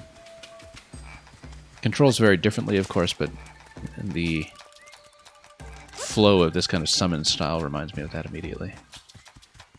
We've done a lot of summoning combat type games before. I mean, you know, all of Bayonetta 3 was like that in a very different dynamic fashion. Oh, let's get out of here. Hero mode does mean I potentially get sniped easily. Let's see if I can set something up here. Maybe just get Darknet to shield me a bit.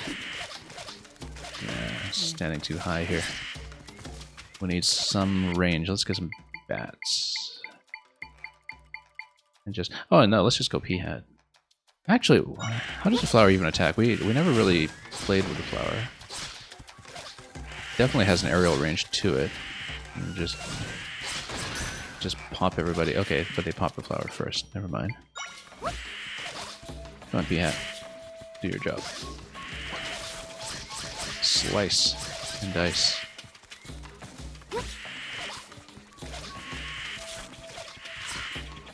Okay, good. It can actually reach.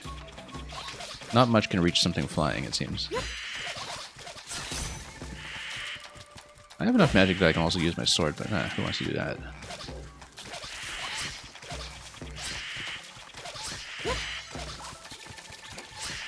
Yeah, I actually need my own flyer against this guy. Let's do that instead.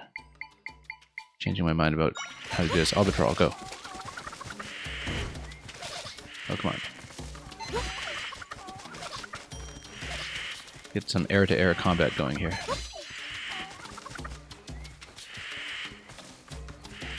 Yeah, we need to get within range of this guy. Yeah, we actually just need to gain some height on him, I think, and then figure out what to do. Yeah, fine. Slice. Whoa. Oh, okay.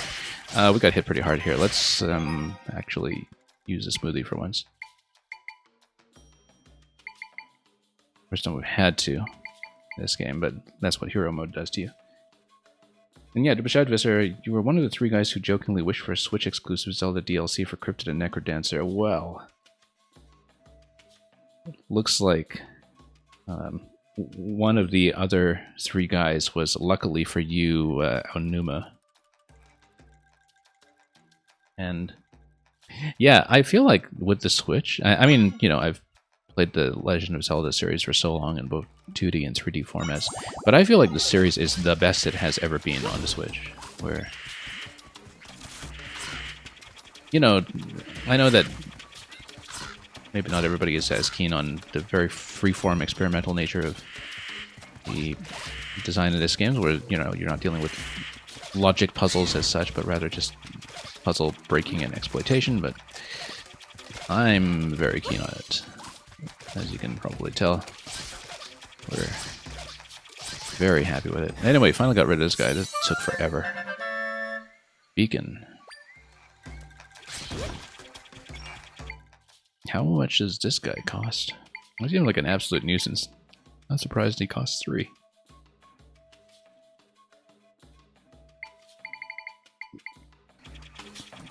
But yeah, like I said, just very recently started poking around in Cadence again, and absolutely loved it. Since I didn't get a chance to stream it before streaming this game, I might do it after. And just try to do a couple of character clears on permadeath. The way it's meant to be played. Okay, we still have bottom right to map out here. Let's just get on some trees and... Oh, well, let's continue exploring this way first. Let's just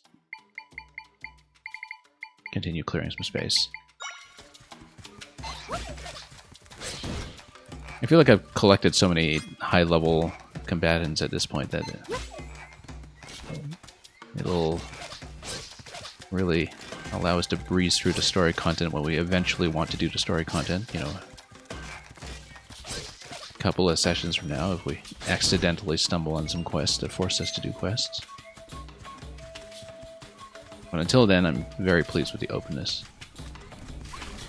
It's a very different kind of openness than A Link Between Worlds. Oh wow, these are heavily armored Babos. We don't have bombs or anything, but we might have... I wonder if we can set these on fire. They look rather armored, though. Like if we go Spear, maybe try to get a stun on them, then go Ignazol. Can we bait them into eating something? Oh, we can burn them. Okay, that works. We do need to get in and... I was about to say use our sword or something, but or we can also set the entire place on fire. That works too. I approve of that method. Deku Baba level 2, great. Heavily armored.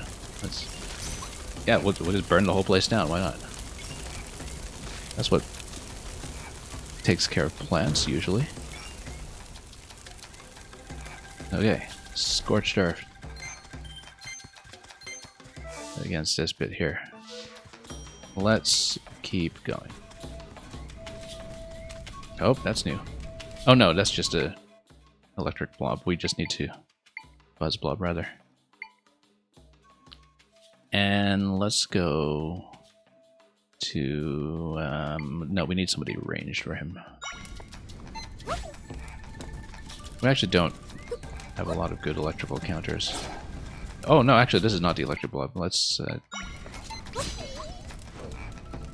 get someone else to flatten him out. Come on. La-di-da-di-da. Good. Goose Spectre.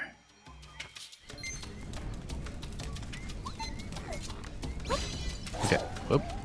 Stood a little bit too close here.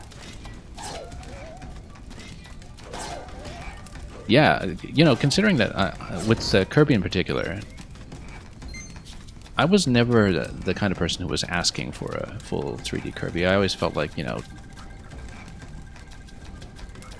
that there's a certain line of thinking that was that, oh, every 2D series needs to be 3D. That was, I think, one of the worst things about the N64 and GameCube period. Speaking as somebody who loves the GameCube. That the dearth of 2D platformers and the kind of relegation of 2D platforms to handheld status during that era was not fun. But with Kirby, which was traditionally a handheld series anyway, that Forgotten Land blew past all of my expectations. I mean, I played it the same year as Bayonetta 3, and Forgotten Land in some ways felt more like a traditional Bayonetta game than Bayonetta 3. It felt like the perfect kind of intro to Bayonetta game, actually, which was not what I expected from Kirby and Forgotten Land. Alright, let's just slap these guys. I feel like we're close to a temple entrance or something. Oh yeah, we probably are.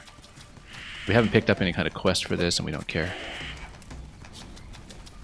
Oh, why did I go beacon with him? Let's go something else. Yeah, let's just go back to Sword 2. Sword 2 just wrecks these guys. And there's still a section of the map here that I want to check, but we'll do that in a bit. Come on, slap him. Yeah, loved Metroid Dread as well, and, you know, with Prime 4 coming out, Metroid's in a wonderful state. I played through Metroid Dread so many times at this point. You know, I did stream my first very patient exploratory play of it, but... And the thing about Dread is that when you replay it, it's a lot less linear than everybody thinks it is if they sort of got psychologically led into the seemingly semi-guided experience on their first run, which a lot of players did, I think. Where there's this subtle guidance where at the end you kind of feel like you were tricked by being guided if you were that kind of player. I didn't, because I did things my own way. But on replays, it's apparent that, you know, they really kind of figured out what Zero Mission was originally doing in terms of having designer sequence breaks. Whoa, one shot. I need to remember hero mode. I really can't mess around with this. This is our second game over. Both of them have been one shots, actually, on these little field mini bosses. Okay, game over number 2 today. Where are we respawning? Not that far. At the temple entrance here, enemies do respawn. Okay, so let's be careful here. I was totally complacent here, just... But yeah, in hero mode, the risk has consistently been one-shots. And the death marker does tell you where we were. The first death that I took was to Chompfin in the water earlier. And we recruited Chompfin, and we've had no trouble with water ever since. We need to figure out what's the best way to fight this guy. I feel like we want to go with some of the big guns here. Let's go P-Hat. Slice him up. Oh wow, yeah, he just charges right through P-Hat. Let's... I feel like we want to go shield then. Let's go back to sword modeling. Because sword modeling totally blocks. Yeah, I got too close with trying to sword into this guy earlier and we just got wrecked. Now, sword does get a stun. We actually do need to go in ourselves, I think. No, he does get chipped. He does get chipped. Because if I go in myself, it likely as not will just get killed. Yeah, there's a stun, but I can't go in with a sword. Because I can't get out quickly enough. There we go. That was easy. Shouldn't have taken the game over that guy. Mothula level 2. Right.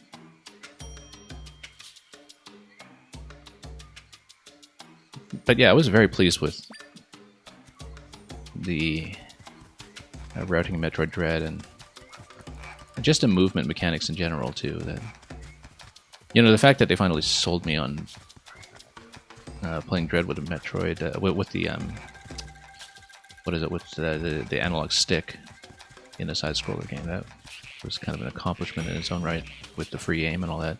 I had played Samus Returns prior to that, but I felt like, you know, it was in Dread that it finally clicked. I was thinking a lot about Dread when I was playing Pizza Tower, in fact, because there were so many similarities in the speed of the movement and the momentum that was all over the place. Okay, so we went down here. There was the temple entrance here that we actually totally didn't peek into earlier, but sure, let's... before we dive down here, maybe we should map that out first. Let's go back.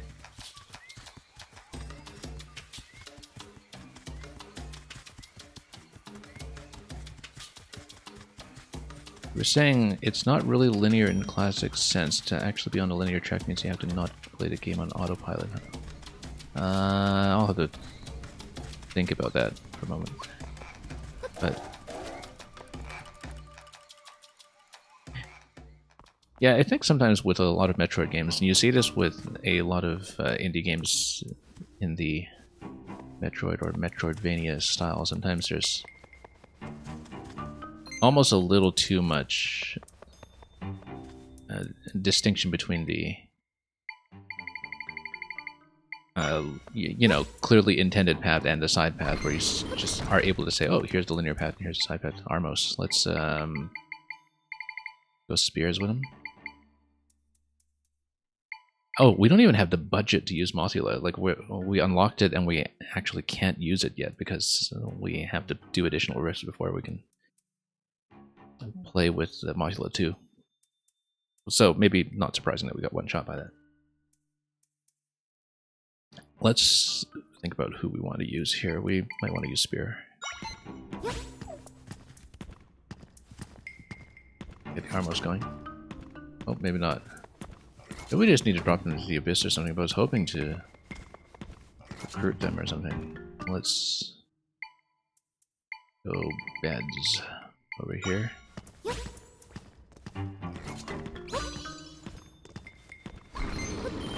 Oh, hang on. We're gonna get crushed here. Actually, no, it just doesn't even touch me. So I wonder if we can just stuff it. I totally just messed this up. Is it going to step on a crack? Go down. Can I also maybe just slap it? No, can't. I feel like we're supposed to drop these out or something. There's some kind of puzzle solution here that we don't get yet. I feel like maybe we need to smash the blocks and just drop each of them, but then that doesn't explain what we do with this guy. We can kind of individually clear them out. Yeah, so we can do that, but then we need some way to maybe push them in. Or lure them in. Look, we might need to return to this. Feels like it's some kind of heart container puzzle or something, but we'll take a look at that. But yeah, I've absolutely loved the Switch era. My Nintendo Switch, which I got on day one, is, I think at this point, actually my most used electronic device of all time. It has outlasted the lifespan of, you know, computers that I use heavily and other things. Like maybe there's a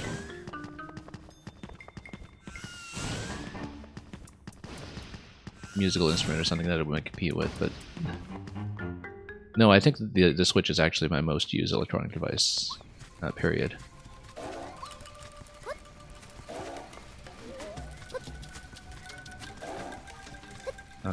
And anyway, we need to go back to this at some point. I have to think about this. Is there something we're supposed to do with the presumably Armo statues? We probably need to drop 4 of them into the cracks. I just haven't thought about how to do that without some kind of bombardment. So anyway, rather than think about that, let's get back over here. We can't use Modula 2, but we did unlock Modula. This is something that's really great about this game, by the way. The fact that the field mini-bosses are themselves collectible unlocks. Which actually does remind me of the way that, you know, things like the badge system in Paper Mario works. That you have very specific rewards for what you're doing. I feel like the kind of lightning cloud thing we were hearing about earlier in that Deku Scrub quest is suddenly very relevant. Hey, let's go Gabunga Flower and just bust these ones down. I don't even know what the singing effect on these ones do. Like, we haven't used it ourselves, really.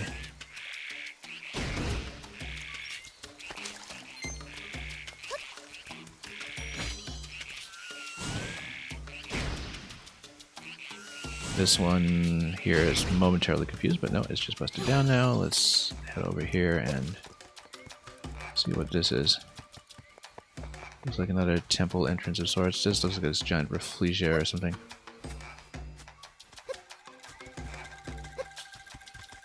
And then we've got beachfronts of some sort over here that we can skip to.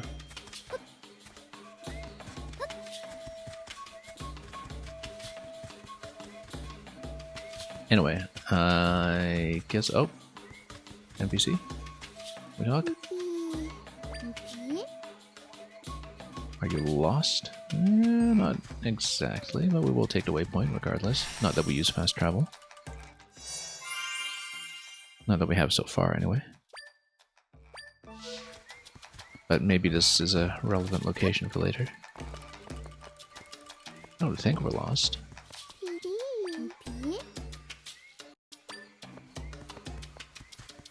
Well, we'll see. It seems like there's probably some kind of quest that you need to point here eventually that we just don't have it. Oh! Electric Wizrobe. Just only seen a Wizrobe design in this game. We should probably get electricity resistance up or something, but let's figure out who's going to fight him. Drop a Deku Baba here or something. And just chomp him. Yeah, that's just going to get instantly nuked, so maybe not a good idea. Let's not step in the water. Let's actually go pee at it again. Oop. slice them up. Just reposition, set reposition, slice them up. Come on. There's somebody with electric resistance, probably.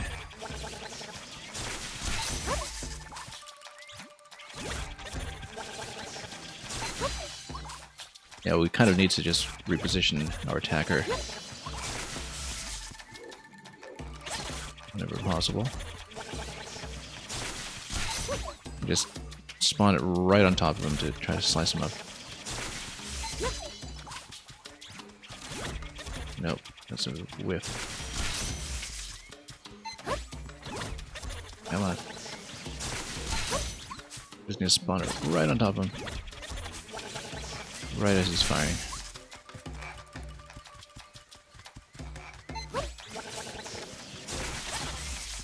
And yeah, if the shot is coming towards me instead, then that's fine. I kind of lure him out.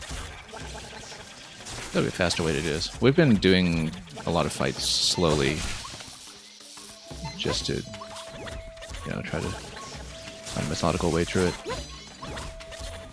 But mostly because on hero mode, since everything's just one-shotting me, I have to be pretty cautious. Both of the deaths we had so far were one-shots too. Some of the higher level enemies that we're just recruiting once. And I feel like we can get better attack going on here somewhere. Oh, come on. Slice him. Slice him. Slice. This is not doing a lot of damage here. Yeah, I'm using Piat mostly because we know that it can hit an aerial attacker. A lot of other attackers can't quite reach. Oh, whoa, one shot. Okay. Just took one slip up here, and game over number 3. Yeah, that was only just one mistake, one slip, and that was all that it took to cost me there. Maybe Piat's not the best strategy for this. Let's see. I don't really have a good electric solution right now. That's the thing. Because everybody's pretty vulnerable. Buzzblob isn't going to move quickly enough to get under him. Mofulo probably would have been zapped anyway. Even if we could afford it. I'm just trying to think about what could potentially do like a deflection or... I think we had the right idea, which it's just a slow method. And maybe we needed something else to go along with it, like a spear moblin, just to have an additional target going. Like, if we have an additional target on the field, then we go Piat like this. Yeah, if we get trapped at all, then we just die. And then Spear Moblin's already down. Let's... Oh no, because our budget is 4, it's not 5. I don't know why I was thinking it was 5. Probably because I was looking at Mothula. So yeah, no wonder we want Spear Moblin. Let's see if we have any kind of one that will do it here. Problem is that, yeah, we can't just swarm him with Keese or something. I guess we actually kind of can, because then he's got too many targets to hit, and then that diverts damage away from us. Actually, I kind of like this method, because then he fires at Keese, and then we're well out of the way, as long as we have enough room to move. I like this method, actually. Let's swarm him. Yeah, because now we're actually pretty safe when it comes to targeting. And we actually do get a few hits in.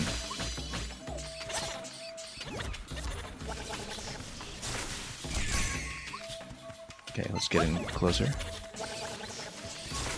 Yeah, if we get targeted, then we really have to run. Because otherwise it is one shot. I bet we can't even have to budget summon this guy either, given He's definitely on the tougher side.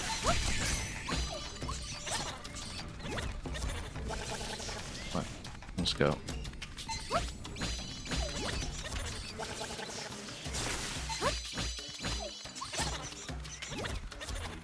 Alright, let's run it. So yeah, all game over so far. There's just been one-shots to mini-bosses, which... I mean, you know, we aren't 5 out of probably 20 hearts. Given the 20 that Link starts with at the beginning. So maybe... combined with a double damage, that's not a surprise that there's been one-shots everywhere so far. But... that's the way Zelda always is, I guess, that, you know... it's trivial once you stabilize. It was kind of like that with Breath of the Wild as well, I think. Where you just take lots and lots of lethal hits early on. Especially if you're like me and you did the Ridgeland Tower with all the electric Lizalfos first in your original run. Which was, let me tell you, an experience.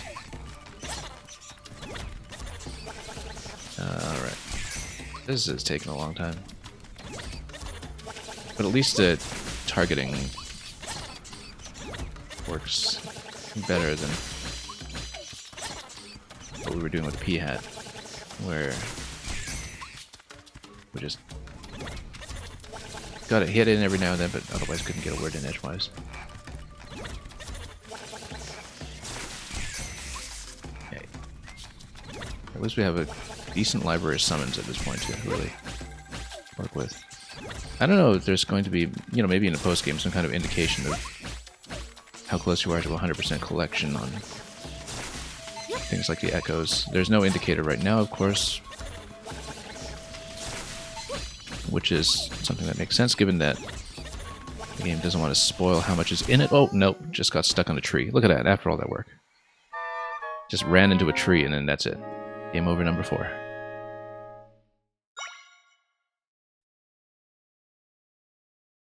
All it took was just one unfortunate collision there.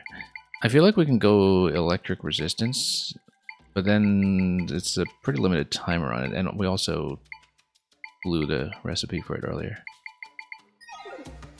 We definitely need to get him with a sword at some point, I think, but... So I like the method, but it took such a long time. I wonder how close we were to actually getting him down. We can try Albatroll, since we can spawn 2, and it's not as good as just spawning multiple keys, but maybe they can stay alive a bit longer. And, you know, peck him to death a little faster.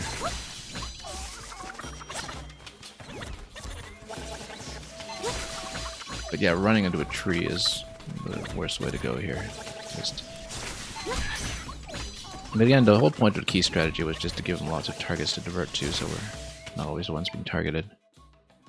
We might want to go back to that.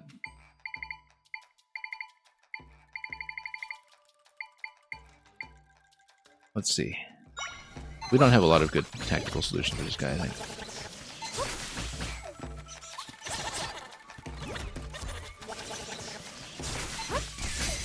Maybe we should be getting into sword form more often to see if we can slap him up close, because we do need a lot more damage output, and we're not using our sword magic at all. No, we can't even reach. Actually, maybe with the Rock's Feather Jump we could have reached. I keep thinking of it as Rock's Feather Jump, even though it doesn't quite say so explicitly.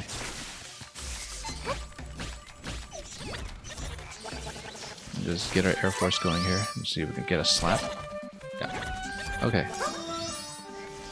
Yeah, maybe so, but we won't have enough magic to make that last. But it might shorten the fight somewhat if we do it that way. I just don't want to get in too close because, you know, again, everything's going to one-shot me here. Hang on, let's reorient a little bit. We need some open space. We probably don't want to be in the water, given that, you know, it's electric attacks everywhere.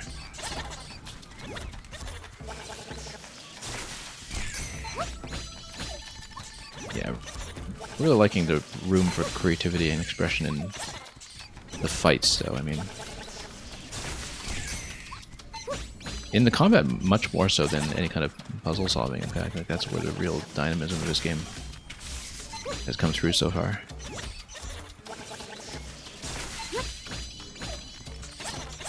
And also because the combat has been sort of reasonably challenging enough if you're going for some of these mini bosses right away that are clearly meant to be later on when you power up. But the fact that the game will just let me attempt them now and just really chip away at each one has been very nice to see. Okay, let's be clear when we see him targeting me. Yeah, we don't want to replace all the keys at once every time. We are kind of spamming a little too much and replacing the ones that are already on the field. Like, maybe we should just, you know, kind of tap 2 every time and just to get 2 in position and then have 2 that are still in the field. Just a bit more finesse in general, I think, will help us here.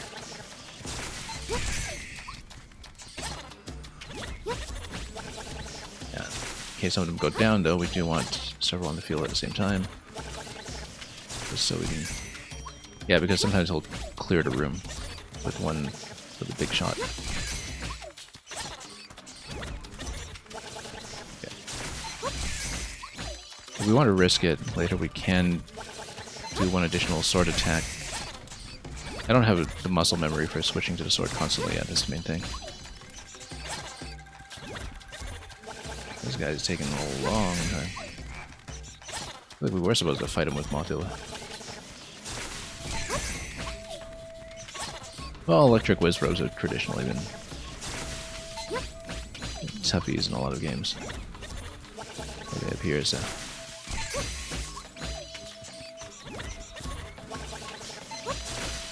Definitely got into a few situations and... Oh, got him. Breath of the Wild where we just had no counter left against these guys when they started making lightning everywhere. All we had were metal weapons, apart from just lobbing bombs at them all the time. Anyway, learned the electric Wizzrobe Echo. Very happy with that. That's a big one. Wonder if we can afford him. No, we can't. He's another 5-pointer.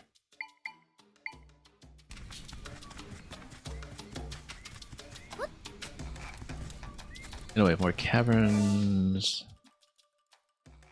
This goes back to where we've been before. Let's see what's over here.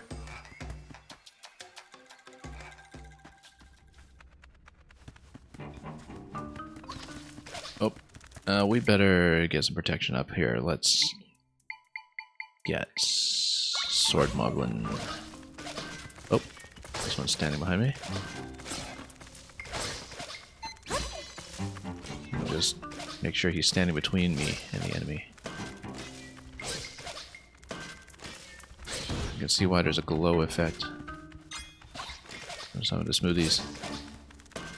Even though we do have situations where illumination would be desirable.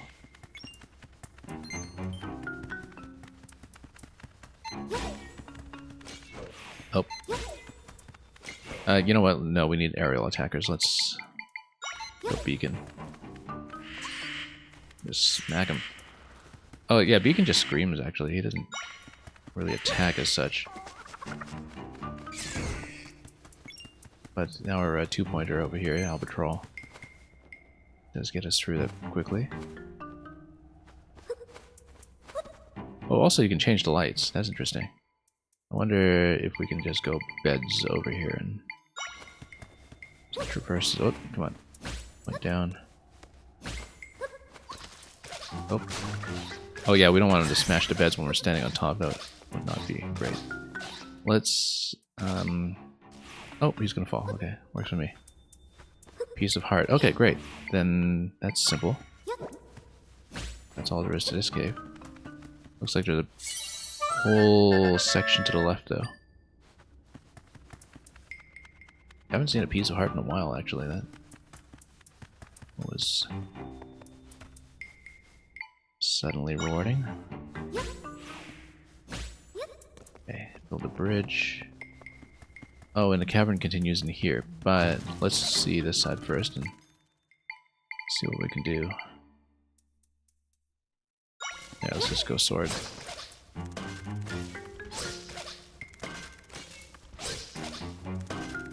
Yeah, the field mini-bosses have definitely been the highlight so far, even though we needed to really grind away at some of them.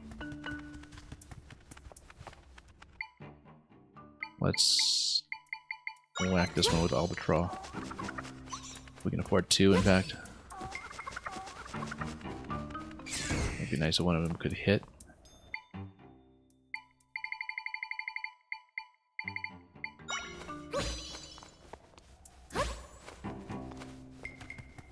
What do we have over here? Oh, yeah, let's remember to switch to somebody who can actually shield me here. Swords.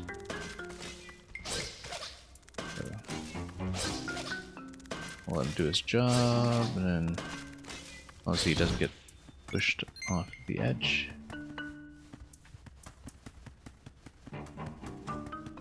So yeah, this looks like another entrance here that we... Oh, beacon. Whoa, that's a lot. Okay. Maybe we should go through here. Oh, this is interesting. Where do we go? Around wetlands? Oh, there's another. Or were we here before? I think. Yeah, because we actually did get rid of this guy earlier, right? So we were here before. But there is a back room that we didn't see. So let's actually do this. We don't really need to loot or capture any of these guys, so let's just go back.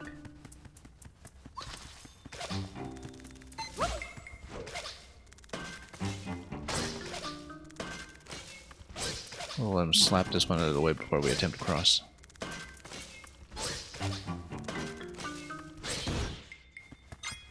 Monster Stone. Yeah, I haven't seen a use for that yet, but we'll get there, I'm sure. Okay, so there was a back exit here that we didn't see. We did get a piece of heart in here, but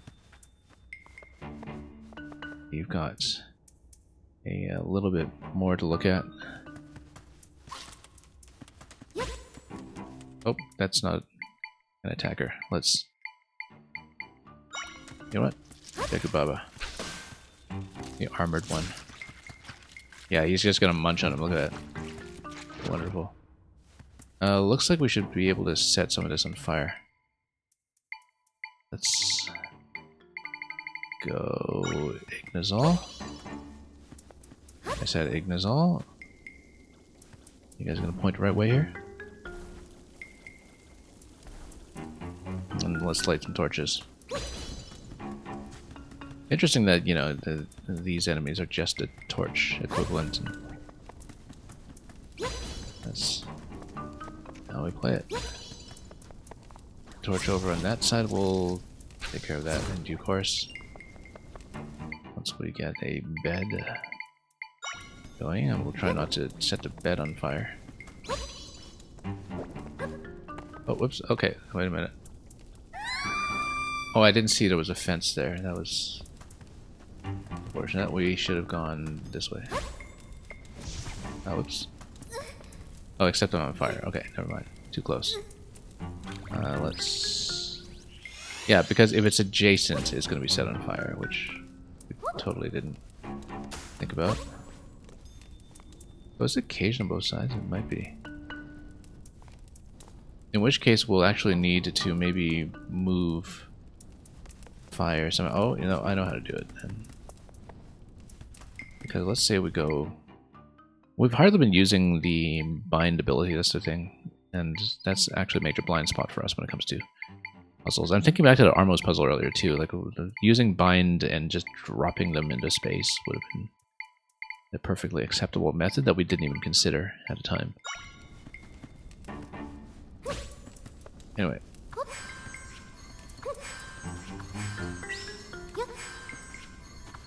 Can I move him? There we go. I feel like the beds are going to be set on fire if I do this. Not really what I need to drop him. Maybe if we set him up high to begin with and then pick him up. Then we've got some extra height here.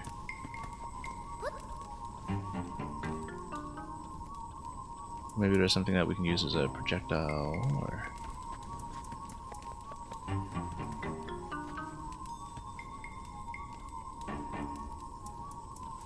I think there's clearly a way to maybe stuff them through here.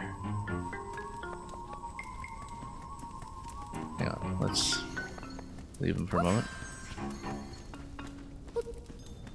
We'll put up some lights. In fact, if we toss... Oh, no. Totally missed. Also, you know what? Let's take a little bit of rest here in the middle before the beds get set on fire.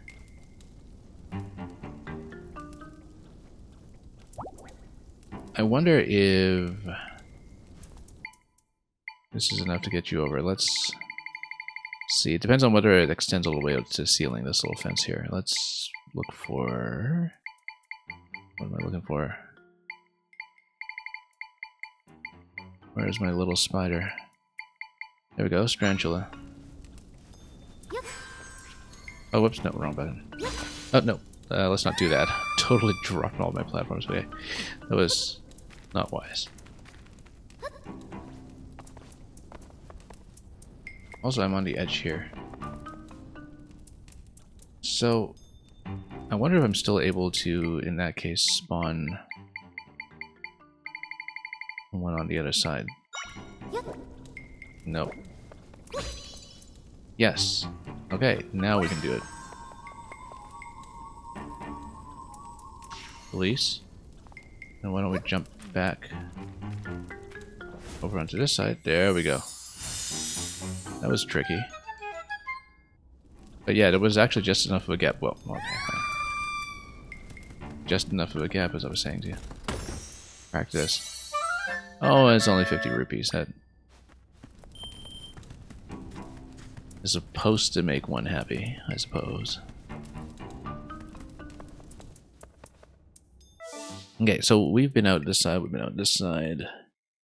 We should actually go back to the Armos room to rethink it with Bind, but like I said, let's explore more of the map and let's make it a priority. I see that one thing that we don't really have on a map are completion markers for what we have or haven't done. Although maybe that's what collected is for. Ah, yeah, okay, so that's interesting. That if you note these, then it tells you which ones you have collected. Yeah, okay, so it marks the ones that you have already obtained, so you know which locations not to check for those specific items. And I guess they're not close enough to each other to have much of an overlap. Okay, so that's what the icons are. Icons are things collected. I think I might leave these on, perhaps, then we know not to check those spots, but yeah, let's just leave it. In that case, let's just get back out.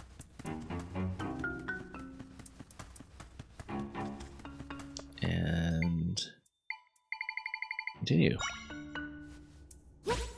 Whoops.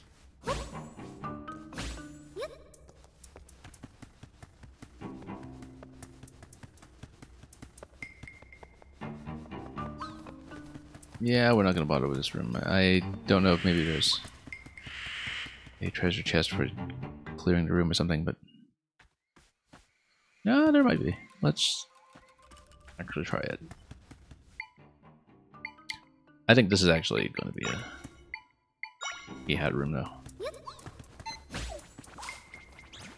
It's something I can hit air. Just run into this guy. Punch him up in the corner here until he gets sliced.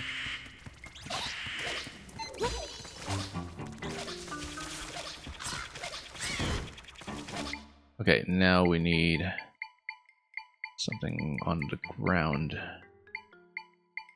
We take care of the rest. There we go. Yeah, we'll clear the room just in case there is anything, but I don't necessarily expect it, given that we have the heart in this cave.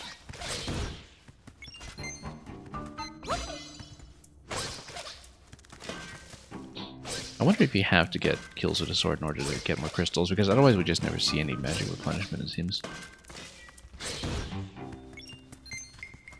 We should try it, just in case.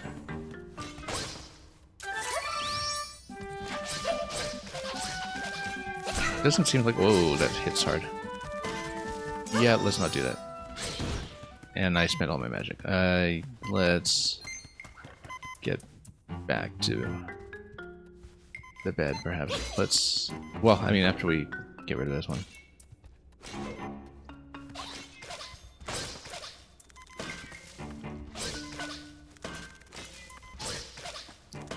Hero mode has been very close to just perfectionist mode so far. We just need to remember to play defensively, because otherwise we do get one shot by absolutely everything. Luckily, warm beds everywhere. Okay, let's sleep it off.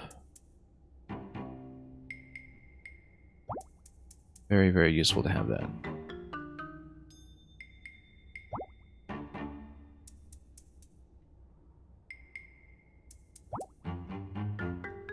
Anyway, let's just wait it out, and then we'll pop out the other side and fight our way back through.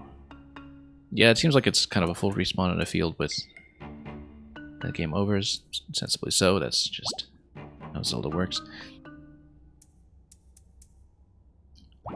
So we've just taken the 4 game overs so far, 2 from the Electric Whiz Robe, before we managed to acquire it. So we should actually open up the 5th try slot at some point so we can actually use some of the higher rank enemies that we have picked up. I guess it's an interesting form of balancing that, you know, one of the things that stops you from totally overpowering the earlier dungeons that you choose to do in the game is that until you do at least one additional one, you are not entitled to these 5-slot enemies just yet. Okay, jump in.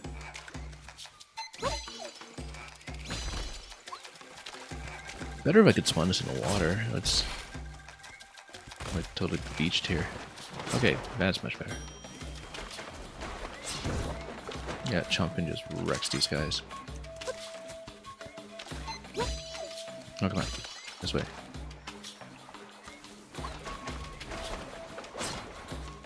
Yeah, 2 hits will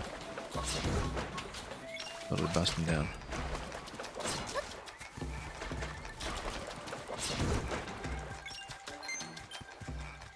Okay, have we been over here? Not really.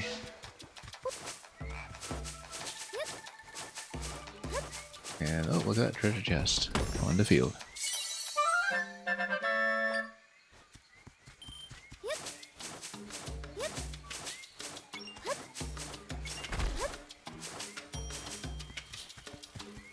Oh, new enemies. Let's see what we can do with these ones. Look at this heart over here. That totally looks like a fairy fountain or something. But we'll see about that. Let's just explore the map a bit first. See if there's anything else to look at over here. Yeah, that just brings you back to the main path that we saw. Although, maybe we should actually try that first. We haven't been there. Ah, no, let's just get into a fight. We know how to climb back up here, if need be.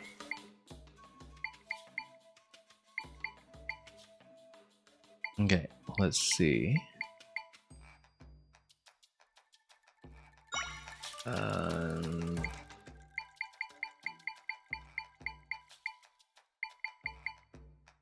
You know, let's just go P-Hat again. We know it can hit air and do it relatively well.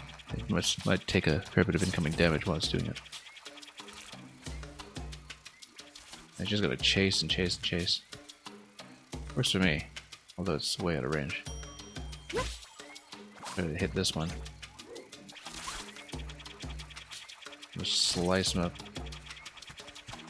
Slice them up. And yeah, they're totally out of range. Don't need to do anything with it at this point. Although if we chase, then maybe we'll be able to pick that up. Now more pictures using the map, yeah. Where'd they go? Oh, there we go. Yeah, P-Hat just chased it all the way down, which made this very easy. Needlefly. Okay, well, here's a Heart Pond over here. This is Heart Lake. It's the most romantic spot in Faron Wetlands. I'm here waiting for someone I'm, you know, sweet on. Teehee. Wonder if it was that one that we met to the east earlier. Kinda had the feeling it is.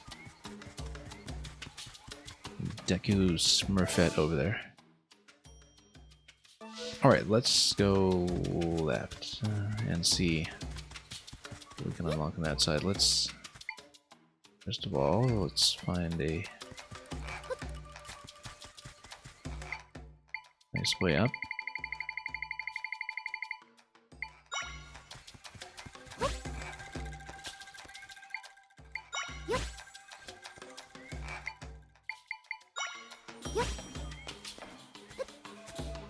And yeah, pretty easy traversal to get up there. Let's. Oh, totally. This.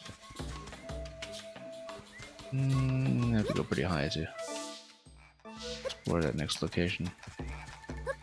Don't know if that's going to be reachable. Might be a little bit high up, but let's try it.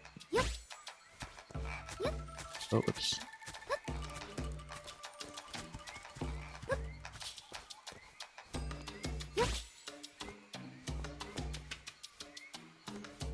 And up we go.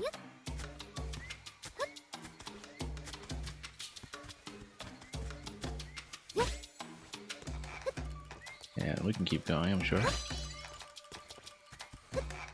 We will eventually hit this wall here, though, which looks like it's one of those walls that's meant to be insurmountable. Even if it looks like you can get over it geometrically. So yeah, this entire route here is a matter of following the path that is that high up. I think if you look at the map, it's pretty clear that there's some kind of road that's supposed to take you there. I guess we'll just keep climbing. Oh, a lot of trees. Oh, look at that. Looks like a Zalfos. He's not gonna reach me from here, right? He's not gonna throw the trident or something. Let's just whack him with something.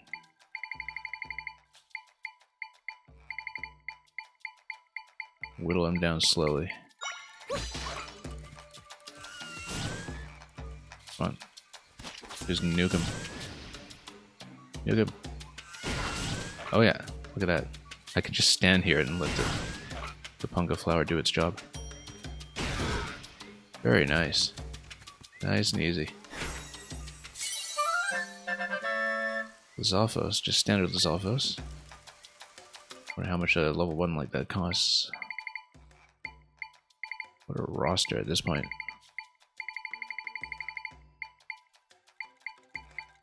Costs 3, okay. Yeah, I mean, it is armored. It's probably pretty useful at some point, but Gopunga Flower just made quick work of him here. Oh, you know what? Let's try it out. The Zalfos, where are you? Yeah, he actually charges in, which is nice. Let's not get webbed.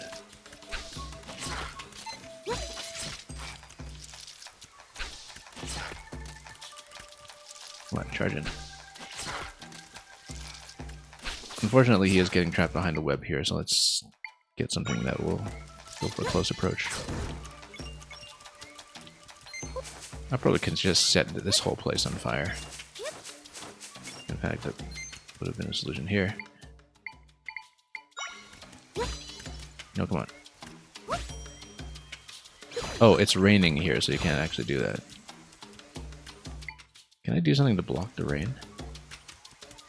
Shield it? Yeah, you see all of these ones, you know, they also can't get anything done here. Oh, it's still raining. Let's see. I don't know if the sword can actually cut this. I don't have the sword available right now anyway. I think I had tried one of those earlier and I needed to go for the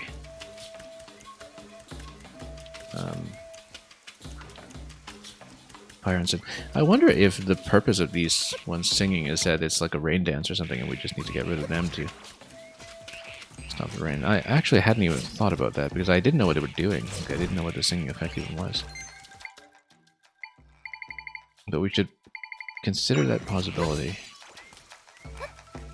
Although I think the rain is probably just a feature of this zone generally. Until we figure out what's going on with that Thunder God quest or what have you.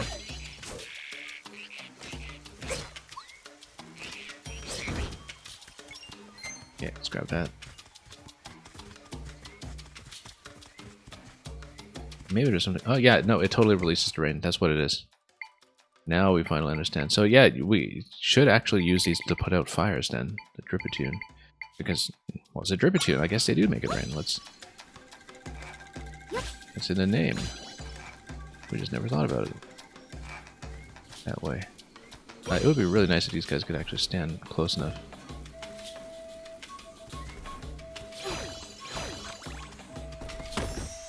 Anyway, there we go. Well, at least we now finally know by example what Dripotunes are for.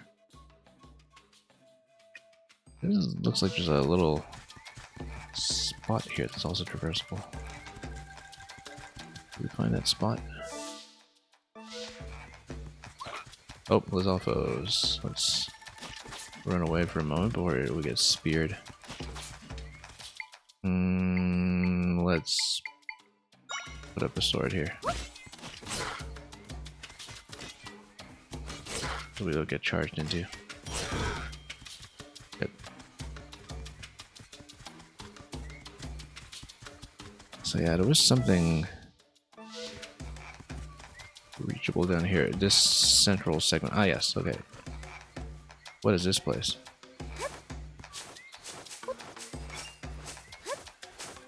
Anything? Oh, fragment. Looks to me. There's one Might Crystal. So yeah, we'll eventually have to amass 10 to get that power upgrade that we wanted. Not that we have any magic budget whatsoever. Probably should have spent on that. But yeah, it was the big high wall that was on the left. That, again, looks like we'll not pass it until we get up to the top path here and go down.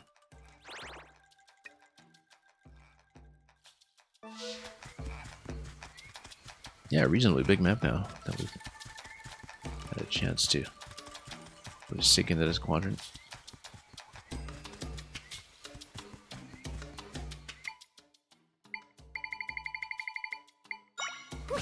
Okay, let's keep going.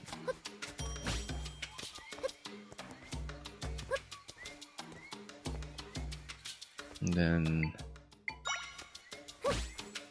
go. Yeah, let's just take the paths up, perhaps, then. Assuming that we can. I mean, we've traversed a lot of that before. There should be no real problem with that, I don't think.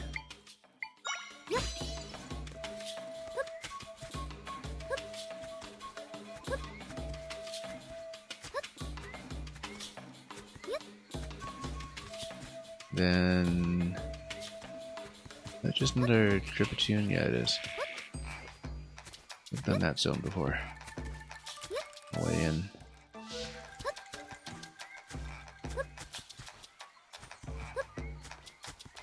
Whether we can climb high enough to get up here. Well, actually, yeah, let's grab this first. Very helpful to try to just immediately highlight it. Waypoint has been recorded. And this bit here, did we Looking at this now, I wonder if we even checked this thing here, this structure. I feel like we hadn't. Well, we can look at it after. Let's get up on the path. Oh yes, this is close to where we got Moblin 2 earlier.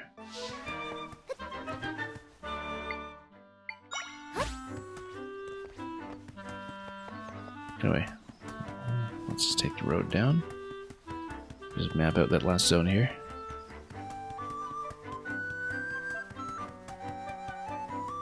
Yeah, that stamp was one that we had already acquired. And here we are in another part of the southern forest. And here's another combat zone that we'll probably take out quickly. Seems like these are Sword Moblin 1s. No shield in them. They didn't come prepared.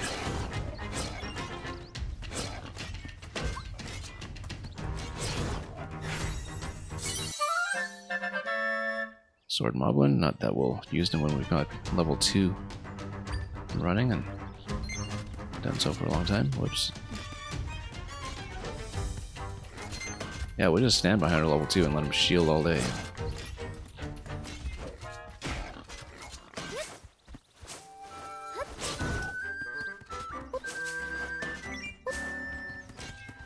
Okay, more horns is a good idea given that we completely squandered our first 2.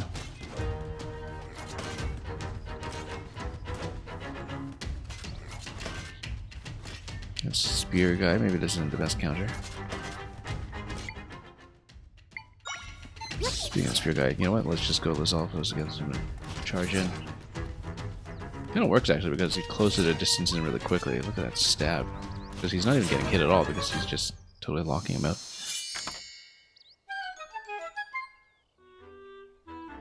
Okay, let's pick that up.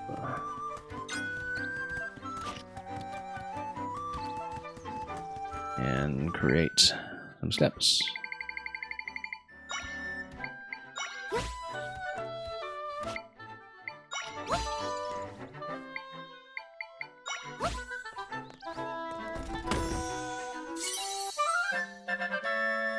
Bunches of refreshing grapes.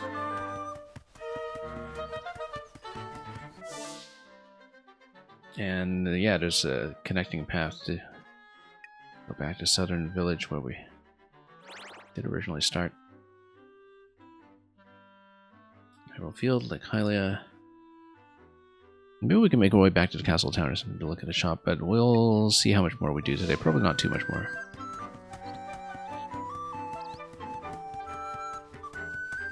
But we unlocked a good chunk of echoes just in the first sitting here. That's progress that we can be very pleased with.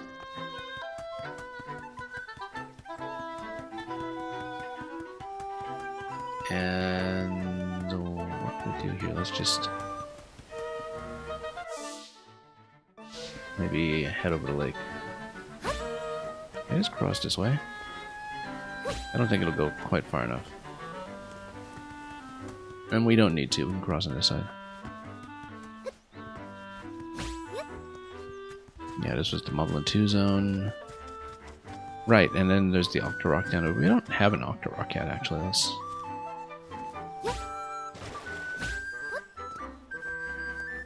totally swoop down and not take any fall damage whatsoever as we dive down and just kill it. Let's figure out who we're going to use. Octorok, probably Sword 2. Look at that, just one very simple snipe over here, and there's our Octorok. We've got a couple of sea creatures here that is a job for Chompfin.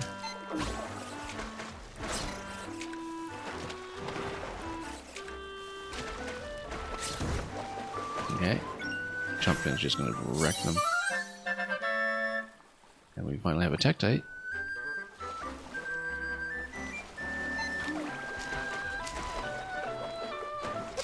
Come on.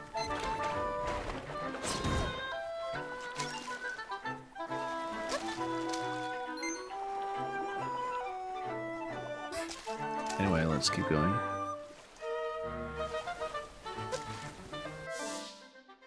yeah, we just continued mapping here. Let's throw about a quadrant of the map. Big map, actually. Deceptively so, because I was thinking at first that it wouldn't be. This is going to be a P-hat moment for sure once we manage to lure this guy down. You know what, let's just send it up now. And just whip him.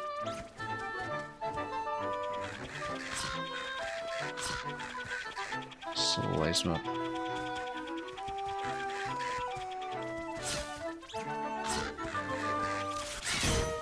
Good. Yeah, it would be very nice for this to float down. Oh, let's chomp this guy out first.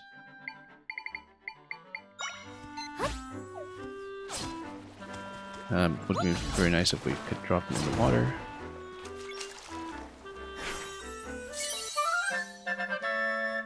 Crow.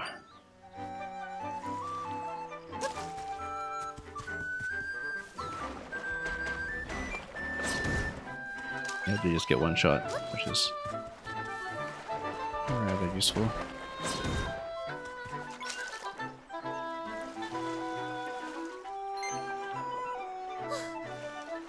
I wonder if there's any reason to go under a bridge, but better let's chomp and take the lead here.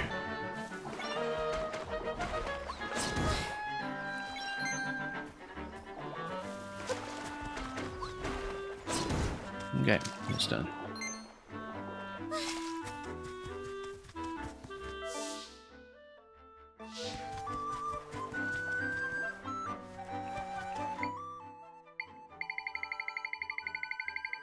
What a roster. We really collected quite a bit here at this point. Okay, so this guy is going to try to get me by spears. We'll just get into him. This all close thing, just poke him down.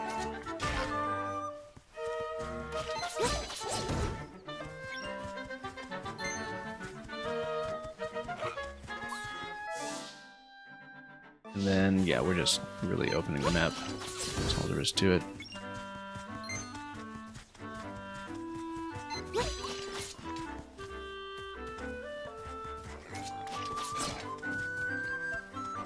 Anyway, let's let him poke him down.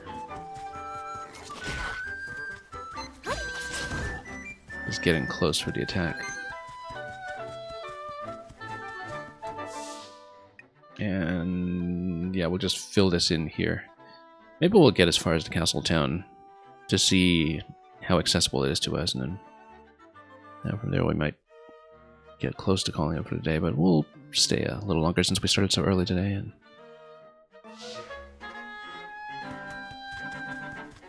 wrap that up. Federal Castle Seaside Village. And yeah, let's head down. This field is so big. At least we finished putting up wanted posters in the west, but nobody's seen Princess Zelda yet. This is the first bit of plot we've seen in quite some time after exploring the southeast. First we were ordered to save her, and now we're ordered to capture her. It doesn't really sit right with me to be treating her like some sort of villain. It's weird to me too, but orders are orders and all. Well, we'll obviously be spending our points here to send moblins after them and loot their identities. There's nothing out east in Seaside Village.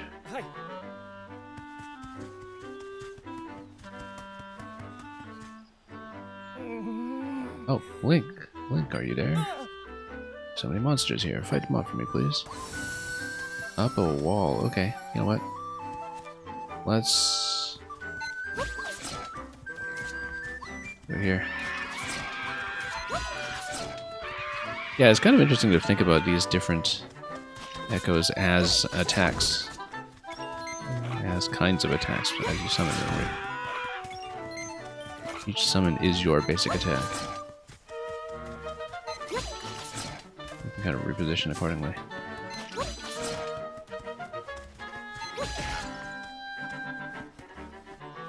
Okay. Well, let's get him down. What do we get for this?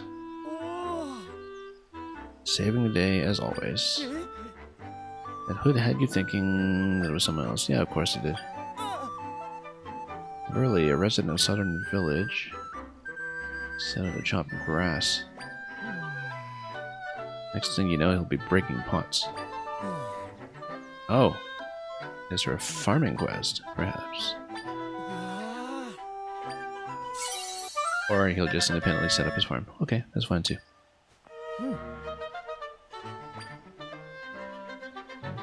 Link is off fighting monsters. Well, not last time we checked.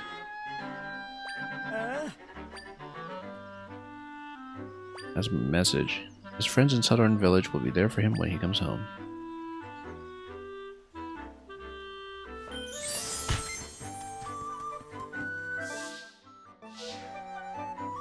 Oh, there is a quest log. Wasn't even thinking about that. 10 new recipes, you got 6 to go. Oh yeah, well, let's get more ingredients before we... more combinations now. Where's my map? There we go. Right, I said I was going to head over to the castle. Let's do this heart piece first, though. Find a way up. Actually, we never figured out whether, when you're in outdoor spaces, Strangula would be climbable. Oh wow, that's a big spider over there. You know, Deku Baba 2, let's just chomp him. Chomp. Come on, get in here.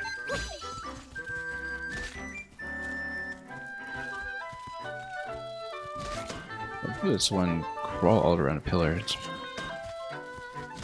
very dynamic in its own right. Okay, we don't want a grounded enemy like this. Let's get back to Lizalfos here. Someone swift who can chase. That's what you look for sometimes.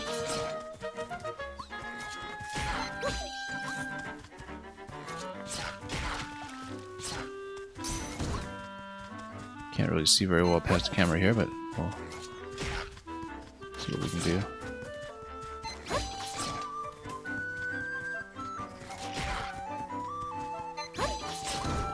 Did we actually get rid of that spider already? Oh yes, we can. Let's learn it. I can't quite point to it here. There we go. Tucked away in the corner. Crawlula.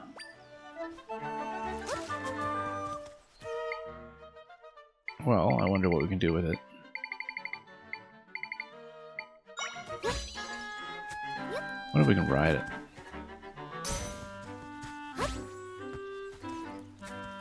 But, yeah, what we should try to do is see if Strangula does anything. Yeah, nowhere for him to latch onto, so never mind. Oh, quite a good damage output off of these guys, actually. Yeah, we'll try to go for this heart piece here. Looks like there's quite a lot that you need to navigate in this entire area before you can do it. Oh, no, hang on. That was one of mine for a second. Gotta get out of that bed.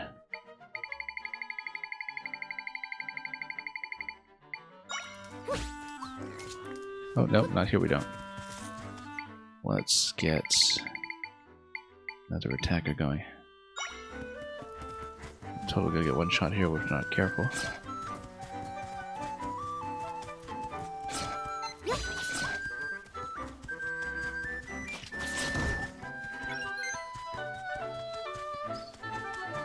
Yeah, looking at the path here, it has to gain quite a lot of height before we can do that. Just looking at the possibilities. Yeah, we can always start on the cliffside, actually. Look at this Zelda wanted poster. The resemblance is uncanny.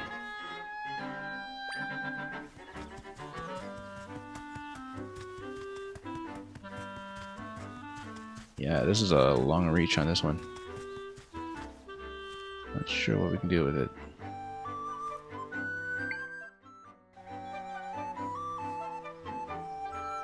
Let's try it out. Inside out. Let's just find the path. Whatever it may be. Okay, let's try to at least get up to one of these pillars first. That'll be the important thing to do here.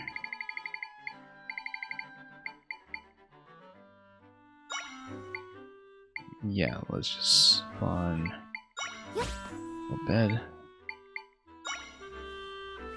And then the wooden box we can kind of jump on with height 3. Whoop, no.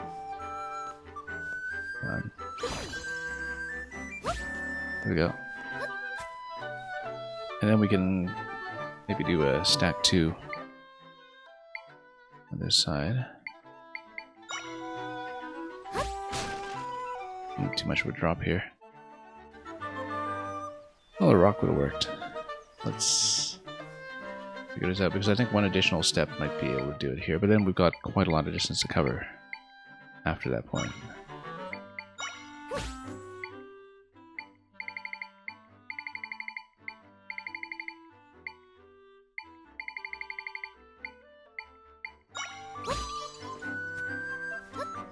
Okay, good. Now I wonder how close we can get from this point.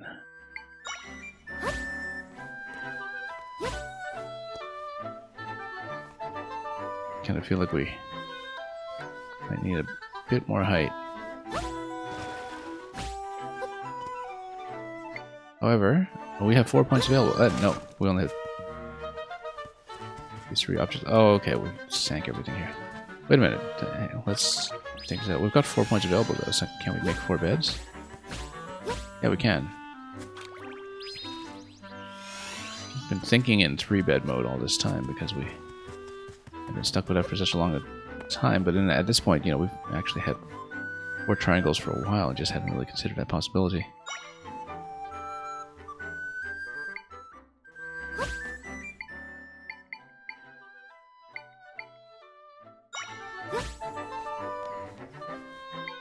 Anyway.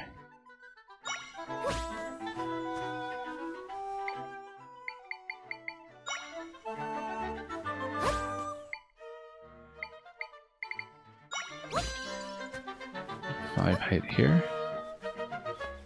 Works for me. No, let's clear everything first. Just to avoid any confusion about priority. Oh. There we go. Once I realized that we had 4 beds available, that was really easily manageable.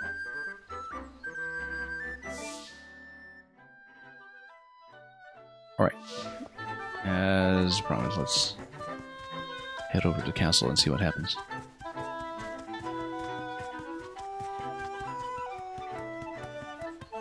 Okay, let's magnesis this out. Oh, in a moment after we get rid of this guy.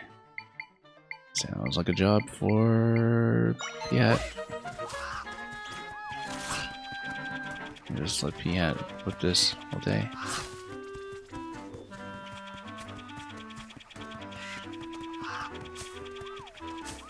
What?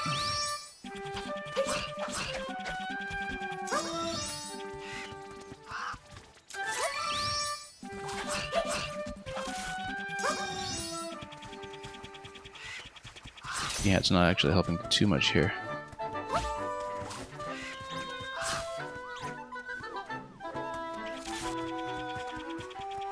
Maybe we'll be getting a little bit more height. Maybe go bats. Oh no, there we go. Keys, rather, not bats. Well, same thing.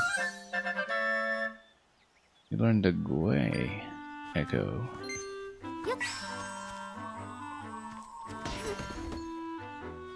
Some kind of magnesis pull, complete with HD rumble.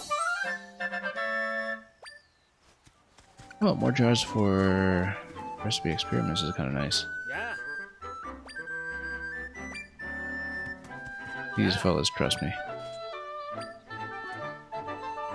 We didn't find anything east at Seaside Village, no. Oh, you didn't.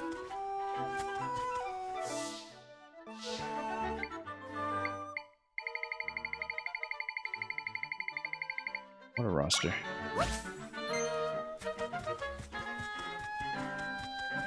Anyway, let's activate.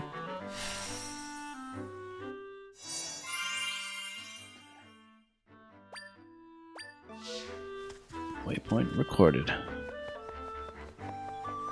Can I head in? I bet I can try to make my way up to the walls now, too. Oh, definitely, because we can get on a tree.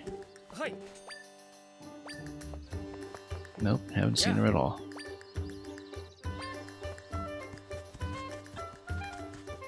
Anyway, I don't remember which side we want to head to first. We can always check both. Oops.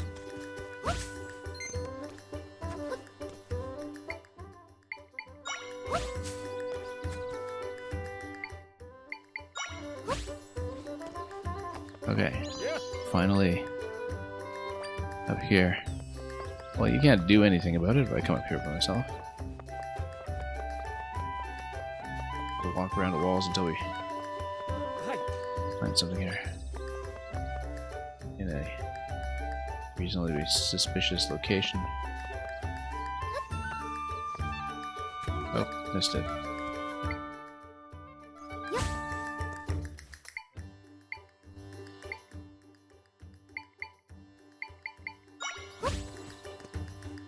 And do we have enough height? Yeah, we do.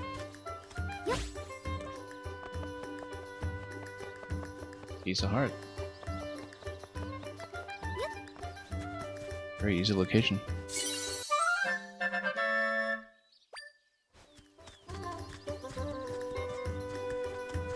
Yeah, we do want more hearts eventually for that one-shot protection.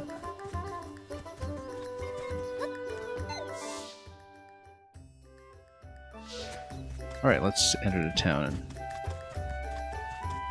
see what's happening.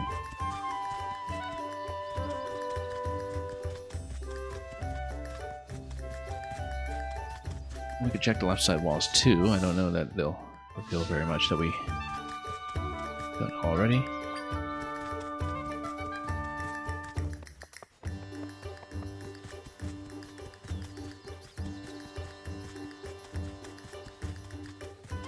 Oh, we'll just circle around and take a look.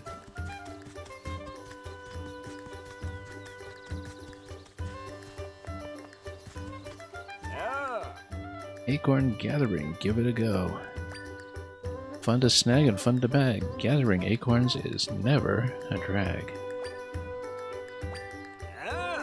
Okay, let's pick up some acorns. Sure. How fast could it be? Hooray, time to gather.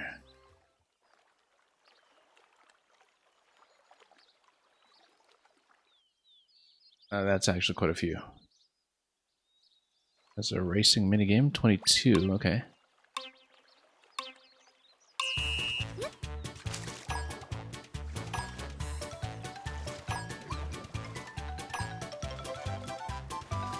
Yeah, well, I was about to say ignore these guys. We actually do need some defense here. Let's see what we can manage. By way of a Chumpfin escort.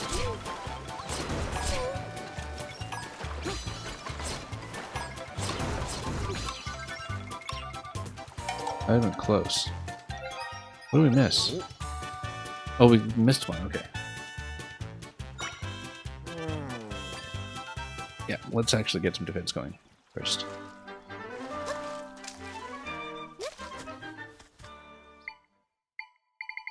Bit of a mistake that time not to clear the path.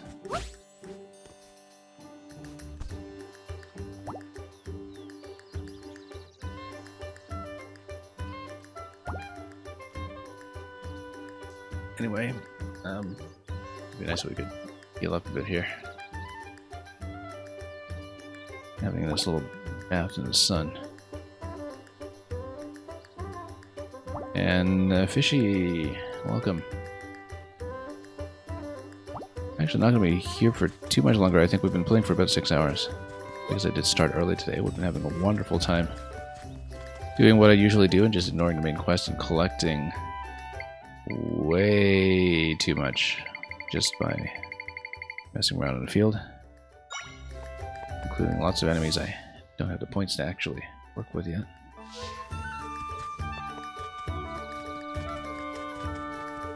What was I doing here? Oh yes, we were...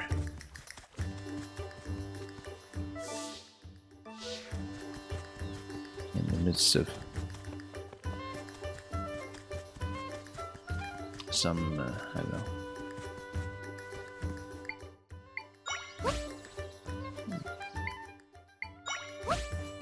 Deliberation over there. Let's go this way.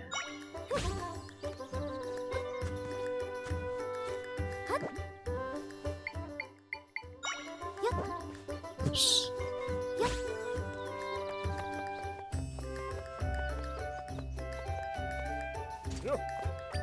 This guy's similarly impressed that I got up here. Now we actually did already pick up the heart in this location earlier, so don't know if there's any reason why I want to go behind the castle. Other than that, not at the moment anyway.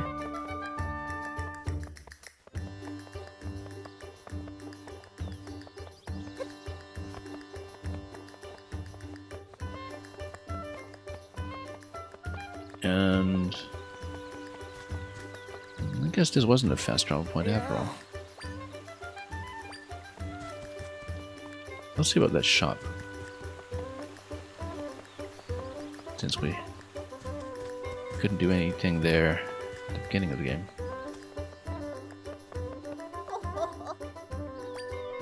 Yeah. Nobody knows what she looks like. Okay, yeah, it was just ingredients here. What was this after all? Stone anklet reduces knockback. We should take that in case of narrow corridors, because we don't actually have an accessory right now, because the heart accessory doesn't do anything in hero mode. Let's just take it. We've stocked up so much cash.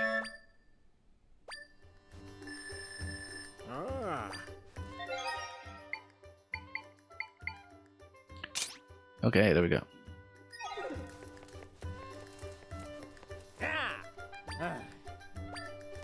Thankfully, nothing that affects our running speed. I suppose we can try to head back into Palace and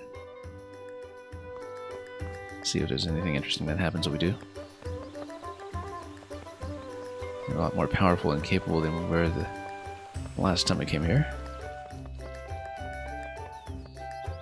Oh, castle's on alert. I guess not. We'll need to find our own way through if so. Well, eventually. Princess Zelda, walk away. We don't have the heart to tell her the truth.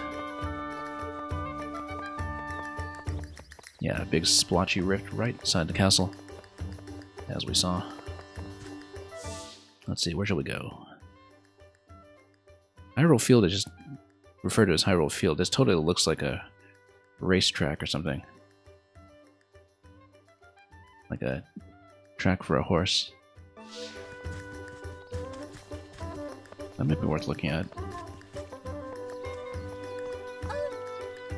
And oh yeah, we've talked to them before. No change. Zol, Zol, Zol, Zol. We've seen many. How many different kinds does he want us to find? He probably wants me to summon one. Okay. I wonder if the type matters. Okay, I guess we should use the standard Zol. Wonder if there's a follow-up quest to show him other types.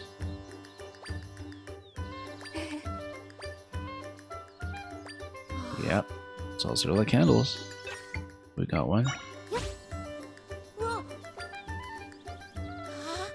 Ignazol. And it looks like a candle. Stand too close and you might melt, apparently. I think they burn before they melt. Is he going to ask me for Hydrosol next? Or something else that we don't have? Yeah, Zols to get bigger when they're wet. We should actually start using them in combination with the rain frog whatever that was called, the Drippitune. Since on the field they are used in combination, we kind of understand finally how elementally that works. That's a Hydrosol. Way smaller than one in your encyclopedia. Let's make it big. We can do it. We can do it. Let's get Drippitune up and running. Yeah, okay, we need to go Drippitune first and then Hydrosol. There we go. Nope. That one was big though. I guess we don't really have enough points to do it actually. Unless we can create a body of water or something. Let's see. Yeah, we might not have enough points since Drippitune just costs 3. So let's try it again, because it is initially huge, it's just that he doesn't respond to it. The fountain? Maybe. Oh, no, we don't need to do it. That's good enough. That's huge, it's bigger than my bed. And they all go big like whoop. Now, have we shown them all types, or are there more that we haven't found yet?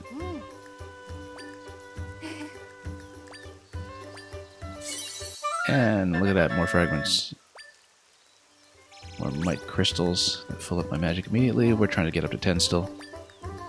I bet there's a Zol out there my encyclopedia doesn't know about. Yeah, we'll just need to discover one. By the looks of it. We have completed this stage of the quest for the time being.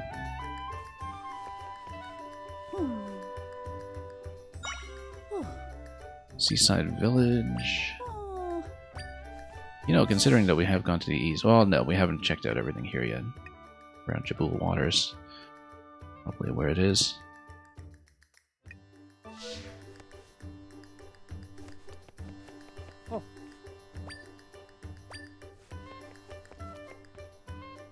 I totally approve of your child's interests in Zols. Let's see what else there is here. Claiming that Princess Zelda created a rift, yeah, well. They can believe what they want. Okay, let's see. Yeah, speaking of fountain, you know, let's actually try that just to see if it interacts. Just curious. Doesn't quite get close enough. Oh yeah, it does. So it does have an elemental interaction, that's good. Yeah, this is definitely a game engine that follows certain elemental rules, which is nice. In this systems-based era of The Legend of Zelda. Now there was a path to the left. Oh, the gate is shut, that's why. We can just get over to the other side, though.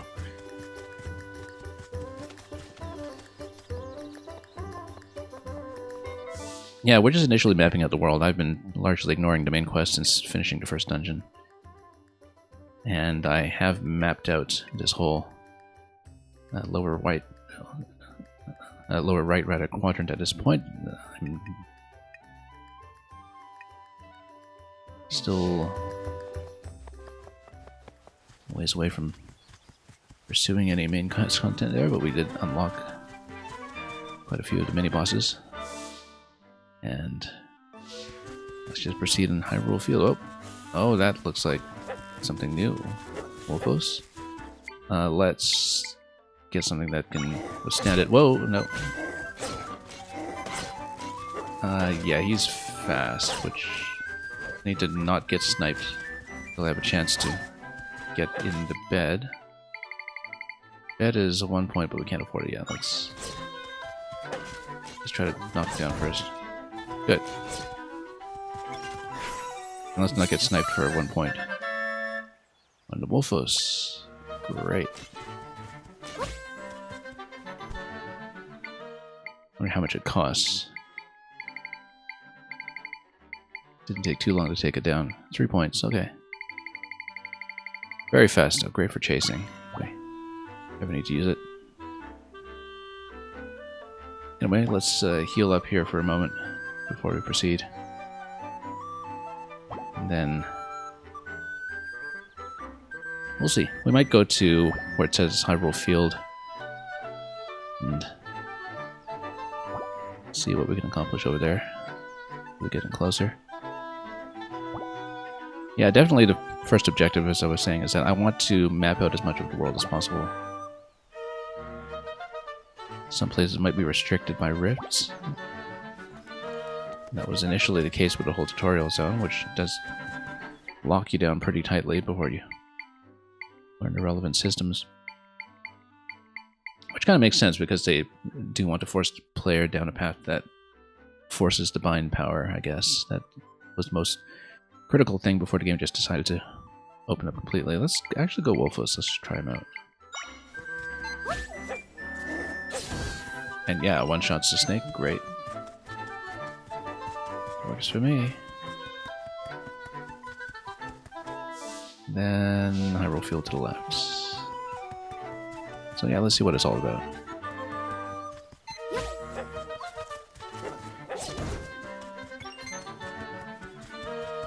Okay. Next. Yeah, it totally is a track for a horse. Which tells me that we can probably get a horse.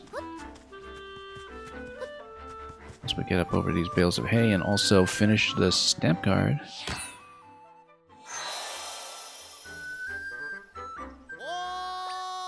Okay, beginner book, all finished. I'm sure there are several higher tiers remaining after Stamp Guy parachutes in.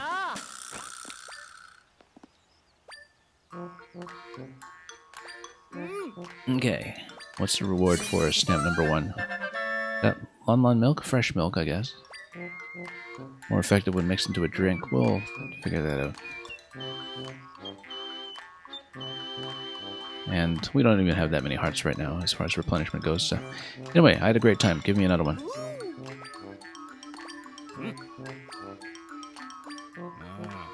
I'm the only one playing. That's okay. That means we get all the stamps to ourselves. Oh, that's interesting. The exciting stamp card. All together now. Ready, set, go, Stamp Rally. Let's see what this card looks like. Here in the stamp section. So, what if it's just 5 tiers of stamp cards? What if it's all stamps there? Okay.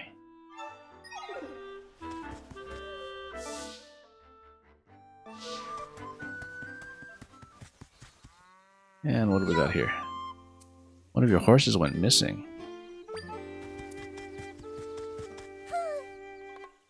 Looked all over it, but you just couldn't find her.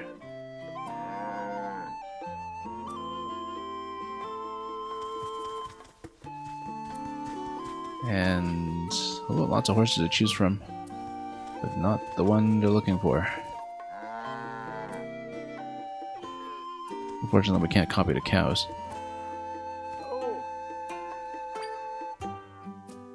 Not loading up mounts at the moment. So we'll have to find a horse. That'll be the quest. Can we ride one of the other ones, though? Press A to mount a horse and use L to move. Okay, then we just make a break. We're probably not allowed to leave the ranch with one yet, am I? Nope. Can't just steal the horses. Hold your horses. That's okay, but you can practice a little bit on the track. And then there is a dash. Okay. You do lose a little bit of directional control of the dash. You don't want to overdash all the time, necessarily.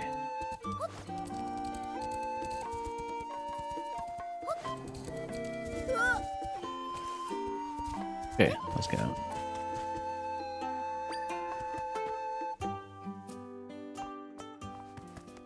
Big family here. What do we got? There's a music box. A prize for our flag races.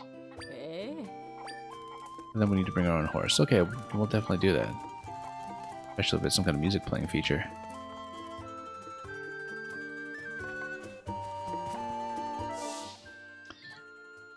Okay, I kind of want to explore this a little bit over here just to fill in this knob on the map. Otherwise it's going to be somewhat irritating. Oh, we got another bird coming.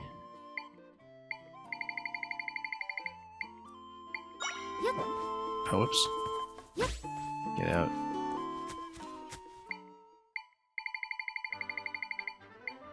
I'll fight fire with fire, apparently. Let's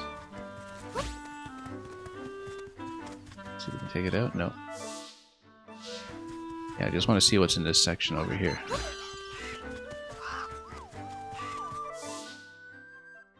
And there is something in this grove. Reminds me of that baseball diamond in A Link Between Worlds. Whoops. You know what? Let's get some ground forces going here. Wolfo, so we know you can take out the snakes. Oh, hard piece. Except we've got a big Peahat here. Might be a big fight. Let's reduce complexity here first before we take it.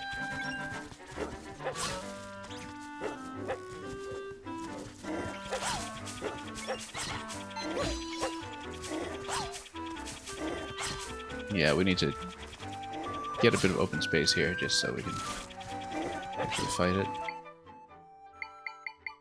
Too bad we don't have the points to summon a Wizrobe yet. I feel like it could have been helpful here. Bunga Flower, or it'll just miss, perhaps. Actually, no, it just chops the stationary position.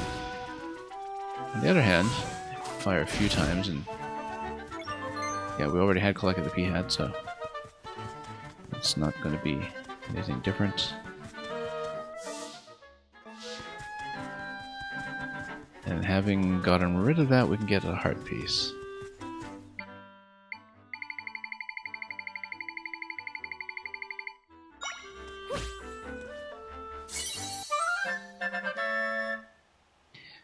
Okay, finally got another 4. Oh, let's get something offensive going here.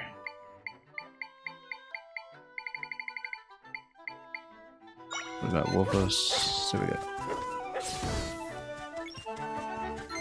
Works for me.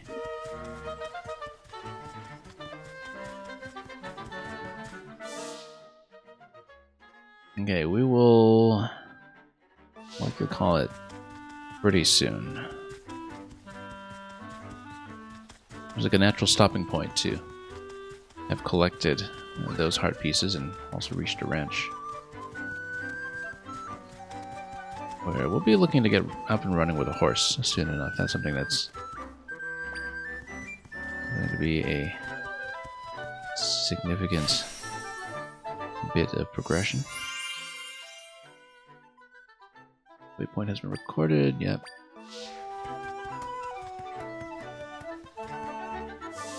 Yeah, I got that stamped already. So yeah, I actually explored a really decent chunk of the map today.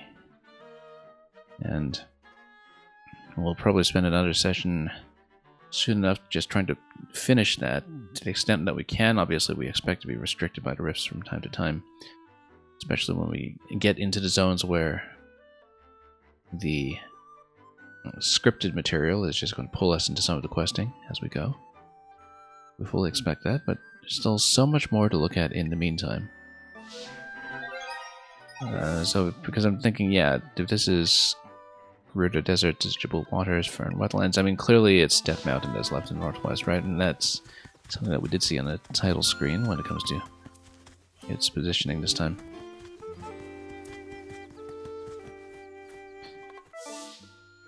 Yeah, I think we'll probably adjourn here for the day then.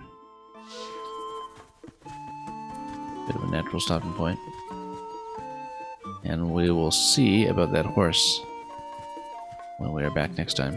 Love her little carrot and hairpin here. It's kind of a nice touch. We should probably do a dungeon, like I was saying, at some point, just so we can get the 5 pointers going. But we will stop out here and see if we can pass you folks on to something else. So, thank you so much for joining me for this extended session of Legend of Zelda Echoes of Wisdom. And a very productive time, I think. Just unlocked tons and tons of enemies, including a couple of the ones that we can't afford yet when it comes to the points budget. Our golden triangles.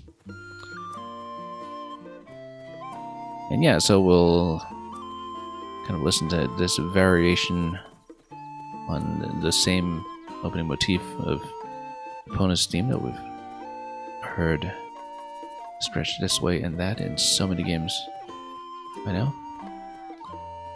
And we'll leave off from this point, so thank you so much once again.